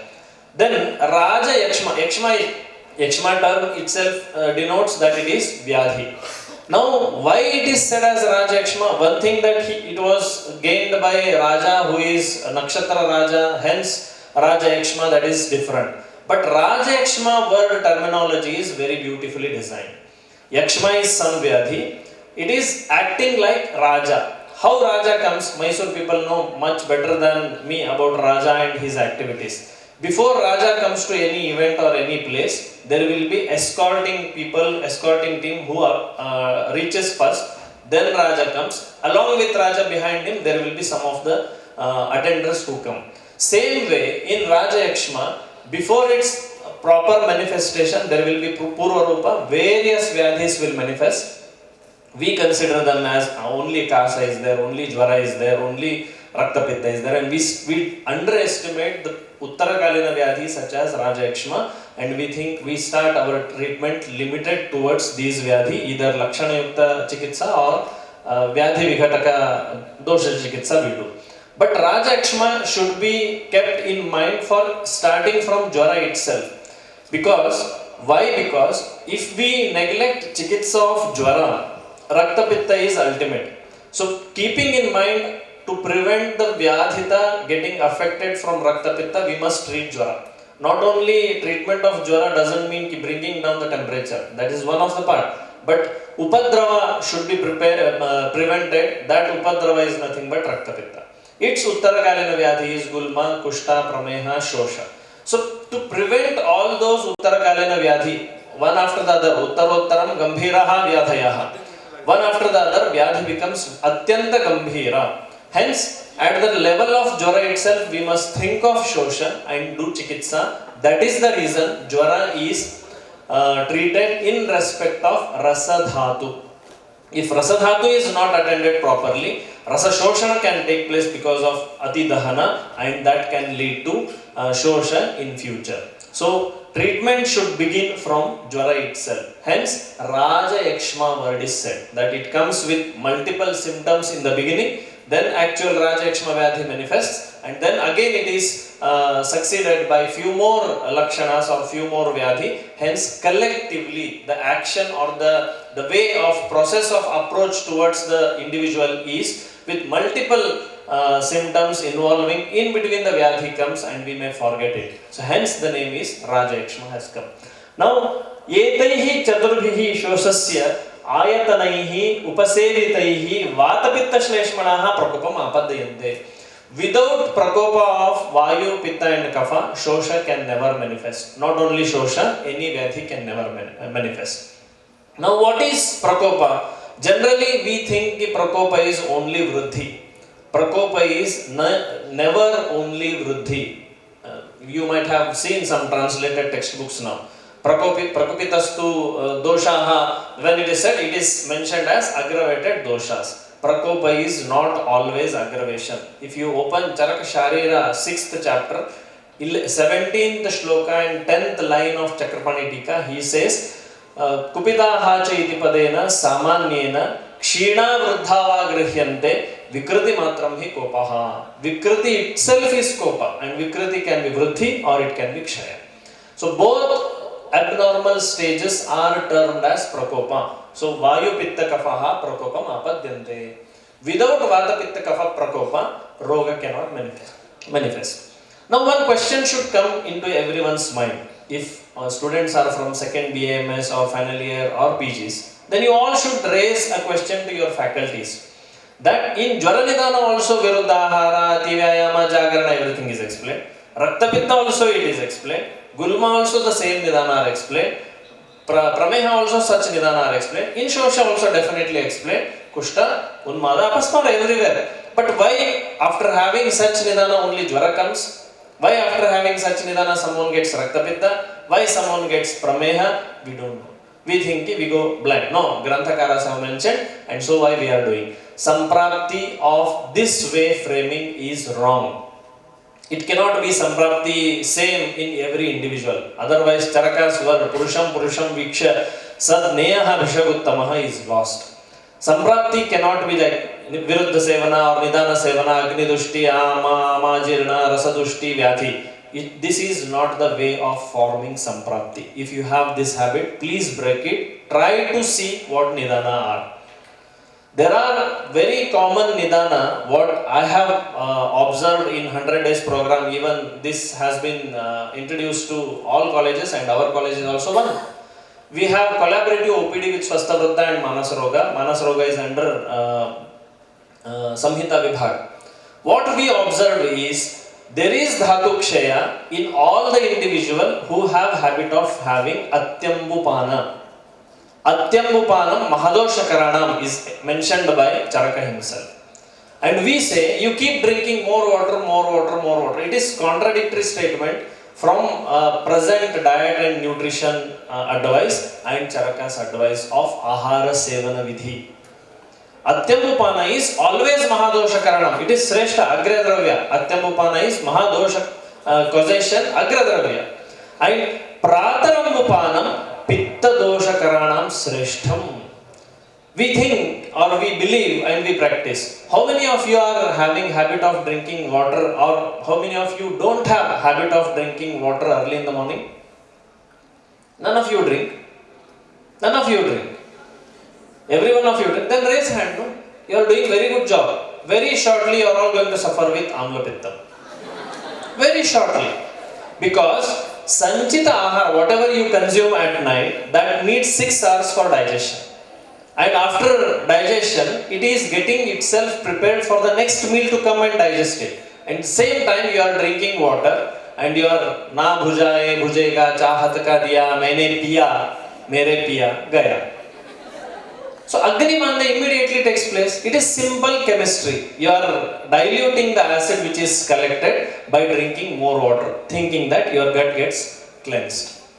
If you are drinking water, you are not supposed to take your breakfast or lunch till you feel bhubuksha. Unless you have proper kshuddha, you are not supposed to take your meal. But what do we take? We follow very wrong ahara vidhi.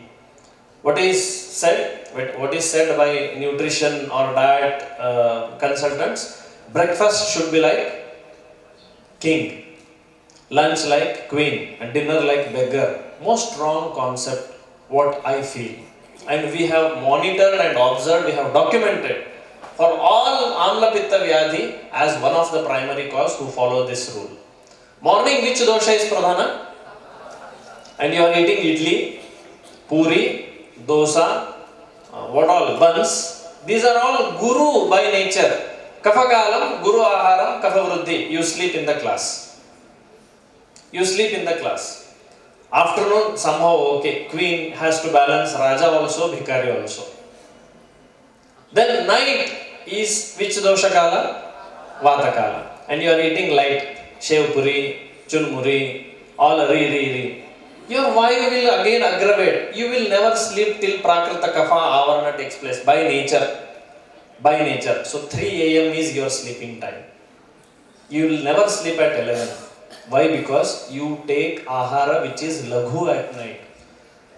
So from tomorrow, from tonight, you will start. No, tonight Saurabh sir has said in the session that we are going to eat dosa in the night hours and bel puri, shev puri in the morning.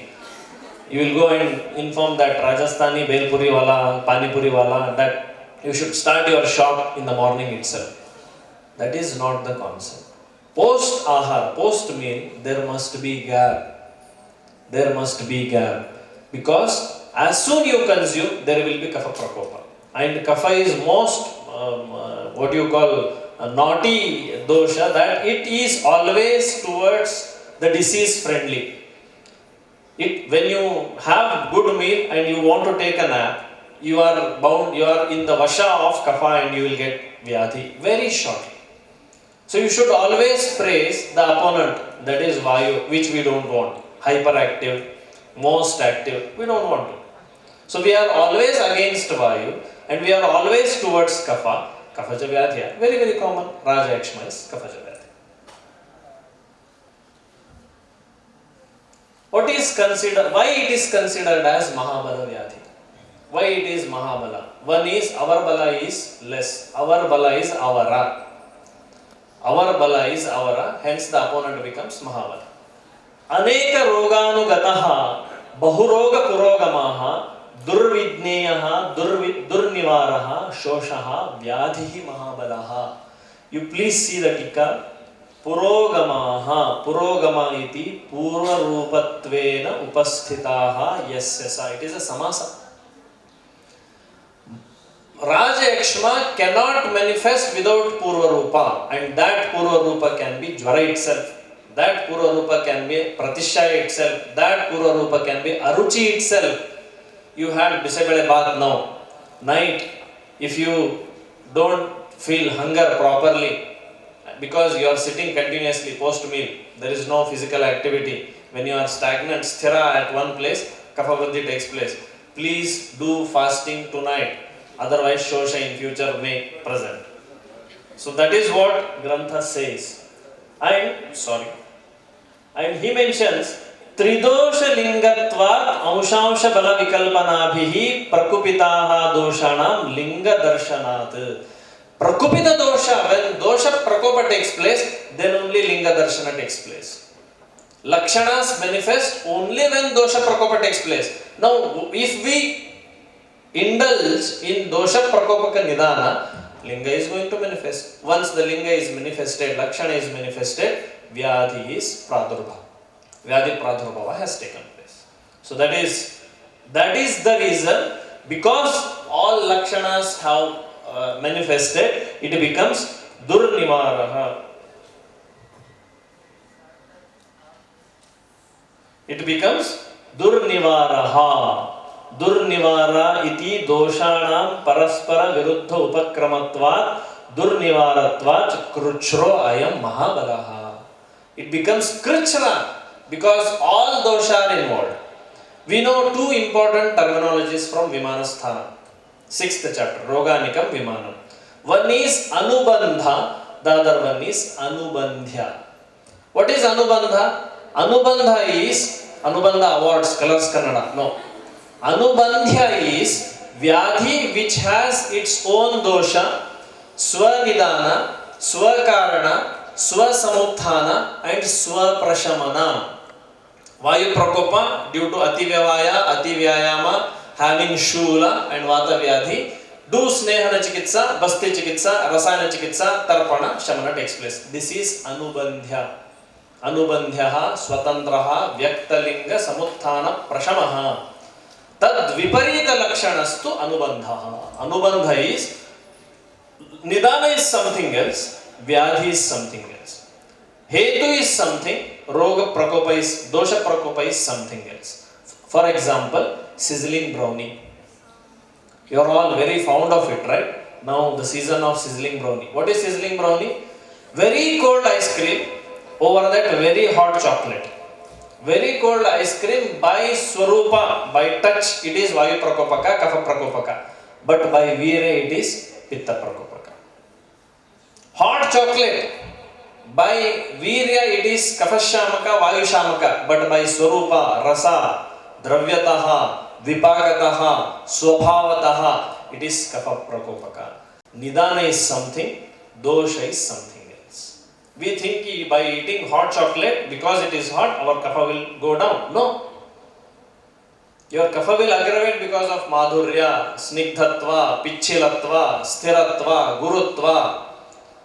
There are so many other Nidana which cause Dosha Vikruti. And that Kapha Prakopa can lead to Vata Prakopa. That is called Paratantra Dosha Dushti. Because of this type of Samprapti in Shosha, it becomes Mahabalaha. You cannot treat so easily. All Raja Yakshma, may it be very simple Raja Yakshma or all Ekadasha Rupa Vyakta Raja Yakshma. Raja Yakshma means it is Krichra Sadhyam. It cannot be treated very easily. That's what Sir emphasized on Vihara Chikitsa. about Ahara. Ahara can never be corrected. All of us, in spite of saying this over the dais in front of all of you, I also had ice cream. I also had bishabelebath. I also had curd rice. Everything is viruddha. Everything is viruddha. Taratama yoga yuktamscha bhavan ati snigdhan, ati ushnan, ati rukshan, evam adini virodhaye. Sushruta says this. So beautifully on the concept of viruddha he says that taratama yoga we have forgotten. Where have you heard the word tara and tama? Tara and tama.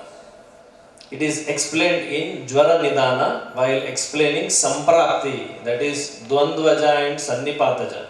Samsarga and Sannipata while narrating, you have come across with the terminology called Tara, Dvayos Taraha Trishutamaha. Chakrapani comments on it. Dvidosha Samsargat Tarah, Tridosha Samsargat Tamaha.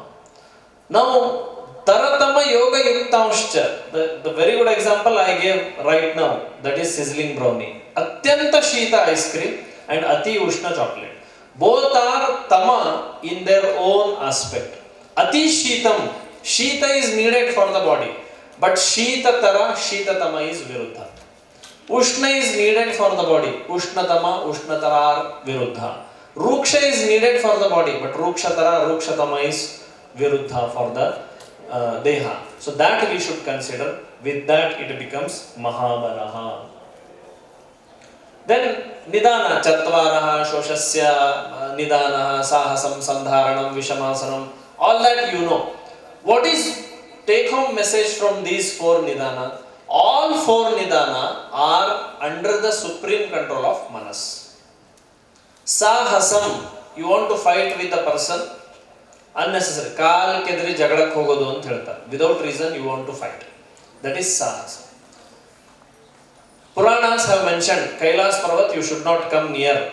There is no flight can even fly over Kailas Parvat. Still then we want to test what is said. We don't believe Aptopadesha, no? We want to climb.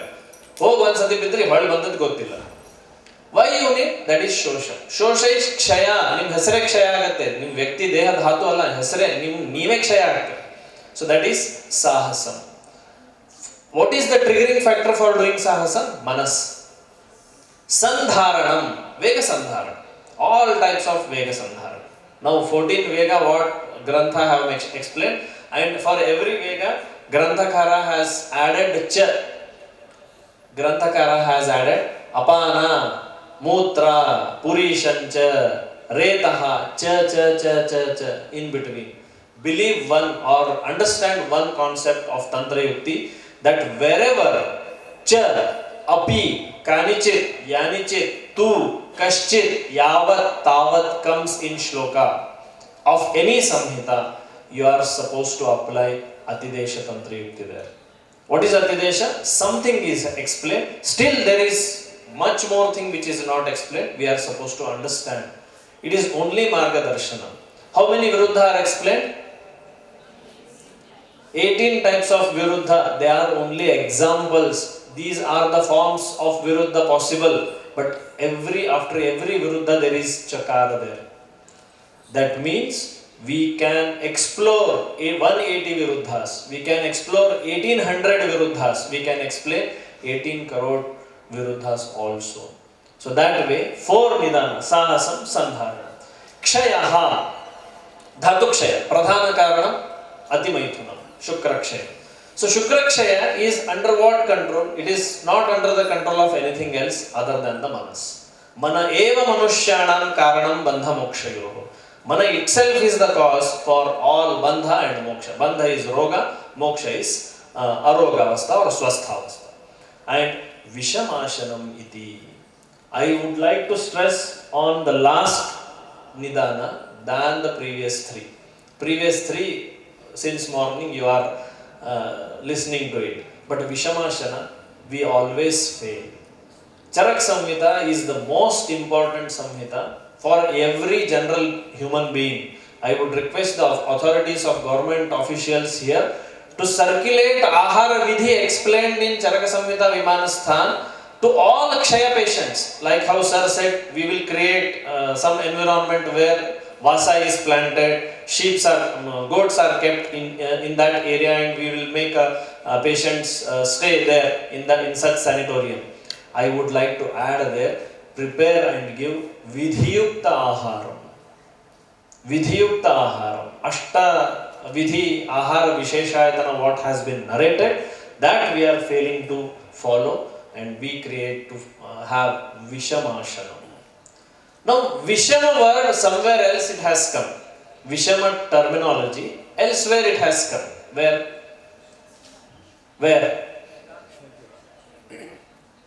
One is for Ahara, other place where you commonly come with Vishama. It is for Agni. Samagni, Mandagni, Tikshnagni, Vishama. Now, what is Vishamagni? What is Vishamagni? Can anyone tell what is Vishamagni or what is Mandagni? What is Mandagni, please? Don't know? But your case paper has Nidana Sevanam, Agni Mandam, Dhatu Dushti, Vyadhi. If this is so simple of manifestation of Vyadhi, sweepers will also become consultants of Ayurveda, Kaya Chikitsa and Panchakarma. It is not so easy. There is way difference between Agni Mandya and Mandagni. Vimanasthana mentions again about this same Roganikam Vimanam, 6th chapter, 12th shloka. I think my students know these shlokas. Every lecture wherever I give, I emphasize on this shloka. There are 4 Agnis.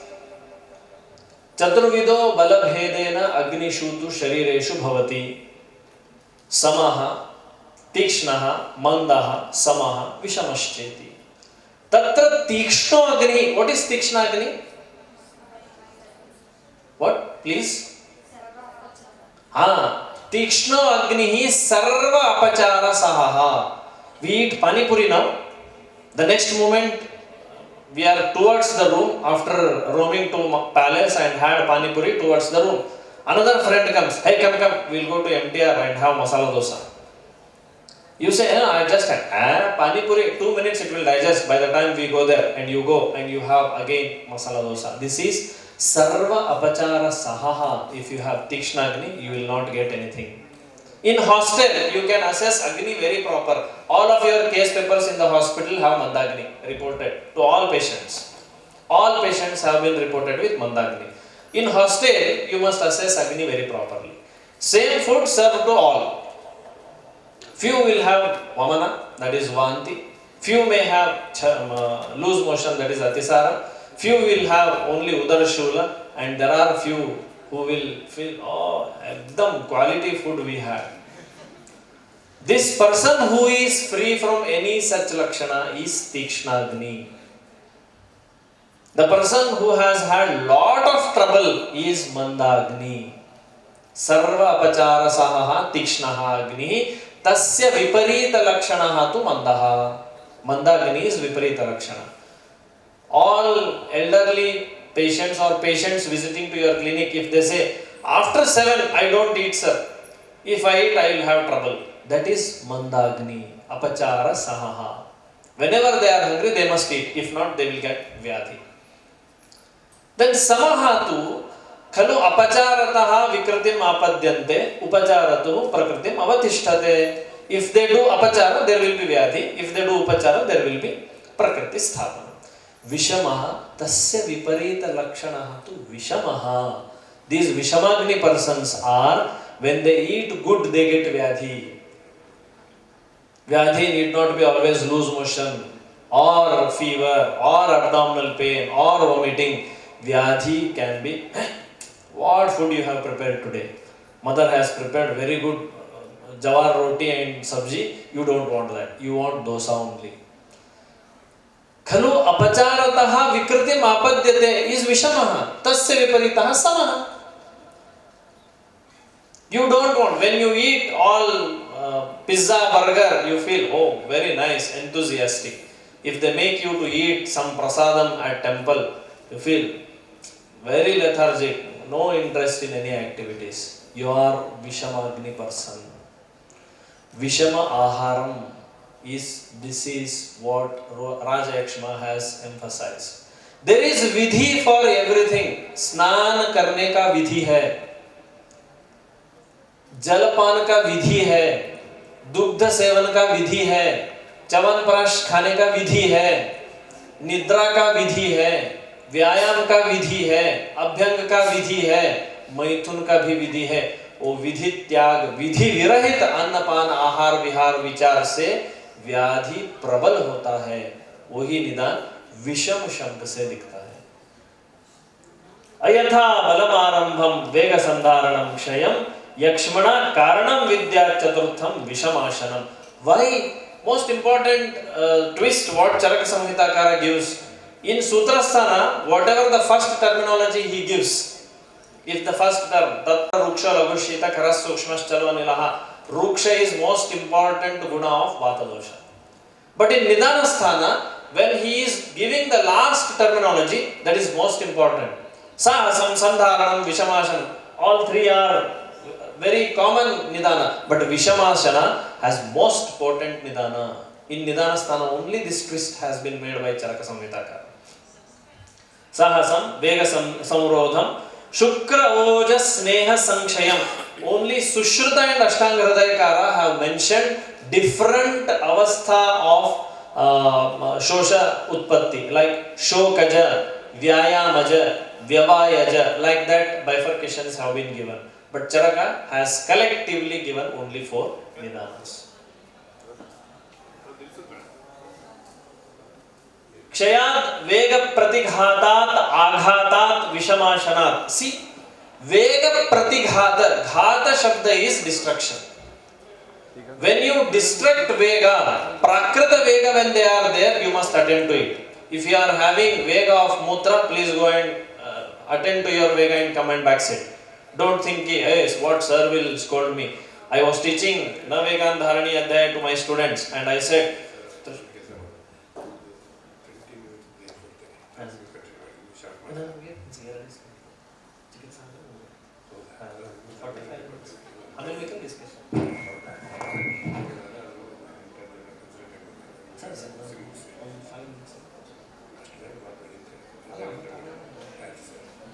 slide.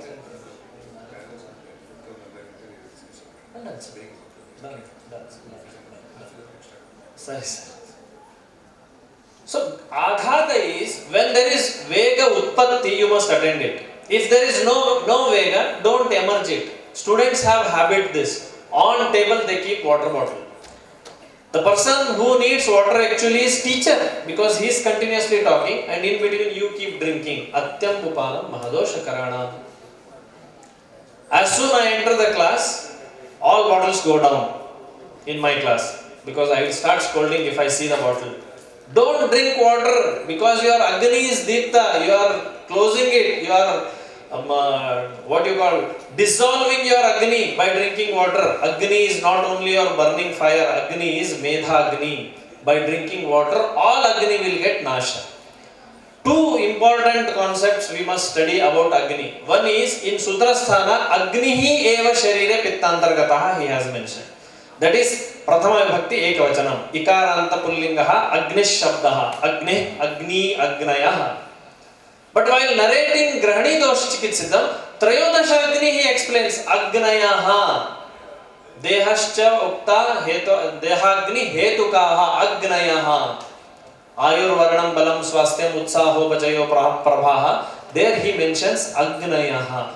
So when you want to maintain Swastha, only one Agni is important, that is your Jatara Agni. When you are Vyadhita, there are 13 Agnis what you are supposed to concentrate on. That is most important thing is about Vega Dharana, that is Vishamashana. Then comes Samprapti. Kapha Pradhanaihi Doshaihi Ruddheshu Rasavartmasu. Most important dhatu is Rasa. Sushruta mentions very beautifully and he says, Staulyam Karsham Cha Rasam Ekam Karanam. Only Rasa is the cause for Staulya and Krishata. Shoshaish Karshya Vyadhi. So cause is Rasa. You treat Rasa dhatu, Raja Yakshma gets corrected. These are various Pura Rupas according to various Samhitas, Sushruta, Charaka and Vagbhata. Whatever you consider, Trayodasha Rupa or Ekadasha Rupa or whatever, everywhere Sapta Dhatu are involved. For example, Shirashak Paripurnatvam, Mamsa Dhatu is involved, Majja Dhatu is involved, Pranavayu is involved, Rasa Dhatu is involved. So it is one cause. Kasa, Prana is involved, Rasa is involved because Shroto Mula is same. Shvasa, again Shroto Mula is same, Prana and Rasa. Swarabheda, Kantha, sir, he moved I think, otherwise he was the authority for Swarabheda and all. Shleshma Chardhanam, Chardi, again Rasadhatu is involved. Shonita Shtivana is Prana and Vyanavata, Rasadhatu is involved. Parshva Samsojanam, Asti, Majja Dhatu is involved. Amsava Mardaha, again Asti, Majja Dhatu are involved. Jwaraha, Sweda, Rasika, Sapta Dhatugata Jwara, up to Shukra is involved. Atisara, again Pitta Dosha is involved. Arochaka is Kapha Dosha involved. Tridosham, Saptadhatumcha, Trimalam, Avashyam Vartate. By Ekadasha Rupa itself, all the combination of doshas he has mentioned. Same way, Shad Rupa, Raja Yakshma and Tri Rupa Raja Yakshma have been narrated. So, Sadhya Sadhyata, now you tell what is the Sadhya Sadhyata of this Vyadhi, whether it is Sadhyam or Asadhya. Raja Yakshma is Sadhya or Asadhya? After listening to it, getting answer is Asadhya. Raja Yakshma, all the time it is Asadhya Vyadhi. We can only maintain the Vyadhi. That might be one of the reason that one of the component of Raja Yakshma, that is tuberculosis, is still not eradicated, it is but controlled. Eradication may turn very difficult because it has involved so many things. There is niyama of talking to each other. One should either talk inside the ear or should maintain dvayoho staraha. Dvayo staraha in Ekakshara Shabdakosha it is mentioned as if I am the person, how much distance I would cover by 2 steps. That is the distance between 2 persons when they are talking, supposed to be maintained. Do we maintain? No. So Vyadhi is most common. Chikitsa is Upachare Atmavantam. Atmavanta is Doshavantam. If there are dosha vikriti, treat the doshas, don't treat Vyadhi. Raktapitta hai isliye हमने उसको वासा अवलेह दिया, अतिसार है इसलिए उसको हमने कुटजा दिया, छर्दी है इसलिए हमने उसको मयूर पिच्छा भस्म दिया. ऐसे चिकित्सा नहीं होता है. चिकित्सा दोष के अनुसार होता है. आत्मवंतम इति दोषवंतम. उसमें जो दोष इन्वॉल्व है उसकी चिकित्सा करनी चाहिए. और चिकित्सा कदापि धातु पे नहीं होता है, मल पे नहीं होता है. चिकित्सा सदैव दोष पे ही होता है. सो दोषा एव हि सर्वेषां व्याधिनां एक कारणम. चिकित्सा should be done. Then what all should be included? Shokam, striyam, krodham, asuyanam cha tyajed. First and foremost is all manasika nidana should be stopped. If we are stopping manasika nidana, ultimately sattvika buddhi will emphasize, sattvika buddhi will develop, and sattvika buddhya, sattvika ahara, sattvika vichara, sattvika vyavahara. Raja Yakshma is stopped. Dudaran vishayan bhajet, Vaidyan dvija ati striyun dashan gurunshcha vachascha punyaha shruniyat. All these we never do. We never listen to sir. We will get unmada one day. What is unmada? We get panic during exam. Viruddha dushta shuchi bhojanani prakharshanam deva guru dvijana unmada heto bhaya harsha purvo manobhigato vishamascha cheshtaha. Our cheshta becomes vishama during exam. We turn this side, that side, whether sir is there or not, and we start writing copy. Why? Because we have never given attention towards teaching. So with this, I would like to conclude. And any questions from your side, I am there after the panel discussion or the next event. You can talk to me. Thank you again. And I bow my head to Anjaney Murthy sir with my presentation. whatever if I have uttered any good words or good collection, that is because of my Guru Runa and Guru Ashirvada. All mistakes are mine. Anena bhavi yat punyam tadapnotu gururmama. Dhanyavada. So what we are doing is we are combining the panel discussion along with the last session. So chairman, co-chairman remarks will be along with the panel discussion. Saurabh also will be our panelist and all our panelists will be there now. So I hand over to Chechi. Request Dr. Lakshmi Priya, the moderator for the panel discussion. Good evening all. Let's move on to the panel discussion session. We are extremely privileged to have many eminent faculties as panel members for our discussion. Let me invite the panel members first. First of all, I would like to invite Dr. C. Prashant, Professor and Head of Department of Respiratory Medicine, MMC and RI, Mysuru. He secured his graduation from BMC and RI, Bangalore, and he is post-graduated from GMCH, Chandigarh. Sir is well experienced in the field of tuberculosis control. He also has various publications and national and international journals. It's our privilege to him as our esteemed panel chief. Welcome you, sir. Next, I invite Professor J.R. Janardhan, sir, Senior Professor, Department of Studies in Botany, Dean, Faculty of Science and Technology, University of Mysuru. Sir is a botanist specialized in mycology and plant pathology and has more than 30 years of teaching and research experience. I welcome you, sir. Next, we warmly welcome a distinguished faculty member, Dr. Pratibha Pereira ma'am, who is having expertise in geriatrics, clinical research and hospital quality standards. She has made significant contributions to elderly care, including establishing the geriatric unit at KMC Mangalore and developing training programs for healthcare professionals. We welcome you, ma'am. Next, I invite Dr. Manu Prakash. Sir is an experienced orthopedic surgeon with over 15 years of expertise. Having completed his medical education at MMC, he holds a fellowship in joint replacement and revision surgeries and has worked as an assistant surgeon at Sanjay Gandhi Institute of Trauma and Research Center, Bangalore. We welcome you, sir. Next, I would like to welcome Dr. Anjanaya Murthy, sir. Sir is a renowned Ayurvedic expert with over 4 decades of experience.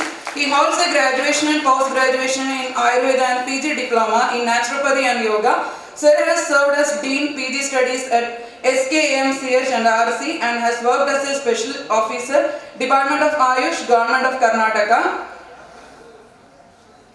Florida and many more. I welcome you, sir. Next, I would like to welcome Dr. Sindhu Lakshmi Durgesh, consultant in maternal and fetal medicine, NJ Hospitals, Mysuru, expertise in cosmetic gynecology, laparoscopic gynec surgery and sexual medicine, published national and international journals. She is an active member of various medical organizations. We welcome you, ma'am. Next, I would like to welcome Dr. Madhu K, currently serving as pulmonologist in Apollo Hospitals. He has vast experience in management of various respiratory related ailments and is a qualified interventional pulmonologist. I would like to welcome Dr. Saurabh sir, Associate Professor, Department of Postgraduation Studies in Basic Principles of Ayurveda, Ayurveda Mahavidyalaya Hubli for the session. Along with that, I like to welcome Dr. S.A. Chandrasekhar sir, Dr. Anthony Polraj sir and Dr. V.A. Chatri sir for the panel discussion. We have addressed the issue of TB, drug resistance and developed new effective treatments. Over to you, sir.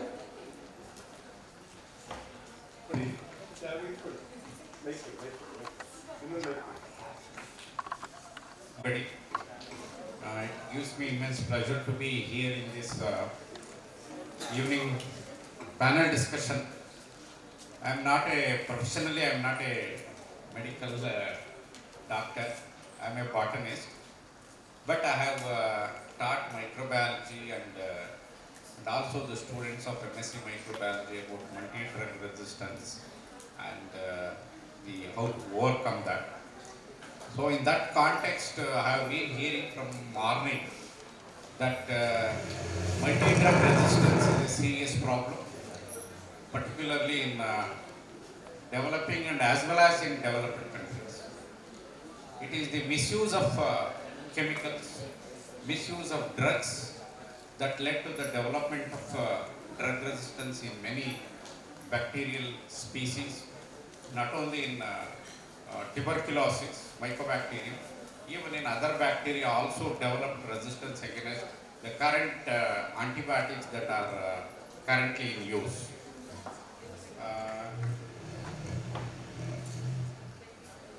It is very important that whenever the primary drugs that are prescribed for the tuberculosis fails, then doctor will go for a long-term special drugs, which are most of the time, I was hearing the morning Professor M.A. Shekhar was mentioning that they will have a lot of side effects. One side we want to kill the bacteria as early as possible, as quickly as possible, but at the same time the body may not cope up with the drugs that we are injecting. So we have oral medications, we have injections, and in that complications we are likely to lose patients also. So therefore it is very important that empathy, that's what Professor M.A. Shekhar was telling in the morning, doctor need to have empathy. Unless you talk to the patients closely from the heart by enhancing his morality, building confidence with him, taking with him, not only giving drugs, but we need to show a lot of empathy for him so that he can come out with that stress. One side we have a powerful drugs are creating a trouble in the body. The other side, bacterium, mycobacterium is multiplying and putting a lot of pressures on resources and taking away the essential nutrients.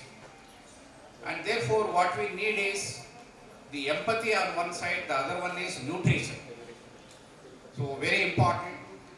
And the complex regimen will be introduced during treatment of multi-drug resistance, new drugs that are very effective but lots of side effects. And before that, drug susceptibility has to be conducted, and then only the drugs, these new drugs has to be prescribed. And moreover, for multi-drug resistant long-term treatment duration, more than 2 years or sometimes even more, is very, very important. And close monitoring of patient's health and the side effects of these needs to be addressed by the doctor. So therefore, we should also see that patient's adherence, in addition to due to side effects, he refused to take the drugs. So what doctors will do, ensuring that patient adhere to the strict medication regime, very, very important, and preventing contact, tracing, very important, because it is already multi-drug resistant work. It will try to escape from the body and try to infect many new individuals. So therefore that has to be controlled. So very recently WHO also recommended the newer agents for the particularly treatment of these multi-drug resistance mycobacterium, and very important that food for multi-drug resistant patients. So side by side we have to take care of the nutrition. Here comes the role of Ayurveda and protein-rich diets. We need to provide fruits and vegetables, whole grains, not polished rice, the whole grains, healthy fats we need to provide. So the fluid, maintaining the fluid, all these things are very, very important. From the point of botanical perspective, several medicinal plants have been very effective, particularly burnt leaves of Artemisia afra. Artemisia afra, this species we don't, but Artemisia we have. But this particular species we do not grow in India. Whole plant of Myrothamenum fabilifolio, people say that it is effective. The leaves, particularly juice of Caraita papaya, and the roots of Xanthoxylum capex, and seeds of Cambrentum, heroines, maybe Adalekai. So these are the important the medicinal plant that have also been suggested. And keeping all these things, treating multi-drug patients is a difficult task at the moment, and most of the time, 70 to 80% of the time we lose the patient. So therefore, it is a challenging one, and therefore the prevention is better than cure. We need to take a lot of precautions to see that the multi-drug worm doesn't enter the healthy individuals. We need to trace the patient and keep him in isolation. So these are the things that we have practiced during COVID period. So these things must be strictly adhered on so that we can prevent the spread of multi-drug resistance in human population. Thank you. Thank you, sir. Great analysis. Audience as well as panel members have any doubts or need clarification means can ask to sir now. Sir, next is sir. Next, I would like to extend my question to Dr. Pratibha ma'am. How can healthcare providers balance the need to treat TB effectively in older adults with the potential risk and side effects of TB medications, particularly in individuals with multiple comorbidities? I think that's a very relevant question because we know that the demographic pattern of Indian population is changing. All this while, when you got the question, just go and see the data, whether we can get any data on how tuberculosis is managed in oldest old in Indian population, and there is no data. But in the hospital we see quite often, at least let me say in a year we get 10 to 12 cases of tuberculosis which are positive, and that is very with great effort because we really to get pulmonary tuberculosis AFP positive in an elderly is pretty challenging because especially oldest old you have to make them cough. Their cough reflex is very suppressed, very difficult. So if we get, we are very lucky. And classically it will be there. But then there are tuberculosis is often missed in elderly. You will have to really look at the atypical manifestations in them to even try to pick it up. Now you are especially tubercular meningitis, basal meningitis. Not that it's not common, but unless and until you have high degree of suspicion, it is difficult. Because it overlaps with other cognitive issues in elderly. Suppose you say you have an elderly patient who has had multiple stroke coming with, sort of altered consciousness and low GCS score. Obviously, you're not going to think of meningitis, and it'll be like that for about 1 month, 1.5 months. So we now have a patient with whom we have done LP, and then even to get CPNAT positive in an elderly is challenging because of their immune status. It's not that easy. Of course, MAN2 does not have any much value in elderly. So first of all, diagnosing is itself a big challenge. And then, but we have to learn to look at it sharply because there is an increasing rise of tuberculosis, atypically manifested tuberculosis in elderly, which we have to. And I will also say about genitourinary. So you will have asymptomatic bacteria, they'll get loads of antibiotics. But then one has to think whether it is tuberculosis because as their immunity falls, it comes up. So that one part. We need some more statistics, and I request the National Tuberculosis Centers to look into capturing data of oldest old, push it. We are only concentrating on youngsters. Now when to treat in them, it's you have to treat them like pediatrics. You cannot just take the similar dose and put it to them. So you have to assess each organ where it is. For example, in renal system, creatinine may be 1.2 or 2, but we check the EGFR. Now if EGFR is somewhere hovering between 40, I cannot give the streptomycin or other aminoglycosides in the same dose because his EGFR is very low. I'm going to push him into renal failure. That apart, I'm going to worsen his deafness. So we have geriatric syndromes.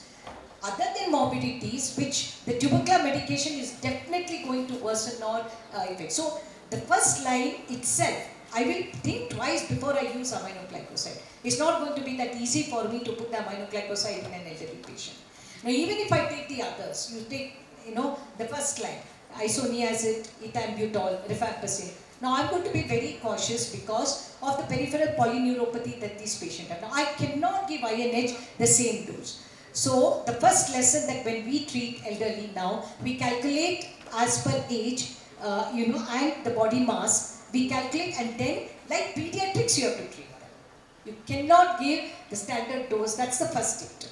So you have to first look what are the weakling system this person has. Can I use the first line to that effect? If I cannot, then I'll have to go into the second line. I have no choice. Now going to the level of multi-drug resistance in an elderly, we do face, but that's a different, that we would have already opted for the second line in these elderly patients because of other parameters that I cannot use them. In multimorbidity, as such, they will have lot of medication. So there will be drug-drug interaction in medication that we are using for tuberculosis as well as which we are using for other comorbid conditions. Say some of the drugs that I use for example, diabetes. Say I use pioglitazone or then I use ethambutol. There's going to be drug-drug combination. They will have polypharmacy any which way. So it's very challenging to identify which are the drugs that they have, number of polypharmacies. To that I'm going to add 4 more. So I should be very careful that whether these drugs are having any drug-drug interaction, drug physical situation interaction, which I told you earlier, then of course drug-food interaction also. So I would put it as simple because there are many panel speakers. So at the 3 level, diagnosis of the tuberculosis in an elderly is itself challenging. Getting a sputum positive is also challenging. We need to look more into other areas where I can diagnose tuberculosis early, but not that it is not common. Secondly, the dosing cannot be as in a youngster. We will have to go by like a pediatric system of dosing. Third, I need to look at all, whatever is the age-related issues. That is how much his brain is functioning or his kidneys are functioning or heart is functioning. Adjust the dose accordingly. Look at his other medication and see whether there is any drug-drug interaction. But if an elderly has tuberculosis, my priority will be to treat tuberculosis. So I will compromise on the other medication and see that I go on with the treatment of this. Thank you very much. Thank you, ma'am. Geriatric care is often neglected, especially in disease-specific areas. So thanks for sharing the knowledge, ma'am. Next, I'd like to ask question for Dr. Sushrut Gowda. Sir, what are the opportunities and challenges in using digital health technologies to control TB awareness or TB control programs?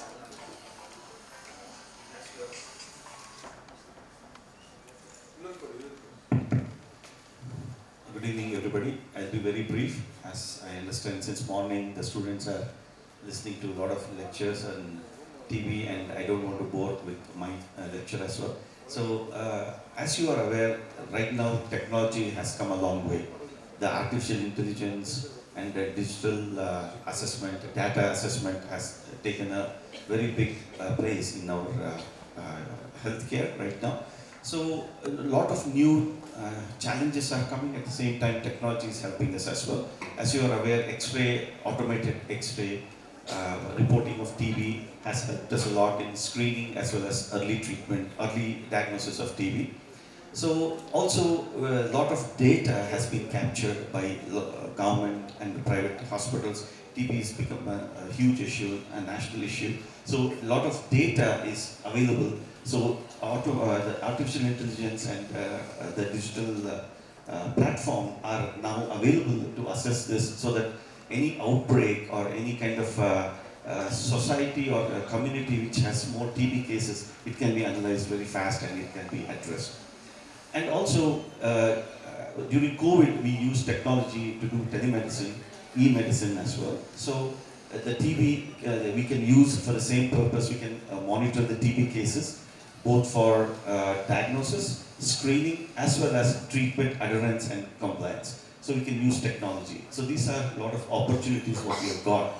And however, on the flip side, technology can be expensive, it can be insecure because there can be hacking, data can be stolen. So a lot of other challenges are there. And also some elderly people or people from who are old cannot adapt to technology, so they'll be having difficulty to adapt to telemedicine or other kind of newer technology. So those are some challenges. But as if we all come together and educate the people, especially using social media, a lot of awareness about TB and the programs can be.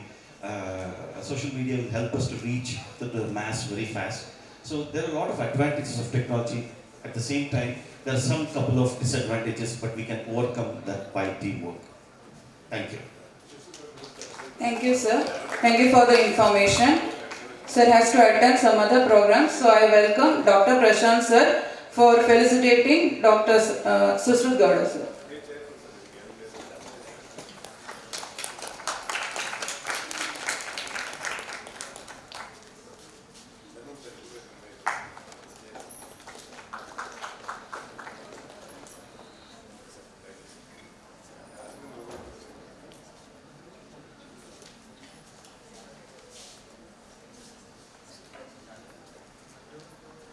Thank you, sir.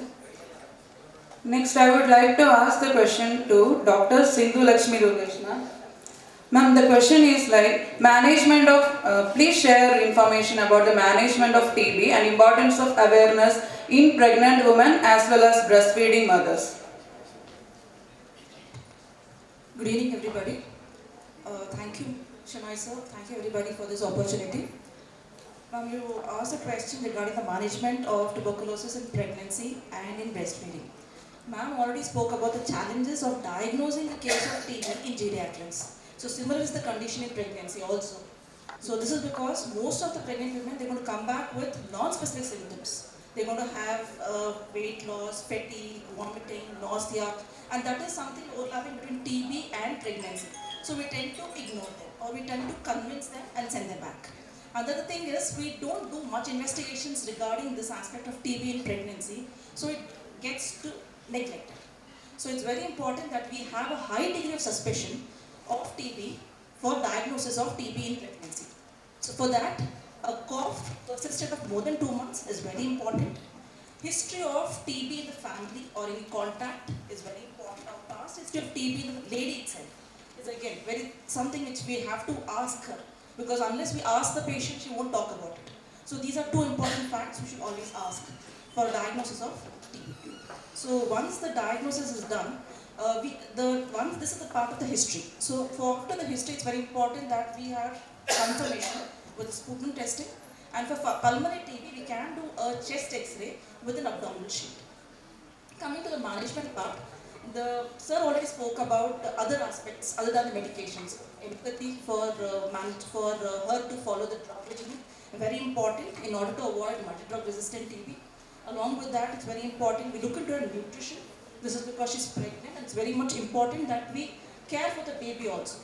And the medication part is similar to any adult, but however, the timing is a little increased over here. We give the maintenance phase for a longer time compared to the earlier. The normal adult is around 4 months. Over here, we give up to 7 months. So total dosage comes to around 9 months of therapy. So while managing this pregnant lady, it's very important we monitor her, monitoring the mother and monitoring the fetus. This is because TB has a lot of complications like low birth weight, fetal growth restriction, and preterm deliveries. So it's important we do the regular fetal growth surveillance scans. And in breastfeeding, yes ma'am, she can continue the drugs. As long as it's not an open case, it's totally fine to continue the same drugs. Thank you. Thank you, ma'am. Ma'am has detailedly explained the management of TB in pregnant and lactating mothers, which may have to deal with during our day-to-day clinical practice also. Thank you, ma'am. Next, I would like to ask Dr. Manu Prakash sir. Sir, what are some strategies for increasing awareness about the orthopedic manifestations of TB among healthcare providers and the general public?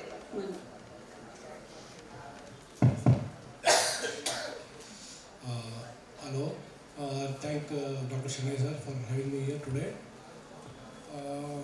like orthopedic manifestations of tuberculosis can be taken as skeletal TB. So mainly skeletal TB affects spine and the joints. I'll just briefly tell you how you diagnose the TB spine, because it's very difficult to diagnose TB spine initially. Okay, the patient will be normal, there is no weight loss, no loss of appetite, no constitutional symptoms. Patient will be absolutely normal, only patient will be presenting with complaints of low back pain, that's all. So whenever the patient comes with low back pain, chronic low back pain, which is not cured with conservative treatment, and with no history of trauma, okay, with no history of trauma, so then you should suspect something is there. So how do you diagnose? So whenever there is a patient with low back pain, so if you get an X-ray done, the X-ray will be normal, okay. So in the X-ray we can't find out the tuberculosis features. So what you should do is you should take an MRI scan. So MRI is the gold standard to detect early TB. So if you take an MRI scan, you can detect skeletal tuberculosis. And next is you can look for the deformity of the spine. Clinically, you can see the kyphotic deformity of the spine. The third is that you can look for any neurological deficits, like there will be weakness of the lower limbs, any numbness of the limbs, or any altered bowel or bladder sensations. And third is you look for any swelling in the lower aspect of the lumbar region, so with no signs of inflammation. So there will be no increase in temperature, there will be no redness. The only swelling will be there, it is painless. So when you see those things, you take an MRI scan, so definitely there will be a lesion in the spine. So that says there will be TB spine. So why I am stressing on to take MRI scan early is, if you take an MRI scan of spine early, you will detect the tuberculosis of spine very much early, and you can treat it conservatively. So there will be no need for any surgical intervention, and if you can prevent the sequelae of tuberculosis. Thank you. Thank you, sir. This is one of the unnoticed or missed area in TB management, because we often deals with low back pain, etc., which we used to neglect. The TB possibility we used to neglect. So sir's words are extending lives to this aspect. Next, I would like to ask Dr. Madhu sir, what are the most effective strategies for reducing TB transmission in high density populations?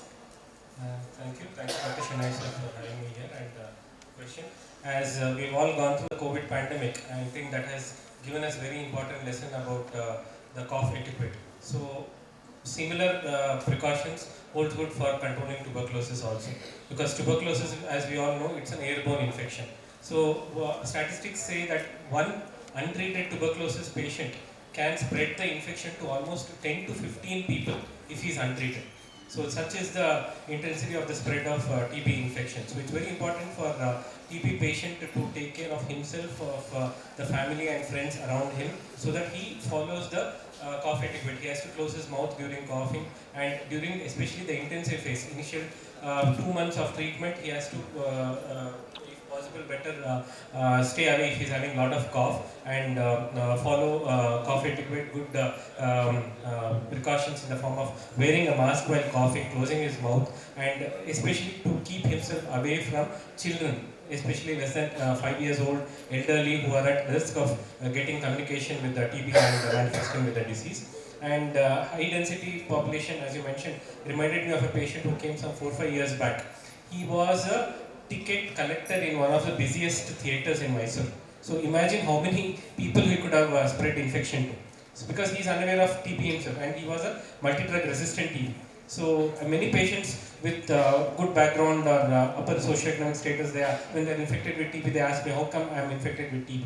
Because as I told in the morning also, TB doesn't differentiate between people who are rich or poor, who are fair or dark. It affects each and every individual if their immunity goes down, and especially after COVID pandemic, we have seen even with patients who are having good immunity also are manifesting with atypical tuberculosis presentations in the form of lymph node TB or pleural effusions, lot of pleural effusions of tuberculosis who have come up. So TB is there everywhere. it is there in the community. It is only that we have to have a good nutrition, good immunity, and whenever we go outdoor, especially in crowded areas, so especially being a pulmonologist, I see a lot of COPD patients, a lot of interstitial lung disease patients who are at risk of contracting various respiratory infections. So I ask them to please wear a mask when they go out in crowded areas, in bus stands, markets, wear a mask and don't come in contact with people who are coughing or who, there is a risk of catching an infection. And also if they have comorbid COPD or asthma, when they are using nebulizations, the caregiver or in the healthcare setting also, like we have seen in COVID, give the nebulization in an isolated room and let the patient wear himself so that the aerosols, the fumes don't spread to others who are in the same close vicinity. And as Madam was telling about pregnant women with TB, especially if she is put up positive, the child is given isoniazid prophylaxis, but breastfeeding is not a contraindication. So we have to have close contact, having taken these precautions, be it family, friends or the health givers, so that the communication of tuberculosis is controlled. Thank you. Thank you, sir. The core plan of Ni-Kshay is concentrated on prevention of transmission of TB. So, sir has mentioned recent examples and described the modes and chances of transmission. Thank you, sir. Next, I would like to ask Dr. Anjanaya Murthy, sir. Sir, how can Ayurvedic principles and practices be integrated with modern medicine to raise awareness and promote prevention and treatment of tuberculosis, particularly in rural or unreserved areas? Thank you. Thank you for giving me this opportunity. This August researchers, best cream of patients and subjects. This will be a new chapter in the history of tuberculosis. People across the different systems are meeting and exchanging the viewpoints, and ultimately the society is getting the benefit of this type of discussion. There is no discrimination between Ayurveda, allopathy, and everything. Whatever methods that we are talking about, wearing mask and other basic procedures are to be followed. Whether it is a rural person, urban person, rich person, poor person, it doesn't have any differentiation between caste, class, or gender. All people should follow this type of basic things. And I don't feel that there is nothing like Ayurveda and allopathy. Such a Vishram says to the Rogeka Promoche, means that is the best system which gets the disease already. That is okay. It is we have a lot of alkalides and other things derived from the plant sources ultimately. So everyone aims at the patient becoming alright. With this basic point of view, already number of researches, more than 100 researches have been done, wherein when we are giving this allopathic drugs, when you give Ayurvedic drugs for the benefit of the brothers and sisters in the allopathic field, a study has been done where the commonly used Chalaprasha is being given. When you are giving this Chalaprasha, the toxicity of this allopathic medicines is being reduced. Chalaprasha, a lot of propaganda is there already. I am not behind the propaganda, I am behind the Gunadharma of the Chalaprasha. Chalaprasha, he is mentioning, Swasakasaharasya Viseshkara. My friends were pulmonologists here, he is telling that breathing difficulties and cough, for those people, Chalaprasha is the ultimate remedy. And it does not means it does not interact with other allopathic medicines. You can combine these type of things. Basic, in Corona time also, I was seeing in the allopathic hospitals, in Apollo hospital also. In the night, they are giving this milk with turmeric powder. They are taking it as magic drink. So nobody is having any ill feeling towards any system. When the patient is getting better, it is okay. This being the case, number of single drugs are there, number of compound drugs are there. Those can be definitely used. Second, I was discussing with my colleague who is sitting by my side from the PK Sanitary. Sir, you are using allopathic medicines. We have a set of guidelines from Ayurvedic point of view. What diets are to be given, what diets are not to be given. Simple, goat's flesh is indicated as the ideal food substance for the tuberculosis. You give your treatment. Along with these things, you ask the patient to take this goat's flesh more frequently. Similarly, substances are there. I'm just giving an example. I don't want to give a big list. Some substances are there which are contraindicated. You try to avoid those substances. Maybe my particular point is here. Research has to be done, not in a very empirical manner. Somebody is telling where to follow. Research has to be done in a very systematic way, and it has to be followed. This is one aspect. having three components: ahara, vihara, aushadha. So medicines, I believe in single drug remedies. For example, piperlangam. It has been studied that when we are giving piperlangam with any other medicines, the bioavailability of the allopathic medicines is increased. The cell wall is a semi-permeable membrane. It behaves better when the piperlangam is being given. This has been studied. Research reports are there. Piperlangam good as the piperlangam. Lot of researches have been done in Central Food Technology Research Institute and these various substances. They are not opposite to any particular system, particular things like those chemicals. In addition, previously the sanitarian activities were there. Now sanitarian is not necessary, I think. But Dr. Nandini, professor, head of the environment department, has studied some trees which are going to improve the environment, which are going to improve the things. In Ayurveda also a book has been published. Ayurveda, Salva, some trees can be grown in a particular area. And specifically my friend was speaking of food habits. Like, for example, a person should take food when he is hungry. And sufficient quantity, how much quantity, what type of things. Ahara vidhi they have been known. Ahara, Swapna, Brahmacharya. These are not necessarily focus numbers, are the supporting pillars. If we follow these things, if we follow the rules of health, our condition of people can be maintained. Also, this can be more on ashwagandha, the nutritional status of the person can be improved by giving this ashwagandha. A multi-center trial has been done by the central government, wherein the person is given Vitane somnifera in the night with milk. It is just given for 15 days. And just by giving it for 15 days, even the person having hypoproteinemia, means low protein diet is being given, this ashwagandha is able to do protein sparing effect. So, a lot of good things are there. It is a very wide topic. In this short time, we cannot discuss. Totally, I feel that one system is complementing another system. We can definitely help the suffering people in preventing, in curing, in promoting the status of the person. Thank you. Happy to hear the words from an authority of Ayurveda. Such words will definitely help to bridge the approaches towards integrated plan. Next, I would like to ask the question to the chief of the panel, Dr. Prashant sir. How does TB intersect with other health issues such as HIV, diabetes or malnutrition? Along with that, I would like to ask sir for concluding the session. So, good afternoon everyone. Firstly, I thank the Government Ayurveda College for giving me this opportunity. And also, I would like to highlight the role of Government Ayurveda College during COVID pandemic. In fact, when everyone were afraid to come and treat tuberculosis patients, your faculty came to us, they helped us in treating COVID patients. And for 2 months, we treated around 950 patients and they ran the OPD successfully. Not even a single day any complaint or there was no fight between patients and the doctors. It was an immense support from them. We could carry out the COVID control activities very well in trauma care. I thank everyone once again. So tuberculosis, as everyone said, can affect any person, starting from the elderly to young age, rich to poor. But the way the TB presents is different in various individuals. When it comes to HIV, if we see around 40% of Indians are always infected with tuberculosis, but the chance of getting active infection is only 10%. But when it comes to HIV positive individuals, the chance of getting tuberculosis activation increases up to 40 to 50%. So HIV causes patients to develop more active infection. Second thing, the presentation. Classically, tuberculosis presents with cough, fever, decreased appetite, night sweats, etc. But in tuberculosis, the symptoms are very subtle. Patients will have just decreased appetite or just generalized fatigue and nothing. High index of suspicion is very important.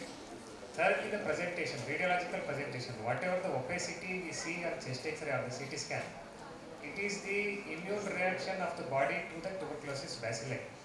But since the immune status of HIV positive individuals is low, often the X-ray will be normal. So just because X-ray is normal, we should not tell patient is not a case of tuberculosis and neglecting.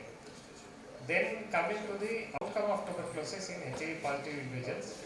In fact, we have conducted a study, outcome of MDR tuberculosis in HIV positive individuals. we found out that the outcome was very bad with only 35% success rate. So HIV affects TB individuals in all status. Then coming to diabetes, again like HIV, it's also a immunodeficiency condition.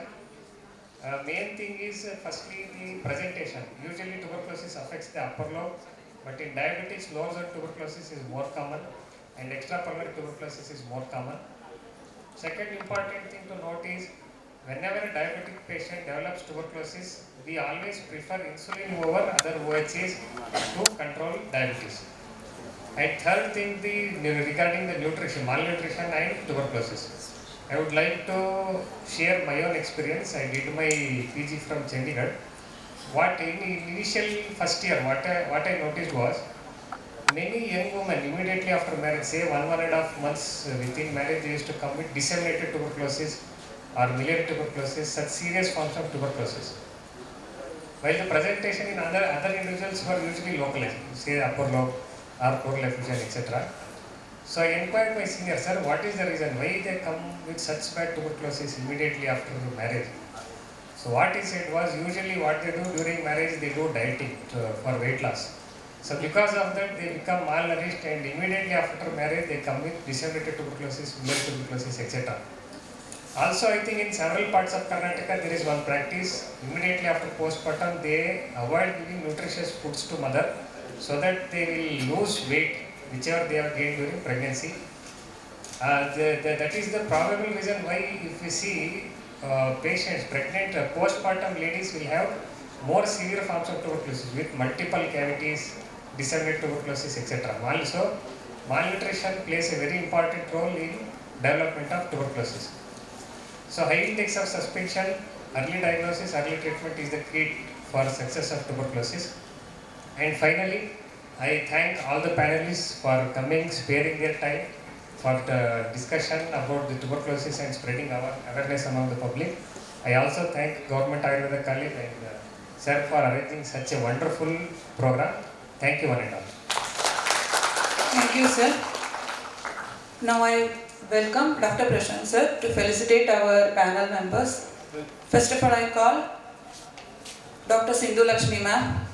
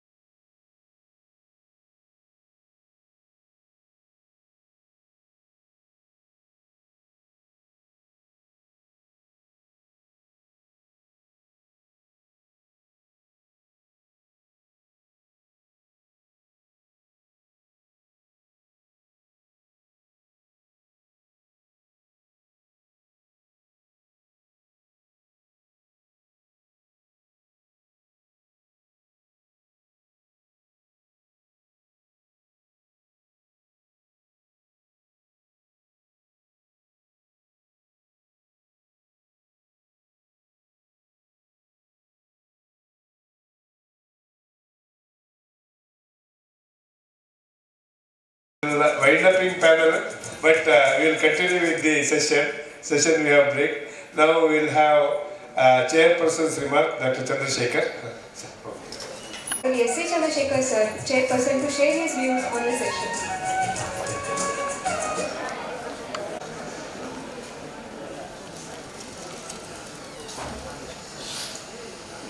ಎಲ್ಲ ಪ್ಯಾನಲಿಸ್ಟ್ಗಳು ಮತ್ತು ಈ ಒಂದು ಸೆಷನ್ಗಳನ್ನು ನಡೆಸಿಕೊಟ್ಟಂತಹ ವಿಶೇಷ ಆಹ್ವಾನಿತರಾಗಿ ಬಂದಿದ್ದಂತಹ ವೈದ್ಯರುಗಳೇ ಮತ್ತು ಮುಂದಿನ ಪೀಳಿಗೆಯನ್ನು ಮತ್ತು ಭಾರತವನ್ನು ನಡೆಸುವಂಥ ವೈದ್ಯರೇ,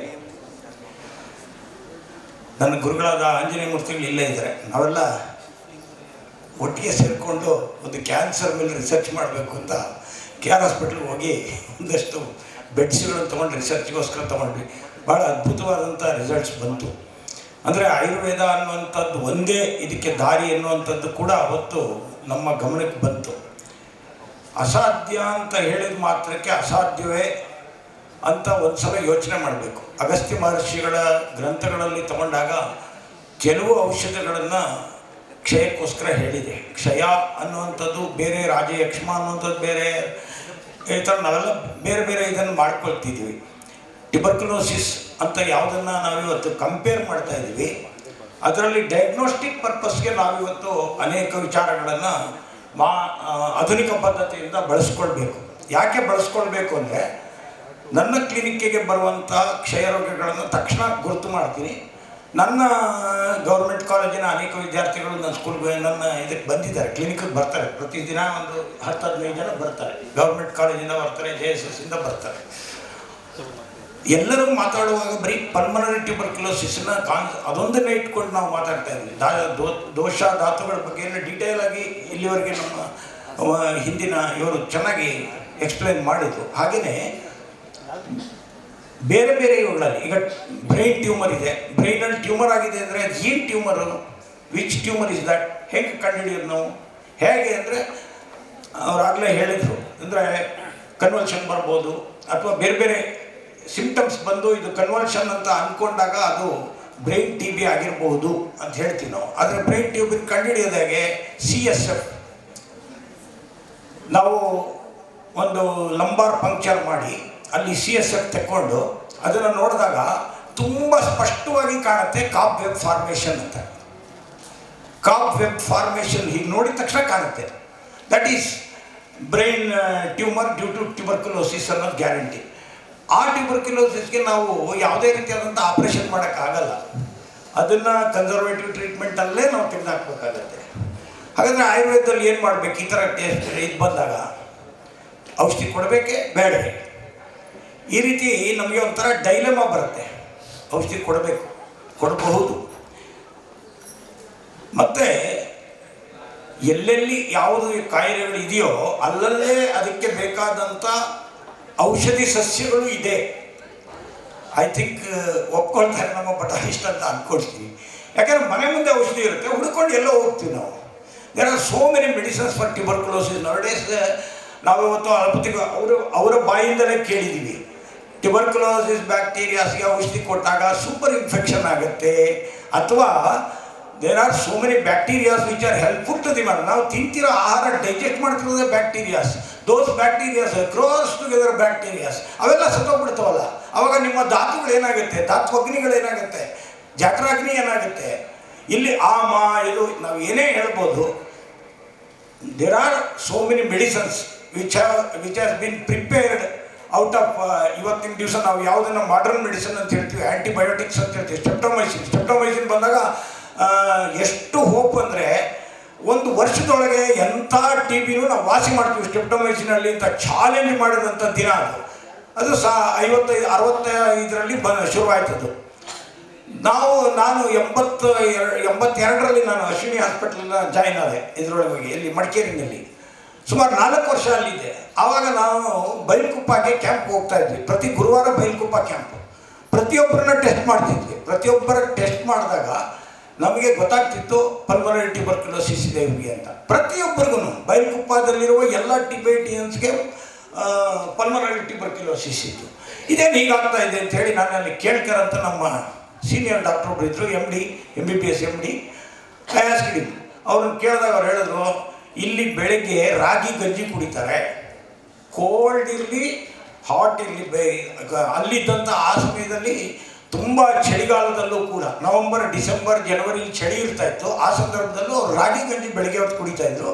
ಅದಕ್ಕೆ ರಾಗಿ ಗಂಜಿ ಕುಡಿತಿರೋದ್ರಿಂದ ಇವರು TB ಬಂದಿದೆ ಅಂತ ಹೇಳೋದು. ನಾನು ನಂಬಲಿಲ್ಲ ಅದನ್ನ. ಸರ್, ರಾಗಿ ಎಷ್ಟು ಪ್ರೋಟೀನ್ ಇರುತ್ತೆ, ಎಷ್ಟು ಶಕ್ತಿ ಕೊಡುತ್ತೆ, ಅದು ಹೆಂಗೆ ಇವ್ರಿಗೆ TB ಬರುತ್ತೆ? ಇಷ್ಟು ಶಕ್ತಿ ಕೆಲಸ ಮಾಡ್ತಿದ್ರು ಅವರು. ಅವರೇನೋ ಆರಾಮಾಗಿ ಕೂತಿರಲಿಲ್ಲ. ಪ್ರತಿಯೊಬ್ಬರು ಭಾಳ ಕಷ್ಟಪಟ್ಟು ಕೆಲಸ ಮಾಡಿ ಡೌಟ್ ಆಗಿದ್ದಂಥ ಜನಕ್ಕೆ TB ಅಂತ ಹೇಳ್ಬಿಟ್ರಲ್ಲ ಅಂತ ನನಗೆ ಭಾಳ ಆಶ್ಚರ್ಯ ಆಗ್ತಿತ್ತು. ಅಂದರೆ ಈ ರೀತಿ ಡಯಾಗ್ನೋಸ್ ಮಾಡೋದನ್ನು ನಾವು ಕಲ್ತ್ಕೋಬೇಕು. ಯಾವುದೋ ಒಂದು ಹಳ್ಳಿಗೆ ಹೋಗ್ಬಿಟ್ಟು ಟೆಕ್ನಾಲಜಿ ಅಳವಡಿಸ್ಕೊಂಡ್ಬಿಟ್ಟಿದ್ದೀವಿ, ಬೇಕಾದಷ್ಟಿದೆ ಈಗ ಅಂತೇಳಿ ನಾವು ಎಲ್ಲರನ್ನೂ ಸಿಟಿಗೆ ಕಳ್ಸೋಕ್ಕಾಗಲ್ಲ, ಎಲ್ರಿಗೂ MRI ಮಾಡ್ಸೋಕ್ಕಾಗಲ್ಲ. We have to find out with simple diagnostic methods. There are so many simple diagnostic methods. ಅದರ ಮೂಲಕ ನಾವು ಕಂಡುಹಿಡ್ಕೋಬೇಕು. ಆಗಲೇ ಡಾಕ್ಟರ್ ರಾಜೇಂದ್ರಮೂರ್ತಿ ಹೇಳಿದಂಥ ಔಷಧಿಯನ್ನು ನಾನು ನಮ್ಮ ತಂದೆ ಯೂಸ್ ಮಾಡಿದ್ವಿ. ರುಡಾಲಿ ಅನ್ನುವಂಥದ್ದು ಬಾಂಬೆಯಿಂದ ತರಿಸ್ತಾ ಇದ್ವಿ. ಅದನ್ನು ಈಸ್ಟ್ ಇಂಡಿಯಾ ಕಂಪನಿ ಅನ್ನುವಂಥದ್ದು ಬ್ಯಾನ್ ಮಾಡಿಸ್ತು. ಅದನ್ನು ಬ್ಯಾನ್ ಮಾಡಿಸಿದಂಥ ಕಾರಣ ಈಸ್ಟ್ ಇಂಡಿಯಾ ಕಂಪನಿ ಒಂದು ಪ್ರಾಡಕ್ಟ್ ಜೊತೆ ಹೊರಗಡೆ ಬಂತು. ಅದಾದಮೇಲೆ 80-85ರಲ್ಲಿ ರಿಫ್ಯಾಂಪಿಸಿನ್ ಬಂತು. ಅದಾದಮೇಲೆ INH ಕೊಡಬೇಕು ಜೊತೆಯಲ್ಲಿ ಅಂತ ಹೇಳ್ತು. INH ರಿಫ್ಯಾಂಪಿಸಿನ್ ಕೊಟ್ಟಾಗ ಬಂದಂಥ ಕಿಡ್ನಿ ಫೇಲ್ಯೂರ್ ಕೇಸಸ್ ಜಾಸ್ತಿ ಆಗೋಕ್ಕೆ ಶುರುವಾಯಿತು. ಈ ರೀತಿ ಒಂದಕ್ಕೊಂದು ಜಾಯಿನ್ ಹಾಕ್ಕೊಂಡು ಹೋಯಿತು. ಇವತ್ತಿಗೂ ಕೂಡ ಎಥಂಬೋಟಾಲ್, ರಿಫ್ಯಾಂಪಿಸಿನ್, INH ಕಾಂಬಿನೇಷನಲ್ಲಿ 3 ಡ್ರಗ್ ರೆಜಿಮಲ್ಲಿ ಕೊಡ್ತಾ ಇದ್ವಿ. ಈಗ 4 ಡ್ರಗ್ ರೆಜಿಮ್ ಮಾಡಿದ್ವಿ. ಪೈರಿಡಾಕ್ಸಿನ್ ಹೈಡ್ರೋಕ್ಲೋರೈಡ್ ಕೂಡ ವಾಮಿಟಿಂಗ್ ಸೆನ್ಸೇಷನ್ ಬರಬಾರ್ದು ಅಂತೇಳಿ ಅದನ್ನು ಕೂಡ ಇದು ಮಾಡಿದ್ವಿ. ಇನ್ನು ಇದ್ರ ಜೊತೆಗೆ ಕಾಂಪ್ಲಿಕೇಶನ್ ಆದಂಗೆ ಹೆಚ್ಚೆಚ್ಚು ಔಷಧಿಗಳನ್ನು ಕೊಟ್ಕೊಂಡು ಹೋಗ್ತಾ ಇದ್ವಿ. ಇದೆಲ್ಲದರ ಮೂಲವನ್ನು ಹುಡುಕೊಂಡು ಹೋದಾಗ ನಮಗೆ ಗೊತ್ತಾಗುತ್ತೆ ಆಯುರ್ವೇದದಲ್ಲಿ ಎಷ್ಟು ಸುಲಭವಾಗಿ ಚಿಕಿತ್ಸೆ ಮಾಡ್ಬೋದು ಅಂತ. ಬೆಣ್ಣೆ 4 ಚಮಚ, 2 ಚಮಚ ಜೇನು ಪ್ರತಿನಿತ್ಯ ಕೊಟ್ಟು 1 ತಿಂಗಳಾದ್ಮೇಲೆ TB ಇದೆಯಾ ಅಂತ ನೋಡಿ, ಇದು ಎಂಥ ಸುಲಭವಾದಂಥ ಚಿಕಿತ್ಸೆ ಅನ್ನುವಂಥದ್ದನ್ನು ನಾವೆಲ್ಲ ಇದನ್ನು ಫಾಲೋ ಮಾಡಬೇಕು. ಆಯುರ್ವೇದಿಕ್ ಡಾಕ್ಟ್ರು ಬರೀ ಇಷ್ಟೇ ಅಂತ ಅನ್ಕೋಬೇಡಿ. ರುದ್ರಾಕ್ಷಿ ಕಷಾಯ ಮಾಡ್ಕೊಡ್ಬೋದು, ಅಥವಾ ರುದ್ರಾಕ್ಷಿಯ ಟ್ಯಾಬ್ಲೆಟ್ಸನ್ನು ನಾವೇ ಮನೆಯಲ್ಲಿ ಪ್ರಿಪೇರ್ ಮಾಡ್ಬೋದು. ಅದನ್ನು ಮಾಡೋದ್ರ ಮುಖಾಂತರ TBಯನ್ನು ಎರಾಡಿಕೇಟ್ ಮಾಡ್ಬೋದು. ಇವತ್ತು ಹಿಂದೆ ಇದ್ದಂಥ ಮೈಕೋಬ್ಯಾಕ್ಟೀರಿಯಂ ಟ್ಯೂಬರ್ಕ್ಯುಲೋಸಿಸ್ ಏನಿದೆ ಅದೇ ಮೈಕೋಬ್ಯಾಕ್ಟೀರಿಯಂ ಟ್ಯೂಬರ್ಕ್ಯುಲೋಸಿಸ್ ನೋಡ್ತಾ ಇದ್ವಿ. ಬಟ್ ಅದರ ಎಫೆಕ್ಟ್ ಎಷ್ಟಾಗ್ತಾ ಇದೆ ಅನ್ನೋದನ್ನ ಇವತ್ತು ರಿಸರ್ಚ್ ಮಾಡಬೇಕಾಗಿದೆ. ಹಿಂದೆ ಇದ್ದಂಗೆ ಸಿಕ್ಕಾಪಟ್ಟೆ ರ್ಯಾಂಪೆಂಟ್. ಒಂದು ಹಳ್ಳಿಗೆ ಹೋದ ತಕ್ಷಣವೇ ಒಂದು ಮನೆಯಲ್ಲಿ ಒಬ್ಬನಿಗಿದೆ ಅಂದರೆ ಪಕ್ಕದ ಮನೆಯವರು ಬಂತು ಆಗಲೇ ಅಂತಲೇ, ಆ ಮನೆಯಲ್ಲಿ ಯಾವುದೋ ಒಂದು ಮಗುಗಿದೆ ಅಂದರೆ ಅವ್ರ ಅಜ್ಜಿಂಗೆ ಬಂತು ಅಂತ, ಅಥವಾ ಅಜ್ಜಿಂಗಿದೆ ಅಂದರೆ ಮಗುಗೆ ಬಂತು ಅಂತ. ಈ ರೀತಿ ಇವತ್ತು ಫ್ಯಾಮಿಲಿ ವೈಸ್ ನೋಡಿದಾಗ ಇಡೀ ಫ್ಯಾಮಿಲಿಗಳಲ್ಲಿ ಟ್ಯೂಬರ್ಕ್ಯುಲೋಸಿಸ್ ಇಲ್ಲ, ಅಥವಾ ಇಡೀ ಹಳ್ಳಿಯಲ್ಲೇ ಟ್ಯೂಬರ್ಕ್ಯುಲೋಸಿಸ್ ಕಾಣ್ತಾ ಇಲ್ಲ, ಭಾಳ ಕಡಿಮೆ ಆಗ್ತಾ ಇದೆ. ಅದರ ಎಫೆಕ್ಟ್ ಕೂಡ ಕಡಿಮೆ ಆಗ್ತಾ ಇದೆ. ಇದನ್ನು ನಾವು ಅರ್ಥ ಮಾಡಿಕೊಂಡು TB ಎಲ್ಲೆಲ್ಲಿ ಜಾಸ್ತಿ ಇದೆ, ಡಾಕ್ಟರ್ ಹೇಳಿದ್ರು ಮಾನಸಿಕ ವೇಗಗಳನ್ನು ನಾವು ಹತೋಟಿಯಲ್ಲಿ ಇಟ್ಕೊಳ್ಬೇಕು ಟ್ಯೂಬರ್ಕ್ಯುಲೋಸಿಸ್ ಇದ್ದವರು ಅಂತ. ವೇಗಗಳು ಶಾರೀರಿಕ ವೇಗಗಳು ಅಷ್ಟೇ ಅಲ್ಲ, ಮಾನಸಿಕ ವೇಗಗಳಲ್ಲಿ ದ್ವೇಷ ಮೊದಲನೇದು ಹೇಳಿದ್ರು, ಕ್ರೋಧ, ದ್ವೇಷ ಏನು ಹೇಳಿದ್ರು, ಕಾಮ, ಕ್ರೋಧ, ಲೋಭ, ಮೋಹ, ಮದ, ಮುತ್ಸರ, ಇವುಗಳನ್ನು ತಕ್ಷಣ ನಾವು ಕರ್ಬ್ ಮಾಡಿದ್ರೆ ಆಟೋಮೆಟಿಕ್ಕಾಗಿ TB ಪೇಷಂಟಲ್ಲಿ ತನ್ನದೇ ಆದಂಥ ಆತ್ಮಸ್ಥೈರ್ಯ ಬೆಳೆಯುತ್ತೆ. ಅದು ಬೆಳೆದ ಮೇಲೆ ಅವನು ಯಾವ ಆಹಾರವನ್ನು ಸೇವಿಸಬೇಕು ಅನ್ನೋಂಥದ್ದನ್ನು ಕೊಟ್ಟಾಗ ಆ ರೆಜಿಮಿನ ಆಹಾರವನ್ನು ತೊಗೊಳ್ತಾನೆ. ಅದರ್ವೈಸ್ ಆಹಾರ ಸೇವಿಸೋಕೆ ಅವ್ನು ಇಷ್ಟಪಡಲ್ಲ. ನನ್ನ ಇಷ್ಟ, ನಾನು ಡ್ರಿಂಕ್ಸೇ ಮಾಡ್ತೀನಿ ಹೋಗಿ, ನಾನು ಸ್ಮೋಕೇ ಮಾಡ್ತೀನಿ ಹೋಗಿ, ನಾನು ಇದೇ ಮಾಡ್ತೀನಿ ಅಂತಿರ್ತಾರೆ. ಹಾಗಾಗಿ ಮಾನಸಿಕ ವೇಗಗಳನ್ನು ಫಸ್ಟ್ ಅವನಿಗೆ ಕಡಿಮೆ ಮಾಡಿಸಿ, ನಂತರದಲ್ಲಿ ಶಾರೀರಿಕ ವೇಗಗಳನ್ನು ಕಡಿಮೆ ಮಾಡಿಸಿ ಮಾನಸಿಕಗಳನ್ನು ತಡೆ ಹಿಡಿಯೋದು ಹೇಳಿಬಿಟ್ಟು ನಾವು ಅವನಿಗೆ ಟ್ರೀಟ್ಮೆಂಟ್ ಕೊಡೋದ್ರಿಂದ ಅತ್ಯದ್ಭುತವಾದಂಥ ಇದನ್ನು ನಾವು ಸಾಧಿಸ್ಬೋದು ಅನ್ನುವಂಥದ್ದನ್ನು ಇಲ್ಲಿ ಹೇಳ್ತಾ ನನ್ನ 2 ಮಾತನ್ನು ಮುಗಿಸ್ತೇನೆ. ಧನ್ಯವಾದ. Thank you, sir. I request Dr. Vasudev Anand Chate to share his views about the session. I will not take much more time as it is. So, first I congratulate my dear and near friend and my departmental colleague Dr. Saurabh sir for a wonderful session and sharing his experience. So I don't want to the comment on the presentation, but I want to tell something as a witness what I observed in his presentation. The first is, what are the main highlighted point is, sir covered the topic according to the Samhita Siddhanta. That is, first is he covered with the Sandhi Samasas. The first thing is some of the Sandhi Samasas sir explained.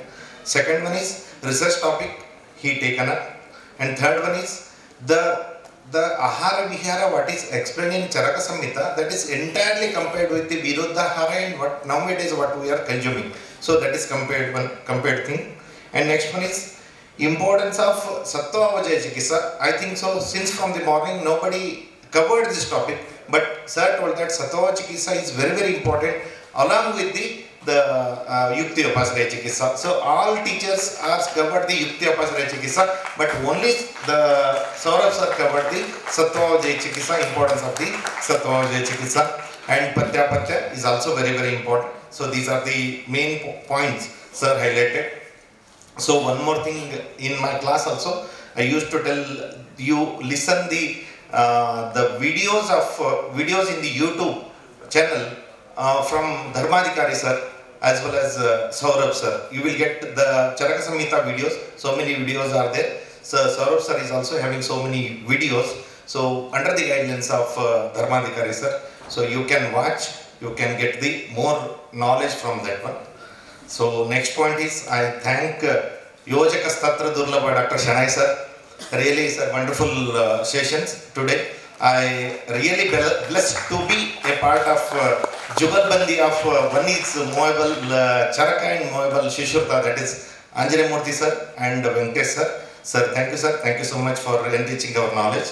So last but not least, I thank the organizers, the Venkat Krishna sir, my dear friend Navle sir, and our principal Dr. Radhakrishna sir, and last but not the least, my HOD Dr. Srivasa sir, for this opportunity. Thank you. Thank you.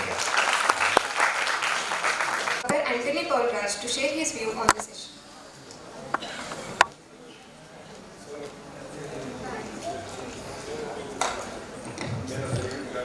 Good evening, everyone.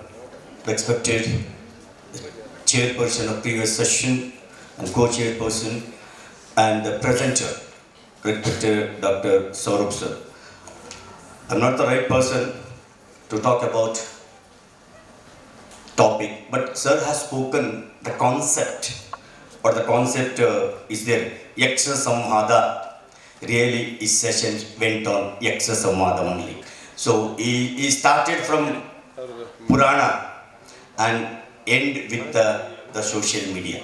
He started from Veda, how the Charaka Samhita and other things have spoken about long back in connection with the Kshaya. So, and he highlighted how the 27 stars, 27 nakshatraಗಳು ಹೇಗಿದೆ, how it is related to moon and sun, so everything. But main I observe, so if we avoid the disease, sir finally said vidhyukta ahara, if you eat properly for the right time, for the right food, so that is the 90% we can come out from all the dishes and the bhusha, that's the main. And another thing what chairperson Chandrasekhar highlighted, ನಮ್ಮ ಮಾನಸಿಕ ಉದ್ವೇಗಗಳೇನಿದೆ, but that is the main thing to for all the dishes ಅಂತ ಅಂದ್ಕೊಂಡಿದ್ದೀನಿ. So ಹಾಗಾಗಿ ಈ ಶಾರೀರಿಕ ವೇಗಗಳನ್ನು, ಮಾನಸಿಕ ಉದ್ವೇಗಗಳನ್ನು ಕಡಿಮೆ ಮಾಡಿಕೊಂಡ್ರೆ ಖಂಡಿತ ನಾವು ಈ ಇವತ್ತಿನ ಏನು ಈ ಯಕ್ಷ ಸಂವಾದ ಒಂದು ದಿನದ ಕಾರ್ಯಕ್ರಮದ ಯಶಸ್ವಿಗೆ ನಾವೆಲ್ಲ ಸಾಕ್ಷಿ ಆಗ್ತೀವಿ ಅಂತ ಹೇಳ್ತಾ ಅವಕಾಶಕ್ಕಾಗಿ ಧನ್ಯವಾದಗಳು. So, any questions are there to ask for Saurabh, or so I request Saurabh to wind up because I have not given another. I have promised him that I will give another 5 minutes. So you can talk for 5 minutes. Then we will have a small valedictory, and within 5 minutes we will wind up because we are waiting for principal. Also, principal will come here and he will felicitate Chandrasekhar sir, co-chairperson, and all those things. There is nothing left to talk again. Only thing what I did not mention in my Samprapti is, one is Anuloma Kshaya and the other one is Pratiloma Kshaya. We heard about Anuloma Kshaya, that is from Rasa up to Shukra Kshaya takes place. Pratiloma Kshaya, Sushruta explains very beautifully about with a quote of Jalashaya and Nadi which is flowing. If Jalashaya suddenly breaks its gates, it opens its gates, all the stored water goes off. It totally goes off. Same way, at the same time, whatever the Nadi is trying to fill that Jalashaya, that also gets empty. The flow becomes very fast because there is no resistance for the Nadi's flow. So that is Pratiloma Kshaya. That is one way of understanding. The second way of understanding of Pratiloma Kshaya is because of excess Shukra Kshaya, there will be Dhatu Kshaya. So that Shukra Kshaya is caused due to Maithuna, maybe various reasons or various ways. But that Maithuna Kriya itself is Vayu Prakopaka. When there is Vayu Prakopaka, there will be Vayu Prakopa, there will be Rasa Shosha or Rasa Kshaya. That Rasa Kshaya causes Uttara Dhatu Kshaya. So Pratiloma Gati need not be always from Shukra to Majja, then Asti, like this. It should be understood in the way that Shukra Kshaya causes Vayu Vikriti, Vikrita Vayu causes Rasa Shoshana, and from Rasa Shoshana again Uttara Dhatu Shoshana takes place, and that is what is Pratiloma Kshaya. These are the only 2 points wanted to highlight during my session. But as it was mentioned earlier, I did not stress more on this.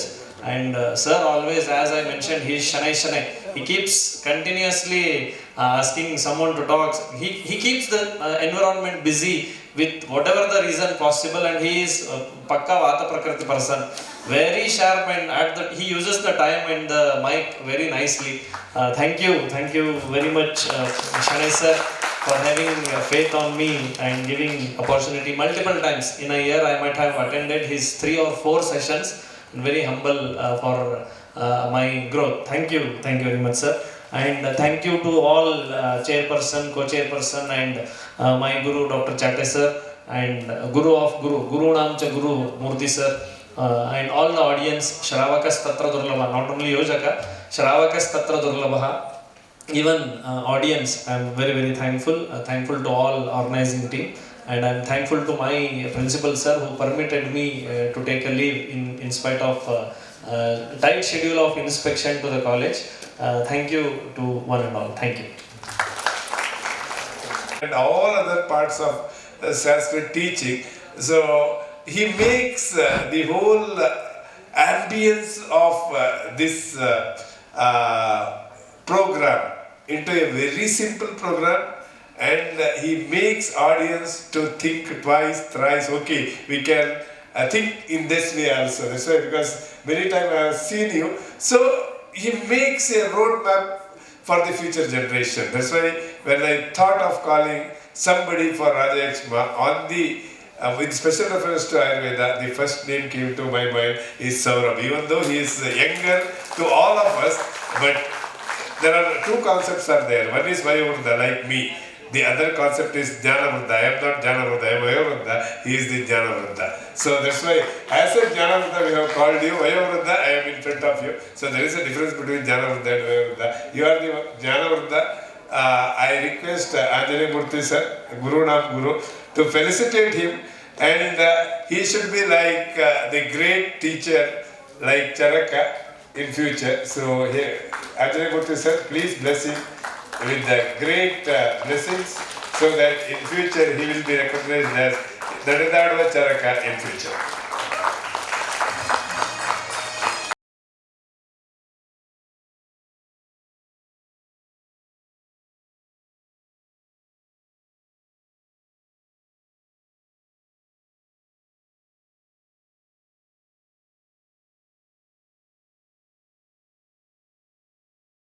As a token of gratitude to Dr. A.S. Chandrasekhar, Dr. Vasudev Anandrao, Dr. Anthony.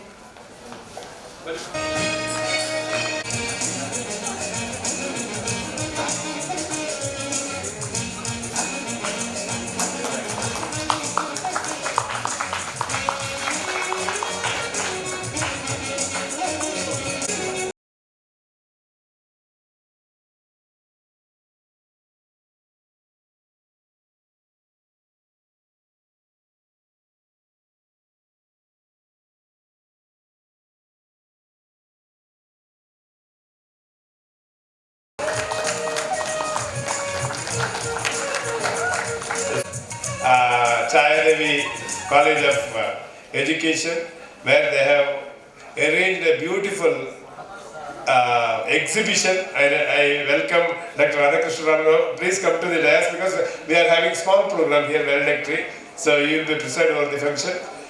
So on that day we had a beautiful exhibition of science exhibition, wherein physics, chemistry, biology, and the principal of the college told me that you have to give 6 prizes. So I announced 6 prizes. When I announced 6 prizes, I thought I am doing some injustice. On that day, I announced that another 6 prizes will be given for the teaching models. Teaching models were so apt and so beautiful, where I thought it is very difficult to judge from my side. So I asked the teachers there itself to judge them. Today we are giving on behalf of Yakshma Samvada the prizes to the models. So I request the principal and Madam Pampa Madam to receive the award from Dr. Radhakrishna Ramrao. So Anjali Murthy and Radhakrishna Ramrao.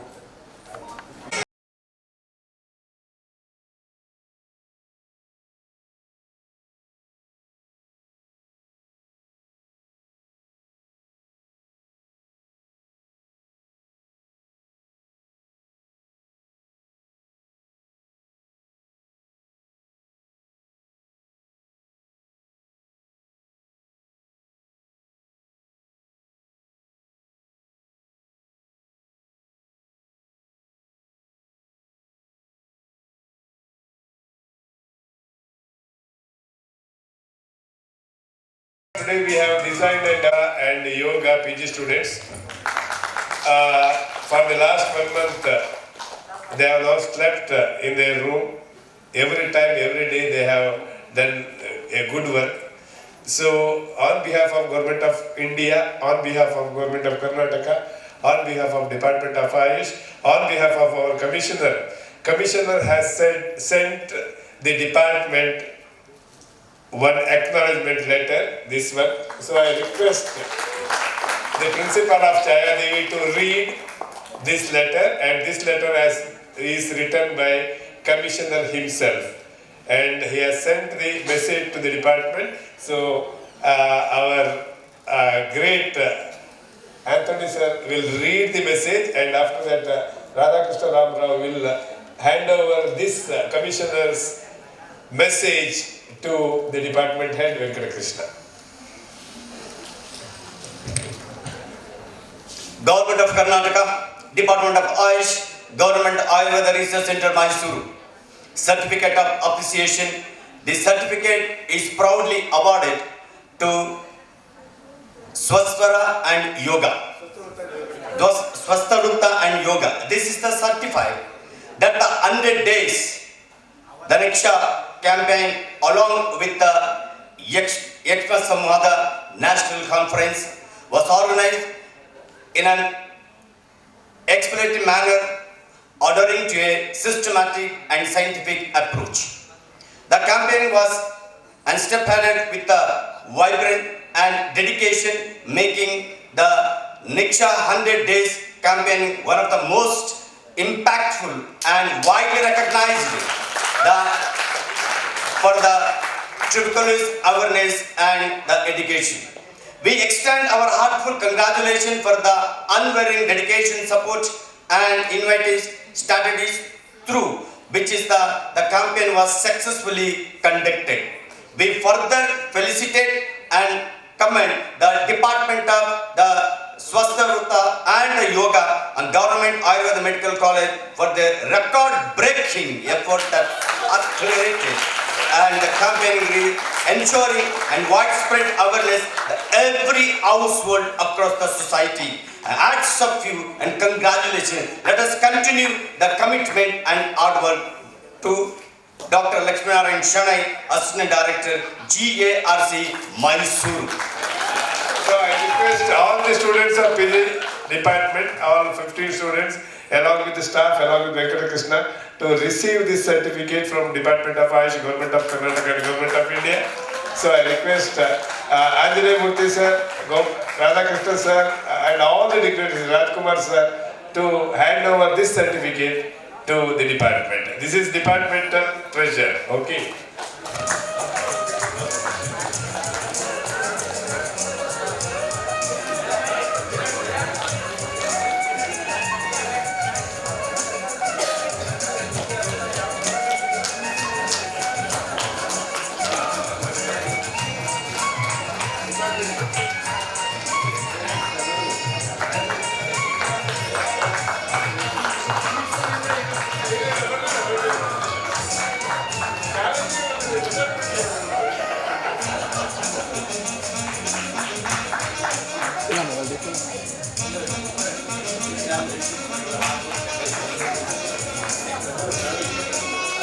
Two feedback from the delegates. The first feedback, I am not asking anyone. It should be from Amrita Bandar. Please give Amrita Bandar one feedback. Feedback. ನೀವು ಬರಬೇಕು ಕೊಡಬೇಕು ಮಾತಾಡಬೇಕು ಹೋಗ್ಬೇಕು.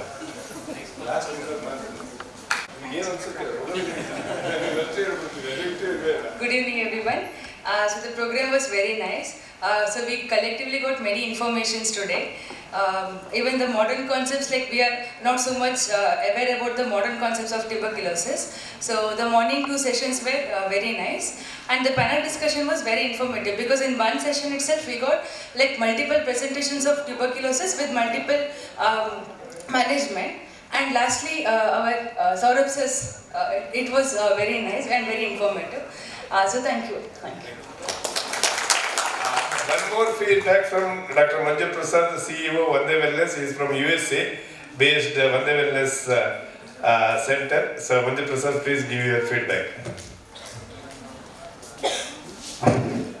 Thank you, sir, for providing these opportunities. And first of all, I congratulate JMC and JRC and SWASTHAVRITTA department for conduction of very beautiful and more than beautiful, a significant session and a significant workshop, which gave a lots of awareness on TB, as Dr. Yakshma Samvada quote, Kshaya Kshayavagali, Arogya Kshayavagali.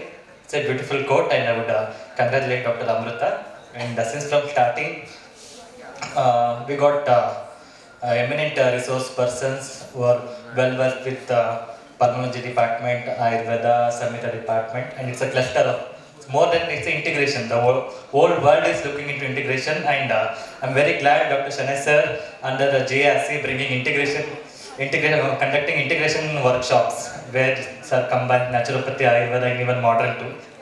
It's a need of an hour, and I would like to extend my heartful thanks to the organizers for a good workshop. Thank you. So the whole program envisioned today, and today it is a successful venture for all of us. And in the morning after the inauguration, for half an hour, our commissioner was online and he sent his message that this is superb, wonderful. He has written it. I will show you that. He said continue the same roadmap in future. That's what his message today for all of us. So to design, develop such a wonderful program, we need a Yojaka. So under the stewardship, leadership of Dr. Venkatakrishna, we designed this workshop in a beautiful way. And from Government Ayurveda Research Center, we are extending an acknowledgement letter to Venkatakrishna. So I request our principal to read out that a letter in front of all of you, and I request Rajkumar Garampalli to felicitate Dr. Venkatakrishna with this acknowledgement letter. This certificate is proudly presented to Dr. Venkatakrishnan KV. We extend our heartful gratitude for your invaluable contribution and support to organizing Yakshma Samvada. Your dedication and effort have been instrumental in making an event a success. Your commitment to knowledge sharing and collaboration has greatly enriched and experience for all participants. Sir, with the heartfelt gratitude and utmost respect to Dr. Venkatakrishnan KV.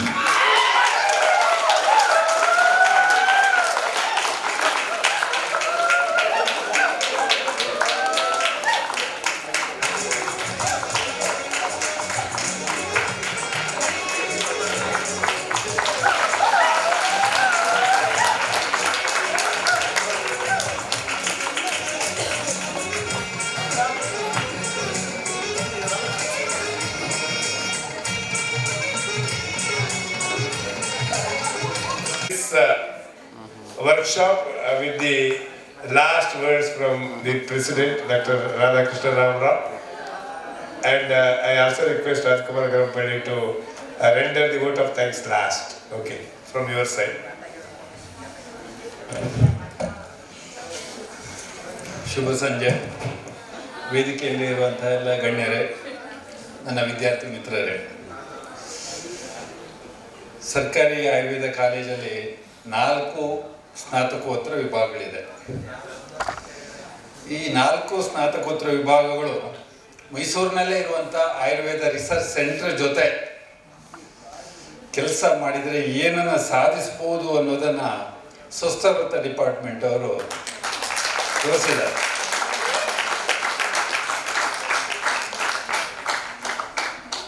ಈ ಅಭಿಯಾನ ಇನ್ನೂ 20 ದಿವಸ ಇದೆ.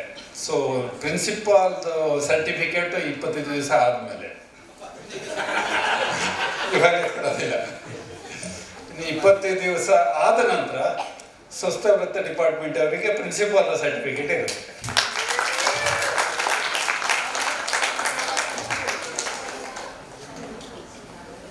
Ayurveda research centre ಮೊದಲಿಂದಲೂ ಶಣೆ ಅವರಿಗೆ ಈ ಕಾರ್ಯಕ್ರಮ ತೀರಾ ಚಿಕ್ಕ ಕಾರ್ಯಕ್ರಮ, ಇದು ಏನೂ ಅಲ್ಲ ಅವರಿಗೆ.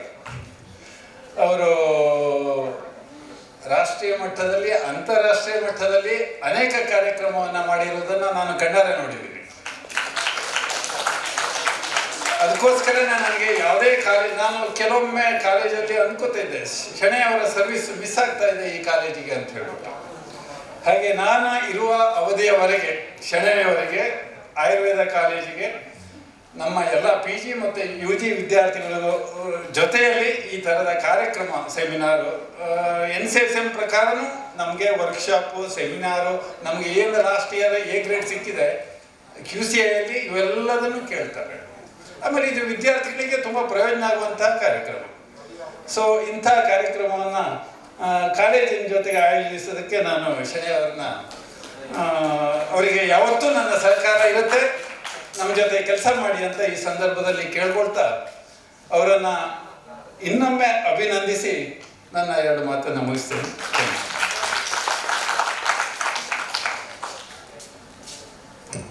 ಈ ಒಂದು ಕಾರ್ಯಕ್ರಮ ನಾವು ಸರ್ಕಾರಿ ಆಯುರ್ವೇದ ಸಂಶೋಧನಾ ಕೇಂದ್ರ, ಸರ್ಕಾರಿ Ayurveda college, university of Mysuru ಹಾಗೆ ಯೂನಿವರ್ಸಿಟಿ ಆಫ್ ಮೈಸೂರಿನ ಬಾಟನಿ ಡಿಪಾರ್ಟ್ಮೆಂಟ್ನ ಜೊತೆ ಕಾರ್ಯಕ್ರಮ ನೆರವೇರಿಸಿದ್ವಿ. ಈ ಕಾರ್ಯಕ್ರಮ ಇಷ್ಟೊಂದು ಯಶಸ್ವಿ ಆಗಲಿಕ್ಕೆ ಈ 4 ಸಂಸ್ಥೆಗಳು ಕಾರಣ. ಯೂನಿವರ್ಸಿಟಿ ಆಫ್ ಮೈಸೂರು ನಮಗೆ ಈ ಒಂದು ಜಾಗ ಫ್ರೀಯಾಗಿ ಕೊಡ್ತು. ಹಾಗೆ ಯೂನಿವರ್ಸಿಟಿ ಆಫ್ ಮೈಸೂರಿನ ಬಾಟನಿ ಡಿಪಾರ್ಟ್ಮೆಂಟ್ ನನಗೆ ಹಲವು ಕಾರ್ಯಕ್ರಮಗಳಿಗೆ ಪ್ರೇರೇಪಣೆ ನೀಡಿದೆ. ಅದಕ್ಕೆ ಅಮೃತೇಶ್ ಸರು ಕಾರಣ, ಜನಾರ್ದನ್ ಸರು ಕಾರಣ, ನಳ್ಳಿ ಮೇಡಮ್ ಕಾರಣ, ಎಲ್ಲದಕ್ಕಿಂತ ಮುಖ್ಯವಾಗಿ ಚೇರ್ಮನ್ ಆಗಿರುವಂತಹ ರಾಜಕುಮಾರ್ ಗರಂಪಳ್ಳಿ ಅವರು. ನಾನೊಂದು ವಾರ ಇಲ್ಲಾಂದ್ರೆ ಅವರಿಗೆ ಸಿಗಲಿಲ್ಲ ಅಂತ ಶನಿವಾರ ಏನಾದರೂ ಕಾರ್ಯಕ್ರಮ ಇದ್ದರೆ ಹೇಳಿ ಅಂತ ಅವರೇ ನನಗೆ ಪ್ರೋತ್ಸಾಹ ಕೊಡೋದು. ಸೊ ಎಲ್ಲ ಕಾರ್ಯಕ್ರಮದ ಬೆನ್ನ ಹಿಂದಿನ ಶಕ್ತಿ ರಾಜಕುಮಾರ್ ಗರಂಪಳ್ಳಿಯವರು.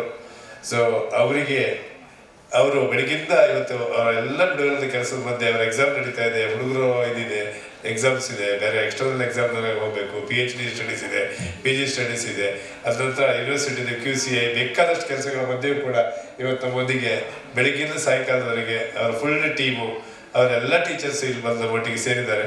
ಅವ್ರು ಹೇಳ್ಬೋದಾಗಿತ್ತು ನನಗೆ ಮತ್ತು ಟ್ಯೂಬರ್ಕ್ಯುಲೋಸಿಸ್ಗೆ ಸಂಬಂಧ ಇಲ್ಲ, ನನಗೆ ಮತ್ತು ಈ ಮೆಡಿಕಲ್ ಸೈನ್ಸಿಗೆ ಸಂಬಂಧ ಇಲ್ಲ ಅಂತ ಅವ್ರು ಹೇಳಿದರು. ಯಾವುದೇ ಜ್ಞಾನ ಹುಡುಗರಿಗೆ ಸಿಕ್ಕಿದ್ರು ಕೂಡ ಅದು ಬೋನಸ್ ಅಂತೇಳಿ ನಮ್ಮ ಎಲ್ಲ ಕಾರ್ಯಕ್ರಮ ಕೂಡ ಒಂದಿನ ಛಲಬಿಡದ ತ್ರಿವಿಕ್ರಮನಾಗೆ ಅವ್ರು ಇರ್ತಾರೆ, ಹಿಂದೆ ಮುಂದೆ ಇದ್ಕೊಂಡು ನಮಗೆ ತಿದ್ದಿ ತೀಡಿ ಕಾರ್ಯಕ್ರಮ ಈ ಯಶಸ್ಸಿಗೆ ಸಂಪೂರ್ಣ ಕಾರಣ Rajkumar ಗರಂಪಳ್ಳಿಯವರು.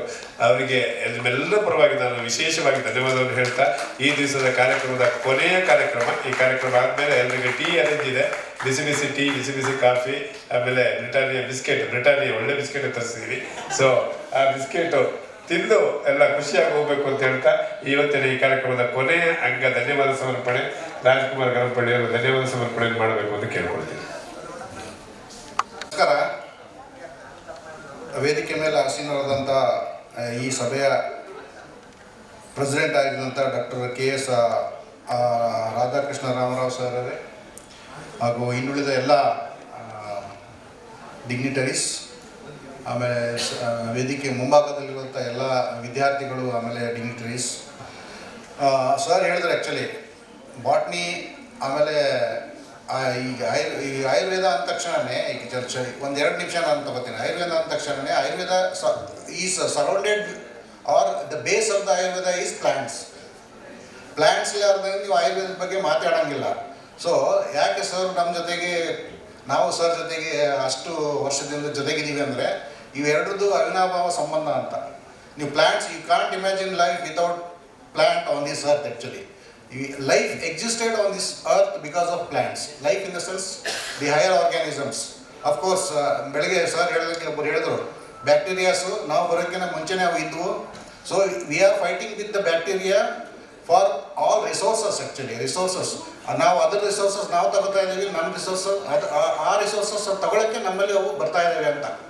So how to manage this and how to combat this particular the dangerous bug you can say. So ಅದ್ರ ಬಗ್ಗೆ ಇವತ್ತೊಂದು ಸಂವಾದ ಹಮ್ಮಿಕೊಂಡಿದ್ರು ಸರ್, ಯಕ್ಷಮ ಸಂವಾದ ಅಂತೇಳಿ. ಸೊ ಅದು ಕೇಳಿದಾಗ ನನಗೆ ಯಕ್ಷಮ ಸಂವಾದ ಅದ್ರ ಮೀನಿಂಗೇ ಗೊತ್ತಿರಲಿಲ್ಲ, ನಿಜ ಹೇಳಬೇಕು ಅಂತಂದರೆ. ನಾವು ಅವರಿಗೆ ಆಮೇಲೆ ಗೂಗಲ್ ಮಾಡಿ ಇಂಟರ್ನೆಟ್ನೆಲ್ಲ ನೋಡಿ, ನಾವು ನಮ್ಮ ಜನಾರ್ದನ್ ಸರ್ ನೋಡಿ ಯಕ್ಷಮ ಅಂದರೆ ಏನು ಅದು ಅಂತೆಲ್ಲ ತಿಳ್ಕೊಂಡು, ಯಕ್ಷಮ ಅಂತಂದರೆ ಟ್ಯೂಬರ್ಕ್ಯುಲೋಸಿಸ್ ಅಂತೇಳಿ. ಸೊ ಅದು ಯಕ್ಷಮ ಸಂವಾದ ಅಂದರೆ it is the workshop related to tuberculosis ಅಂತ ತಿಳ್ಕೊಂಡ್ಮೇಲೆ ಸೊ ಬಿಕಾಸ್ ನಾವು ನಮ್ಮ ವಿದ್ಯಾರ್ಥಿಗಳಿಗೆ ಫಸ್ಟ್ ಸೆಮಿಸ್ಟ್ರಲ್ಲಿ ಬ್ಯಾಕ್ಟೀರಿಯಾಸ್ ಬಗ್ಗೆ ಎಲ್ಲ ಹೇಳ್ತೀವಿ ಆ್ಯಕ್ಚುಲಿ ನಾವು ಬರ್ಗೀಸ್ ಮ್ಯಾನ್ಯುವಲ್ ಬಗ್ಗೆ ಅದು ಹೌ ಟು ಕ್ಲಾಸಿಫೈ ಅದರಲ್ಲಿ tuberculosis is also one of the important component actually so ಇದೆಲ್ಲ ಇದ್ದಾಗ ನಮಗೆ ಅದ್ರ ಜೊತೆಗೆ ಸಂಬಂಧ ಇದೆ ಇಲ್ಲ ಅಂತ ಇಲ್ಲ ಬಟ್ ನಿಮ್ಮಷ್ಟು ಡೀಪಾಗಿ ಅಥವಾ ಗಾಢವಾಗಿ ನಾವು ಅಧ್ಯಯನ ಮಾಡದೇ ಇರೋದು ಇದ್ದರೂ ಕೂಡ ಅದ್ರ ಬಗ್ಗೆ ಸ್ವಲ್ಪ ನಾಲೆಜ್ ನಮ್ಮ ಹತ್ರ ಇದ್ದೇ ಇದೆ ಸೊ ಆ ಒಂದು ಅವಕಾಶವನ್ನು ನಮ್ಮ ಮಕ್ಕಳಿಗೂ ಕೊಟ್ಟು ಅವರು ಸ್ವಲ್ಪ ಅದರಲ್ಲಿರುವಂಥ ಒಂದು ಇಂಪಾರ್ಟೆನ್ಸು ಆಮೇಲೆ how to combat that and what are the different aspects particularly when it comes to manage it and because the whole world is trying to eradicate this particular disease, but of course, sir, actually eradication ಮಾಡೋದು it may not be possible, but we can minimize it. We can minimize it. That is one of the important aspect. So in this line, I think I take this opportunity to thank, but especially Dr. Shanai sir for giving us an opportunity to associate with you people and organize this function.